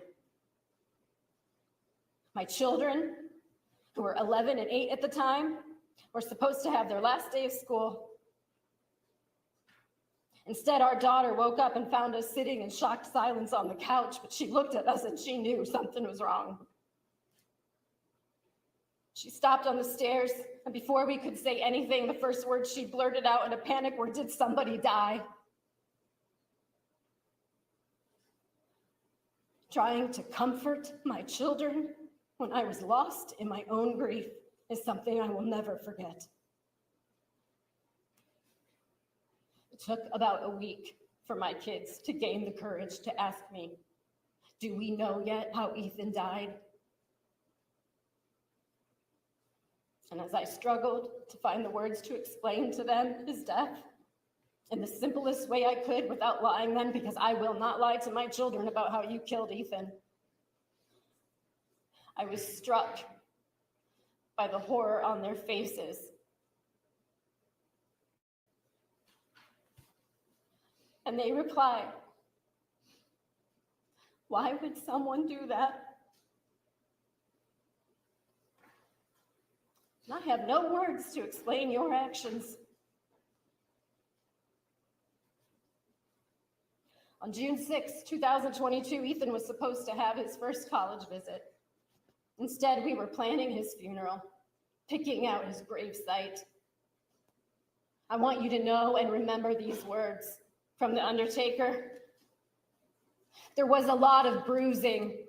You may want to consider long sleeves." I was brought back to that moment as I had to sit in this courtroom and watch you kill Ethan. And when I listened to the medical examiner say there's no cuts on his right hand when Ethan was right-handed, was he even able to defend himself when it was 3 against 1?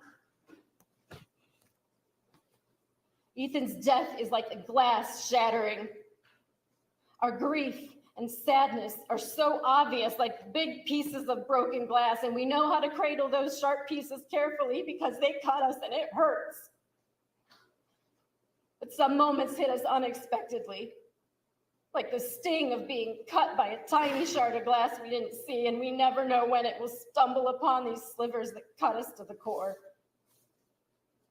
One sliver that cut me is when my son confessed he was scared to go to school because Ethan was killed at a school, and he asked, "What if what happens to Ethan happens to me?" You have shattered our family. We were once so close, sharing weekly family meals, celebrating every birthday, holiday, and now we can barely get together because the loss of Ethan hurts so much, and we have no words to comfort each other. We feel lost because he is absent, and he will never join us again.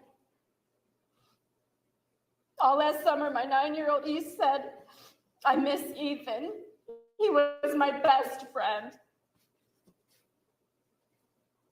We suffered even deeper cuts and continue to do so when we have to endure the public discourse that surrounds Ethan's death from a media and people that are determined to victim blame and victim shame Ethan, printing many falsehoods about him and his character when none of these people knew him or knew us. And because our grief was and continues to be private and not for public consumption, when you can't get a story from us, they willingly printed lies sprouted from your attorneys' mouths, or worse yet, speculated themselves and wrote fictions that should have been labeled based on a true story. We found ourselves helpless and wanting to defend Ethan, a person who didn't need defending in life. We were accused of falsifying his hopes, his dreams, his kindnesses, when the story should have been focused on you. When the story should have asked, "Where's Ethan's phone? Where are his car keys? Where's the money that was in his wallet? Why'd you keep the Splat? Was it a trophy? Why did you cause $3,000 in damages to his car? Why did you stop his friends from helping him? Why did you beat him until he died? There is no closure for us. There's no sense of justice. There's no sentence long enough that will bring back the light that you extinguished. We have a hole in our hearts that will never be filled. So I have my own sentence for you. When you look in the face of your child who smiles back at you with unconditional love as Ethan did, you see the face of Ethan David Liming. When someone smiles and says hello or holds a door for you as Ethan used to do, you see the face of Ethan David Liming. When someone hugs you and tells you they love you as Ethan did, you see the face of Ethan David Liming. When someone moves into your community who's been orphaned, you take them under your wing and you treat them as a brother as Ethan did. You see the face of Ethan David Liming. When a friend needs a place to stay and you welcome them into your home as Ethan did, you see the face of Ethan David Liming. And if you have the grace to live a long life and you have a grandchild that stops by and says hello just because he was in the neighborhood, as Ethan did, may you see the face of Ethan David Liming. May every act of love and kindness extended to you for the rest of your life remind you of Ethan David Liming. And may you always remember that you are responsible for his death. When you look at your hands, may you remember that these are the hands that killed Ethan David Liming. And when you wash your hands, I hope you remember washing Ethan's blood off of them and you see his face. When you hold your child in your hands, may you remember that these are the hands that killed Ethan David Liming. And when your child wants to hold your hand, remember these hands killed Ethan David Liming. Ethan did not deserve the death you gave him. You robbed him of his future, a future where he dreamed of helping people. But we really don't know if that would be his future, do we? Because his future now lies 6 feet under a tombstone. You robbed us of loving our son, brother, grandson, nephew, cousin, and friend for what should have been a long life. We will never forget Ethan, and we will not allow his life and memory to be defined by his death. Every time you look at your hands, I know you will never forget him either. May he haunt your thoughts, and may you see his face every day of your life.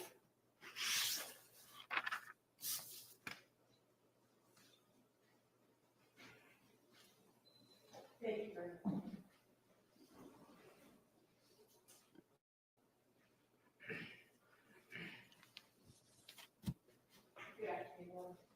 State your name, please. I'm Jennifer Liming, I'm Ethan's mother. The first statement I have is from Ethan's brother. He wanted to address the court. Wait, who was that last lady? I Ethan thought is that my was his big mom. brother, and he is the biggest influence on my life and my best friend. And I look up to him, and he was the best brother. We did everything together. And ever since what happened, nothing's ever been the same, and I don't think it ever will.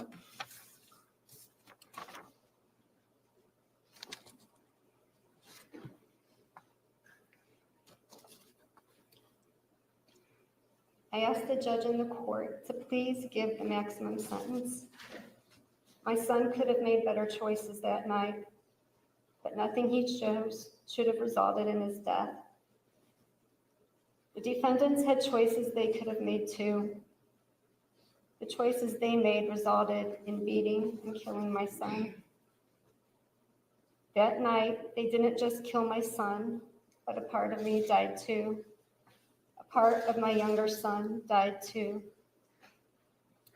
Since the night the police knocked on my door to tell me Ethan was gone, I have been living in a nightmare, praying and hoping I will wake up from it and he will be here. I go to bed every night wondering if Ethan was scared and if he felt alone as he died in that parking lot. And now I have the pictures in my head to go with it. When I finally can get a few hours of sleep, I wake up realizing this is not a nightmare. This is my reality. And he is gone. I am reminded that I will never see his smile or hear his laugh. I will never hear him call me mom. And I will never understand this. This is soul crushing. No one can ever understand this unless they have lived through it. I will never see my son again. Ethan was a good boy. Ethan wasn't a bully. He brought kids home who needed a place to stay. He was always bringing kids over to eat with our family. He was the first to make friends with the new kids who joined the football team. And the way my son was described in this trial does not define who he was. I will never get to see Ethan again, see what he would look like as a grown man, or see what career he would have chosen. And I will never get to see or hold his children. Since that night, my younger son sleeps in the basement. He doesn't want to sleep in the room where he heard the police downstairs and came out from hearing their voices to ask what was going on. You can't imagine what it feels like to have to tell your son that his brother and his best friend is dead and gone. The look of horror and shock on his face is imprinted on my mind forever. You took my youngest son's innocence. He was a loving and happy boy. Now he is angry and sad and full of pain. He spends most of his time in the basement because that is where he and Ethan would hang out. He told me he feels so alone that when he grows up and his dad and I are gone, he will have no one to share memories with, to celebrate birthdays with, or holidays with. If he has kids, they won't have an uncle or cousins, and he won't get to be an uncle. Ethan was his big brother and best friend and mentor. Ethan was the person he would go to for help in school, to give him advice about girls, life, sports, and everything. As a mother, I want to fix this and make it better, and I can't. My faith isn't what it used to be. I'm hanging on to it and rebuilding it because it's the only hope I have of ever being with Ethan again. I can't fathom never seeing him again. I wish the defendants would have treated my son the way they would have wanted their child treated if their child made the same choices Ethan made. Would they feel their child deserved being beaten and killed? I ask for the maximum sentence so they have that time to think about what they did, how they could handle themselves better in society. The defendant repeatedly went against the court's instructions when on home arrest. I feel giving him the maximum sentence will show him that he has to abide by the laws and not take matters into his own hands. If he would have called the police that night, like he claimed he wanted to, my son would still be standing here with me. So I beg the court to please give justice to my son, Ethan David Liming.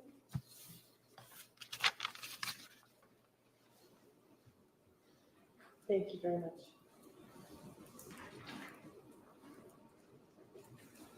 Ms. Shapiro.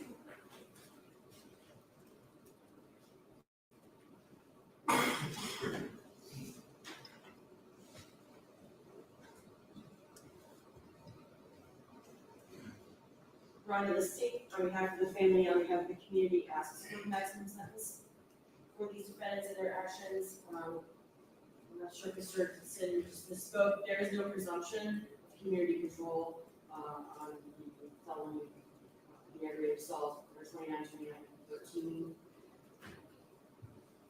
in regard to Mr. DeShawn Stafford, he has repeatedly shown this court that this court's conditions of his bond, I guess the rules, the laws, court orders don't apply to him. He was repeatedly failing to follow the conditions of his bond, the dependency of this case. This is the 6th violation of his bond that we received throughout this case, and we were able to give him many chances on that, and he failed to apply and failed to respond to pretrial supervision report as he was supposed to. He gave him time and time again to report, but he showed that he was not going to follow court orders. I think somebody who shows us that, showed you that, is not going to be able to comply with just the conditions of his bond. Just showing up to pretrial release is not going to be able to comply with the conditions, the rigors of probation. So I want to bring that, and I know that you know that, Judge, but I want to put that on the record and bring that to your attention. Ultimately, I will just add that this is the worst form of the offense. You have the discretion to give whatever sentence you feel is appropriate. And that aggravated assault resulting in someone's death is the worst form of the offense. And based on that, based on the statements of the family, based on Mr. DeShawn Stafford's inability to follow the law and the rules and court orders, we ask for that. And I think justice in this case for this family, there'll never be justice for them. But at least giving the maximum penalty, the maximum sentence will show the defendants, maybe give a tiny bit of solace, but I doubt it, but at least something to show that their loss is for nothing, is not for nothing. That Ethan deserves that justice. So that's what we ask for. Thank you, Ms. Shookie.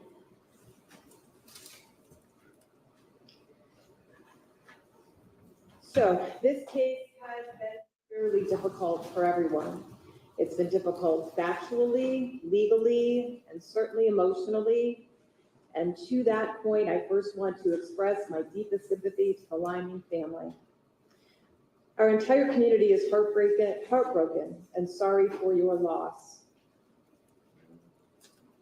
I have sons. I have sons who were high school athletes and college athletes, and I cannot imagine your pain. If there was any way to change those 75 seconds last summer, I don't know a single individual that would not do so. It only took 75 seconds to change both of these families forever. And in those 75 seconds, I can count at least a half a dozen and probably more decisions of everyone involved that had they chosen a different course of action, Ethan's death might have been avoided. This really was, unfortunately, a perfect storm of poor decisions by all of these young men. I'm going to start with defendant B, Mr. Tyler Stafford. Mr. Stafford has been found guilty of a single count of misdemeanor assault. I'm first going to note that defendant C, Mr. Donovan Jones, was also charged and previously found guilty of misdemeanor assault. However, he was charged only in only in relation to his interactions with Mr. Stefanko and Mr. Shady. Mr. Jones was not charged in relation to Ethan Liming, or maybe more specifically and accurately, he was charged, but then was not indicted after the grand jury with any actions in relation to Mr. Liming. I point that out only to distinguish the sentence that I'm going to impose on Mr. Stafford with the sentence that I imposed on Mr. Jones. As to both of the defendants, the court has considered the plea negotiation, has considered the PSIs, the statements of counsel, the statements of the victim's family, as well as the entire record in this case. Based upon the facts and circumstances of the case and consideration of the relevant sentencing factors, I am to apply the minimum sanction that the court has determined will protect the public, promote the rehabilitation of, and punish the offenders without imposing an unnecessary burden on state or local resources. So as to Tyler Stafford, on count 1 of the indictment, the court will impose a sentence of 6 months incarceration for the crime of assault, a misdemeanor of the 1st degree. I will note that the Summit County Jail is overcrowded and misdemeanants are not generally held at the jail. Mr. Stafford will likely be moved to the CASC facility or to a jail in a neighboring county. I will allow him to serve his sentence at CASC because at CASC he can receive some programming, receive some cognitive classes, etc. That goes to Mr. Gallick's point that Mr. Stafford sitting in the jail for 4 months may not assist anyone. Mr. Stafford can still serve his time at CASC and receive some programming there.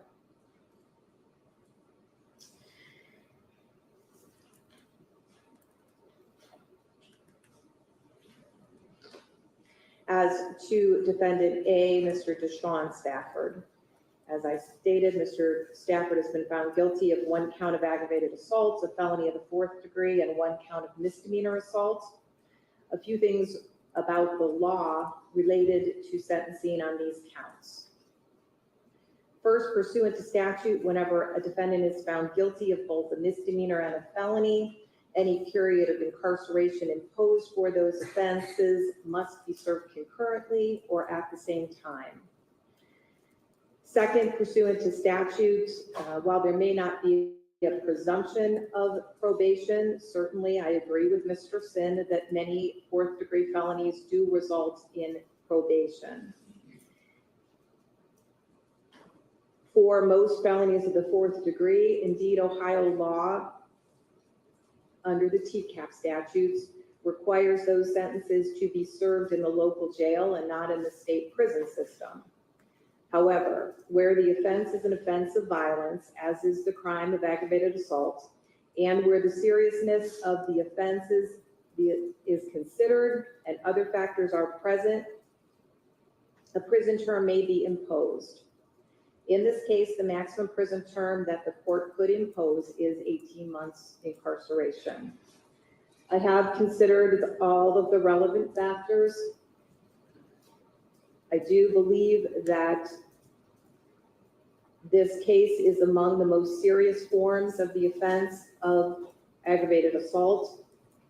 The victim suffered serious physical harm, and the sentence will be proportional to the harm caused. The defendant also has a misdemeanor crime of violence and a felony offense as a juvenile, and he did have violations of pretrial supervision and GPS monitoring, which may indicate a likelihood that community service or community control would not be successful.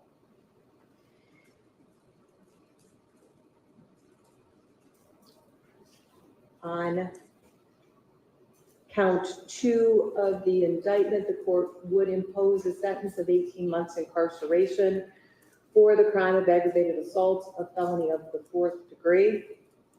On count 4, the court would also impose 6 months of incarceration or of jail sentence for the crime of assault, a misdemeanor of the 1st degree.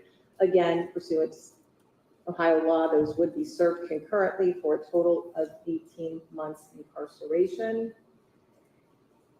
Mr. Stafford,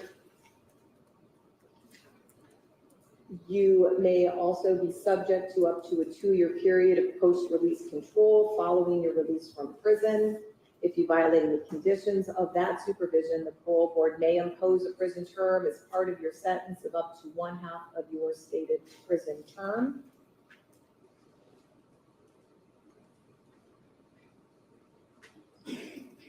I'm not going to impose any fines. I will order that the defendants pay court costs.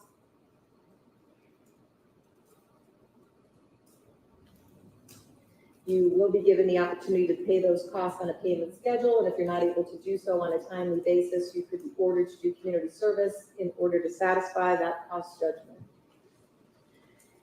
I do have 56 days credit for defendant B, Mr. Tyler Stafford. I have 137 days credit for time already served for DeShawn Stafford, defendant A. And I will inform both defendants that you understand that you do have a right to an appeal in this matter within 30 days of the filing of the court's sentencing entry. If you're unable to pay for the cost of the transcript, the record, and all relevant documents required for the appeal, they will be provided to you without cost.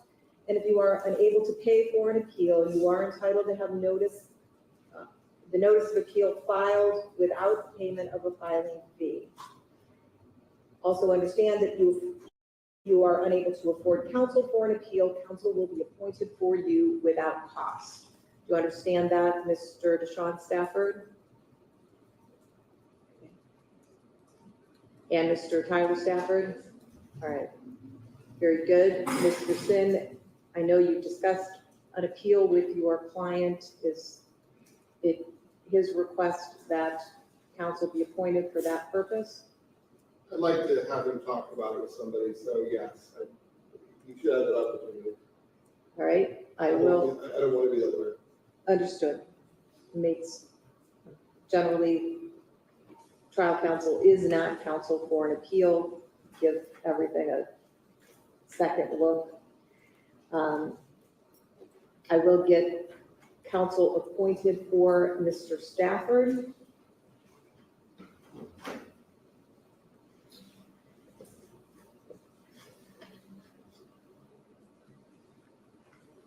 Anything further from counsel? Tyler Stafford, we haven't decided if he wants to appeal. He wants to take. Okay, very well. You will let me know if an appeal is forthcoming. Ms. Shuki?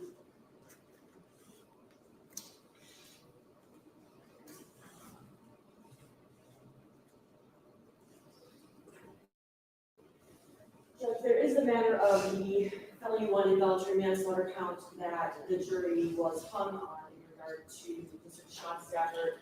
After reviewing that hung jury, after speaking with those jurors, after reviewing the case, the evidence, the trial, the witnesses' statements, and witnesses' testimony, we had numerous meetings at our office about that.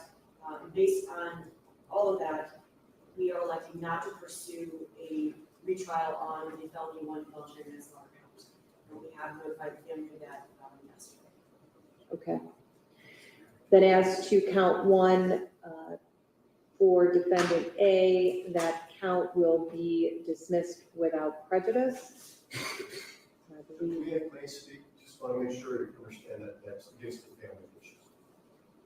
Thank you, Mr. Gutierrez, who is counsel on behalf of the Lyman family. Okay, at this time. One additional thing, Your Honor. I know my client didn't do great on house arrest, but he is having a baby today.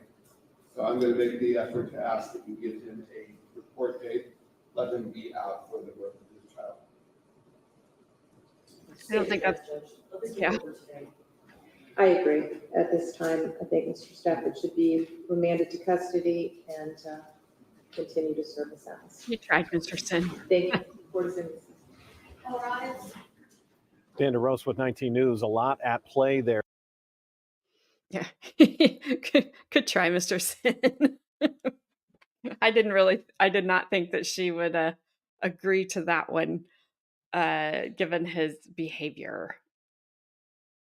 I honestly, I don't see the point of the appeal for either one of them because appeals can take so long. You're right, Chrissy. Tyler will be out. He's out. I'm sure he's out now. And DeShawn had 137 days already, so I don't know if he had to do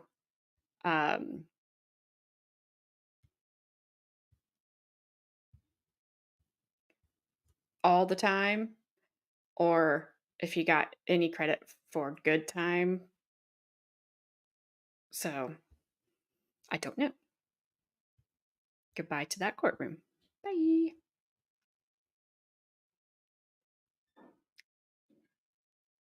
Well, thank you, Gabby. I hope I had not heard any of the statements. I didn't know who was going to speak or not speak. Um, I didn't know. I had no idea what the outcome was, the verdict wise. I knew there was something because I knew there was sentencing, but I didn't watch it, so I didn't know what they were found guilty of or not guilty of. I was curious, and I'm glad that they addressed it. That one that the jury was hung up on, that they agreed not to um, try to retry it again. And when the attorney stood up, it's like, it's against the wishes of the family. Well, duh. You didn't. Did you need to say that?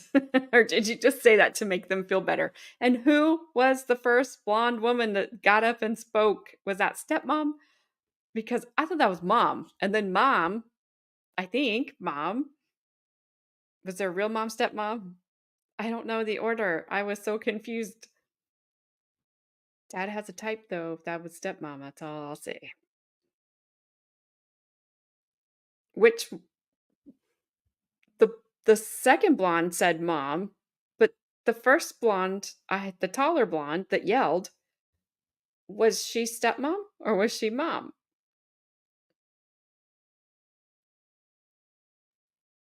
Okay, that makes more sense.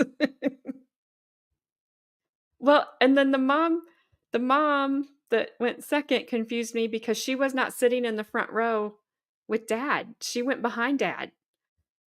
So that I was confused. It's too many blondes. Too many blondes in the kitchen. Dang it. All right, so didn't know if this was going to take us to Friday or not, so it's not. I do have that.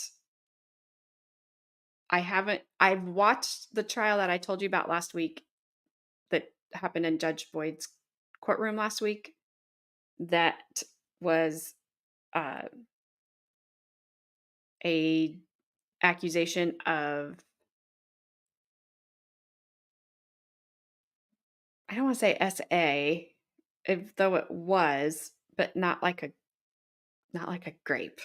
It would have been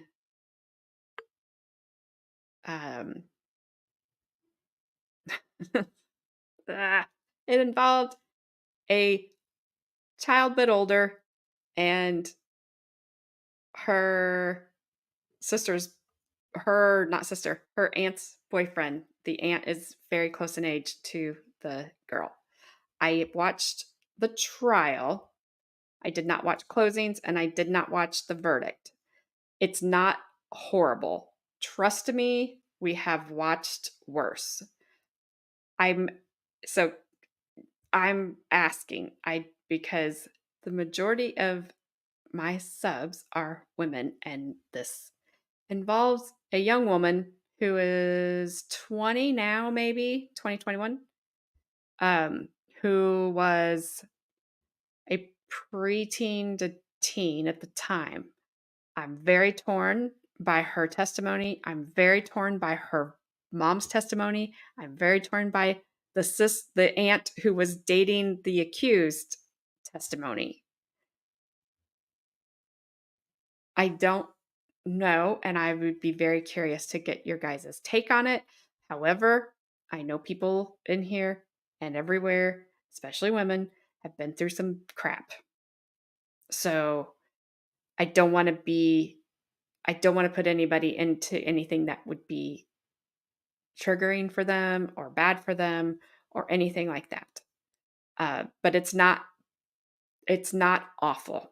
It's not a Shonda case. It's not a Jose Ruiz case. It's nothing like that. So we can start that Friday if you guys want. And then that'll take us into next week. Unless I see something coming up. Seems like courts have been kind of dry. Like, could you all go out and do something and not take 2 years to get to court? That'd be great. Okay, so if you guys are all good, then that's what we'll do. I agree, and I feel horrible because there's something off. There is something very off in this, and I didn't like how it made me feel. And I know, like, that I know our feelings aren't always right, but a lot of the times they are. So there's just, you don't see her, but you can see her mom, you can see her aunt. He takes the stand as well. Um, so you can see all those people. I just got a weird vibe from the mom, the aunt, and the accuser. A very weird vibe. So, and it's Judge Boyd. Yes. So it's the weird, I don't have like I did on Jose Ruiz where I could, you know, uh, have the other view of the courtroom. We have what Judge Boyd shows us. So it's the chair, the judge, and the counsel. So nothing, which they're not going to show her anyway. I think so, Stormy, and I hate to say that, but maybe you guys will see it different and you'll point something out to me that I'm not seeing, um, and make me look at it differently. So I feel weird about it. I feel funny about it. I had you at good morning. Oh, and the thumbnail is yellow. So be warned. It's a bright yellow. It's a happy yellow. I didn't know Gabby didn't like yellow. I know Cheyenne doesn't like yellow, but Cheyenne will be in surgery that on Monday. So unless she sees it Friday, she's not even going to know that it's there. So, and maybe I shouldn't have divulged that about Cheyenne, but yeah, well, that's what happens when the Midwest girl gets a little riled up. She does that.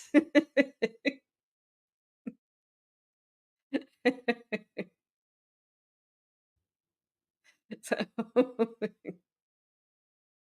all right, well, we're ending a little early, but I don't have anything else. I do need, was thinking, and I can't do it right this moment because it'll take me a minute to find it. I believe that, yeah, yeah, she will be out. Uh, Martise Fuller, remember him? You know, Gravely the Yelly attorney. That guy's, Martise's appeal, I think, was due Monday or had to be in Monday. So I need to go back and see if I can find that. He's not going to get it. Don't worry. But I need to go see if I can find that. See what happened. Read the denial. Well, hope you won't be able to see that till Friday, maybe tomorrow. Maybe I'll put it up tomorrow. And I will hope to choose that it's AM and not PM like I did today. And I don't know, it wouldn't let my first response to realizing that I put in PM go through. So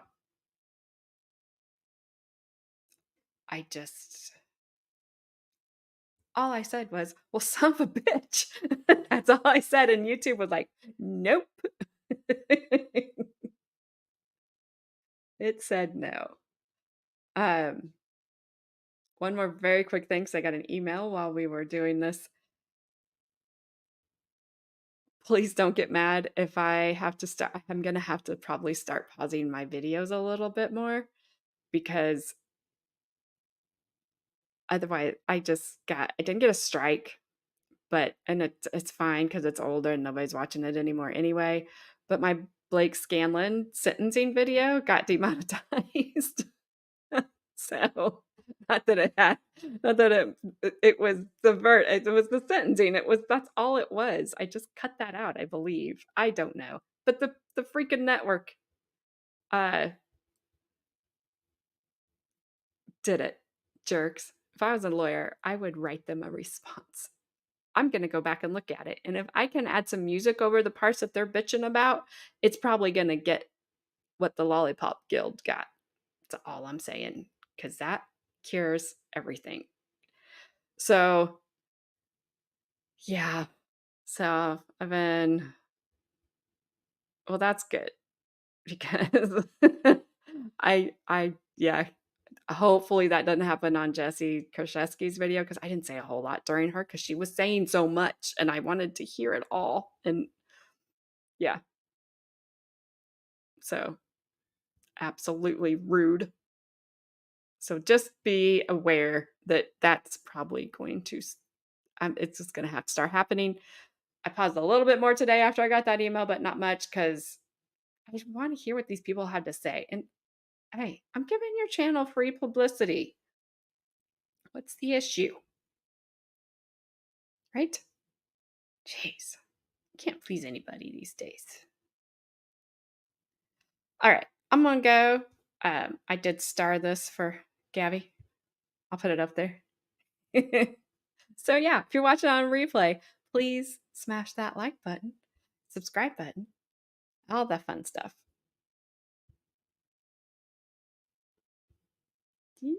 Yikes. Yeah, well, good luck with that one, Gabby. Chrissy, enjoy your BK and a felony, because you know that's what you get when you get there. I'll see you guys all Friday morning, 10:30 a.m. Eastern Time. And I will try to not mess it up this time. All right. Enjoy the rest of your Wednesday. Enjoy your Thursday. I'll see you Friday.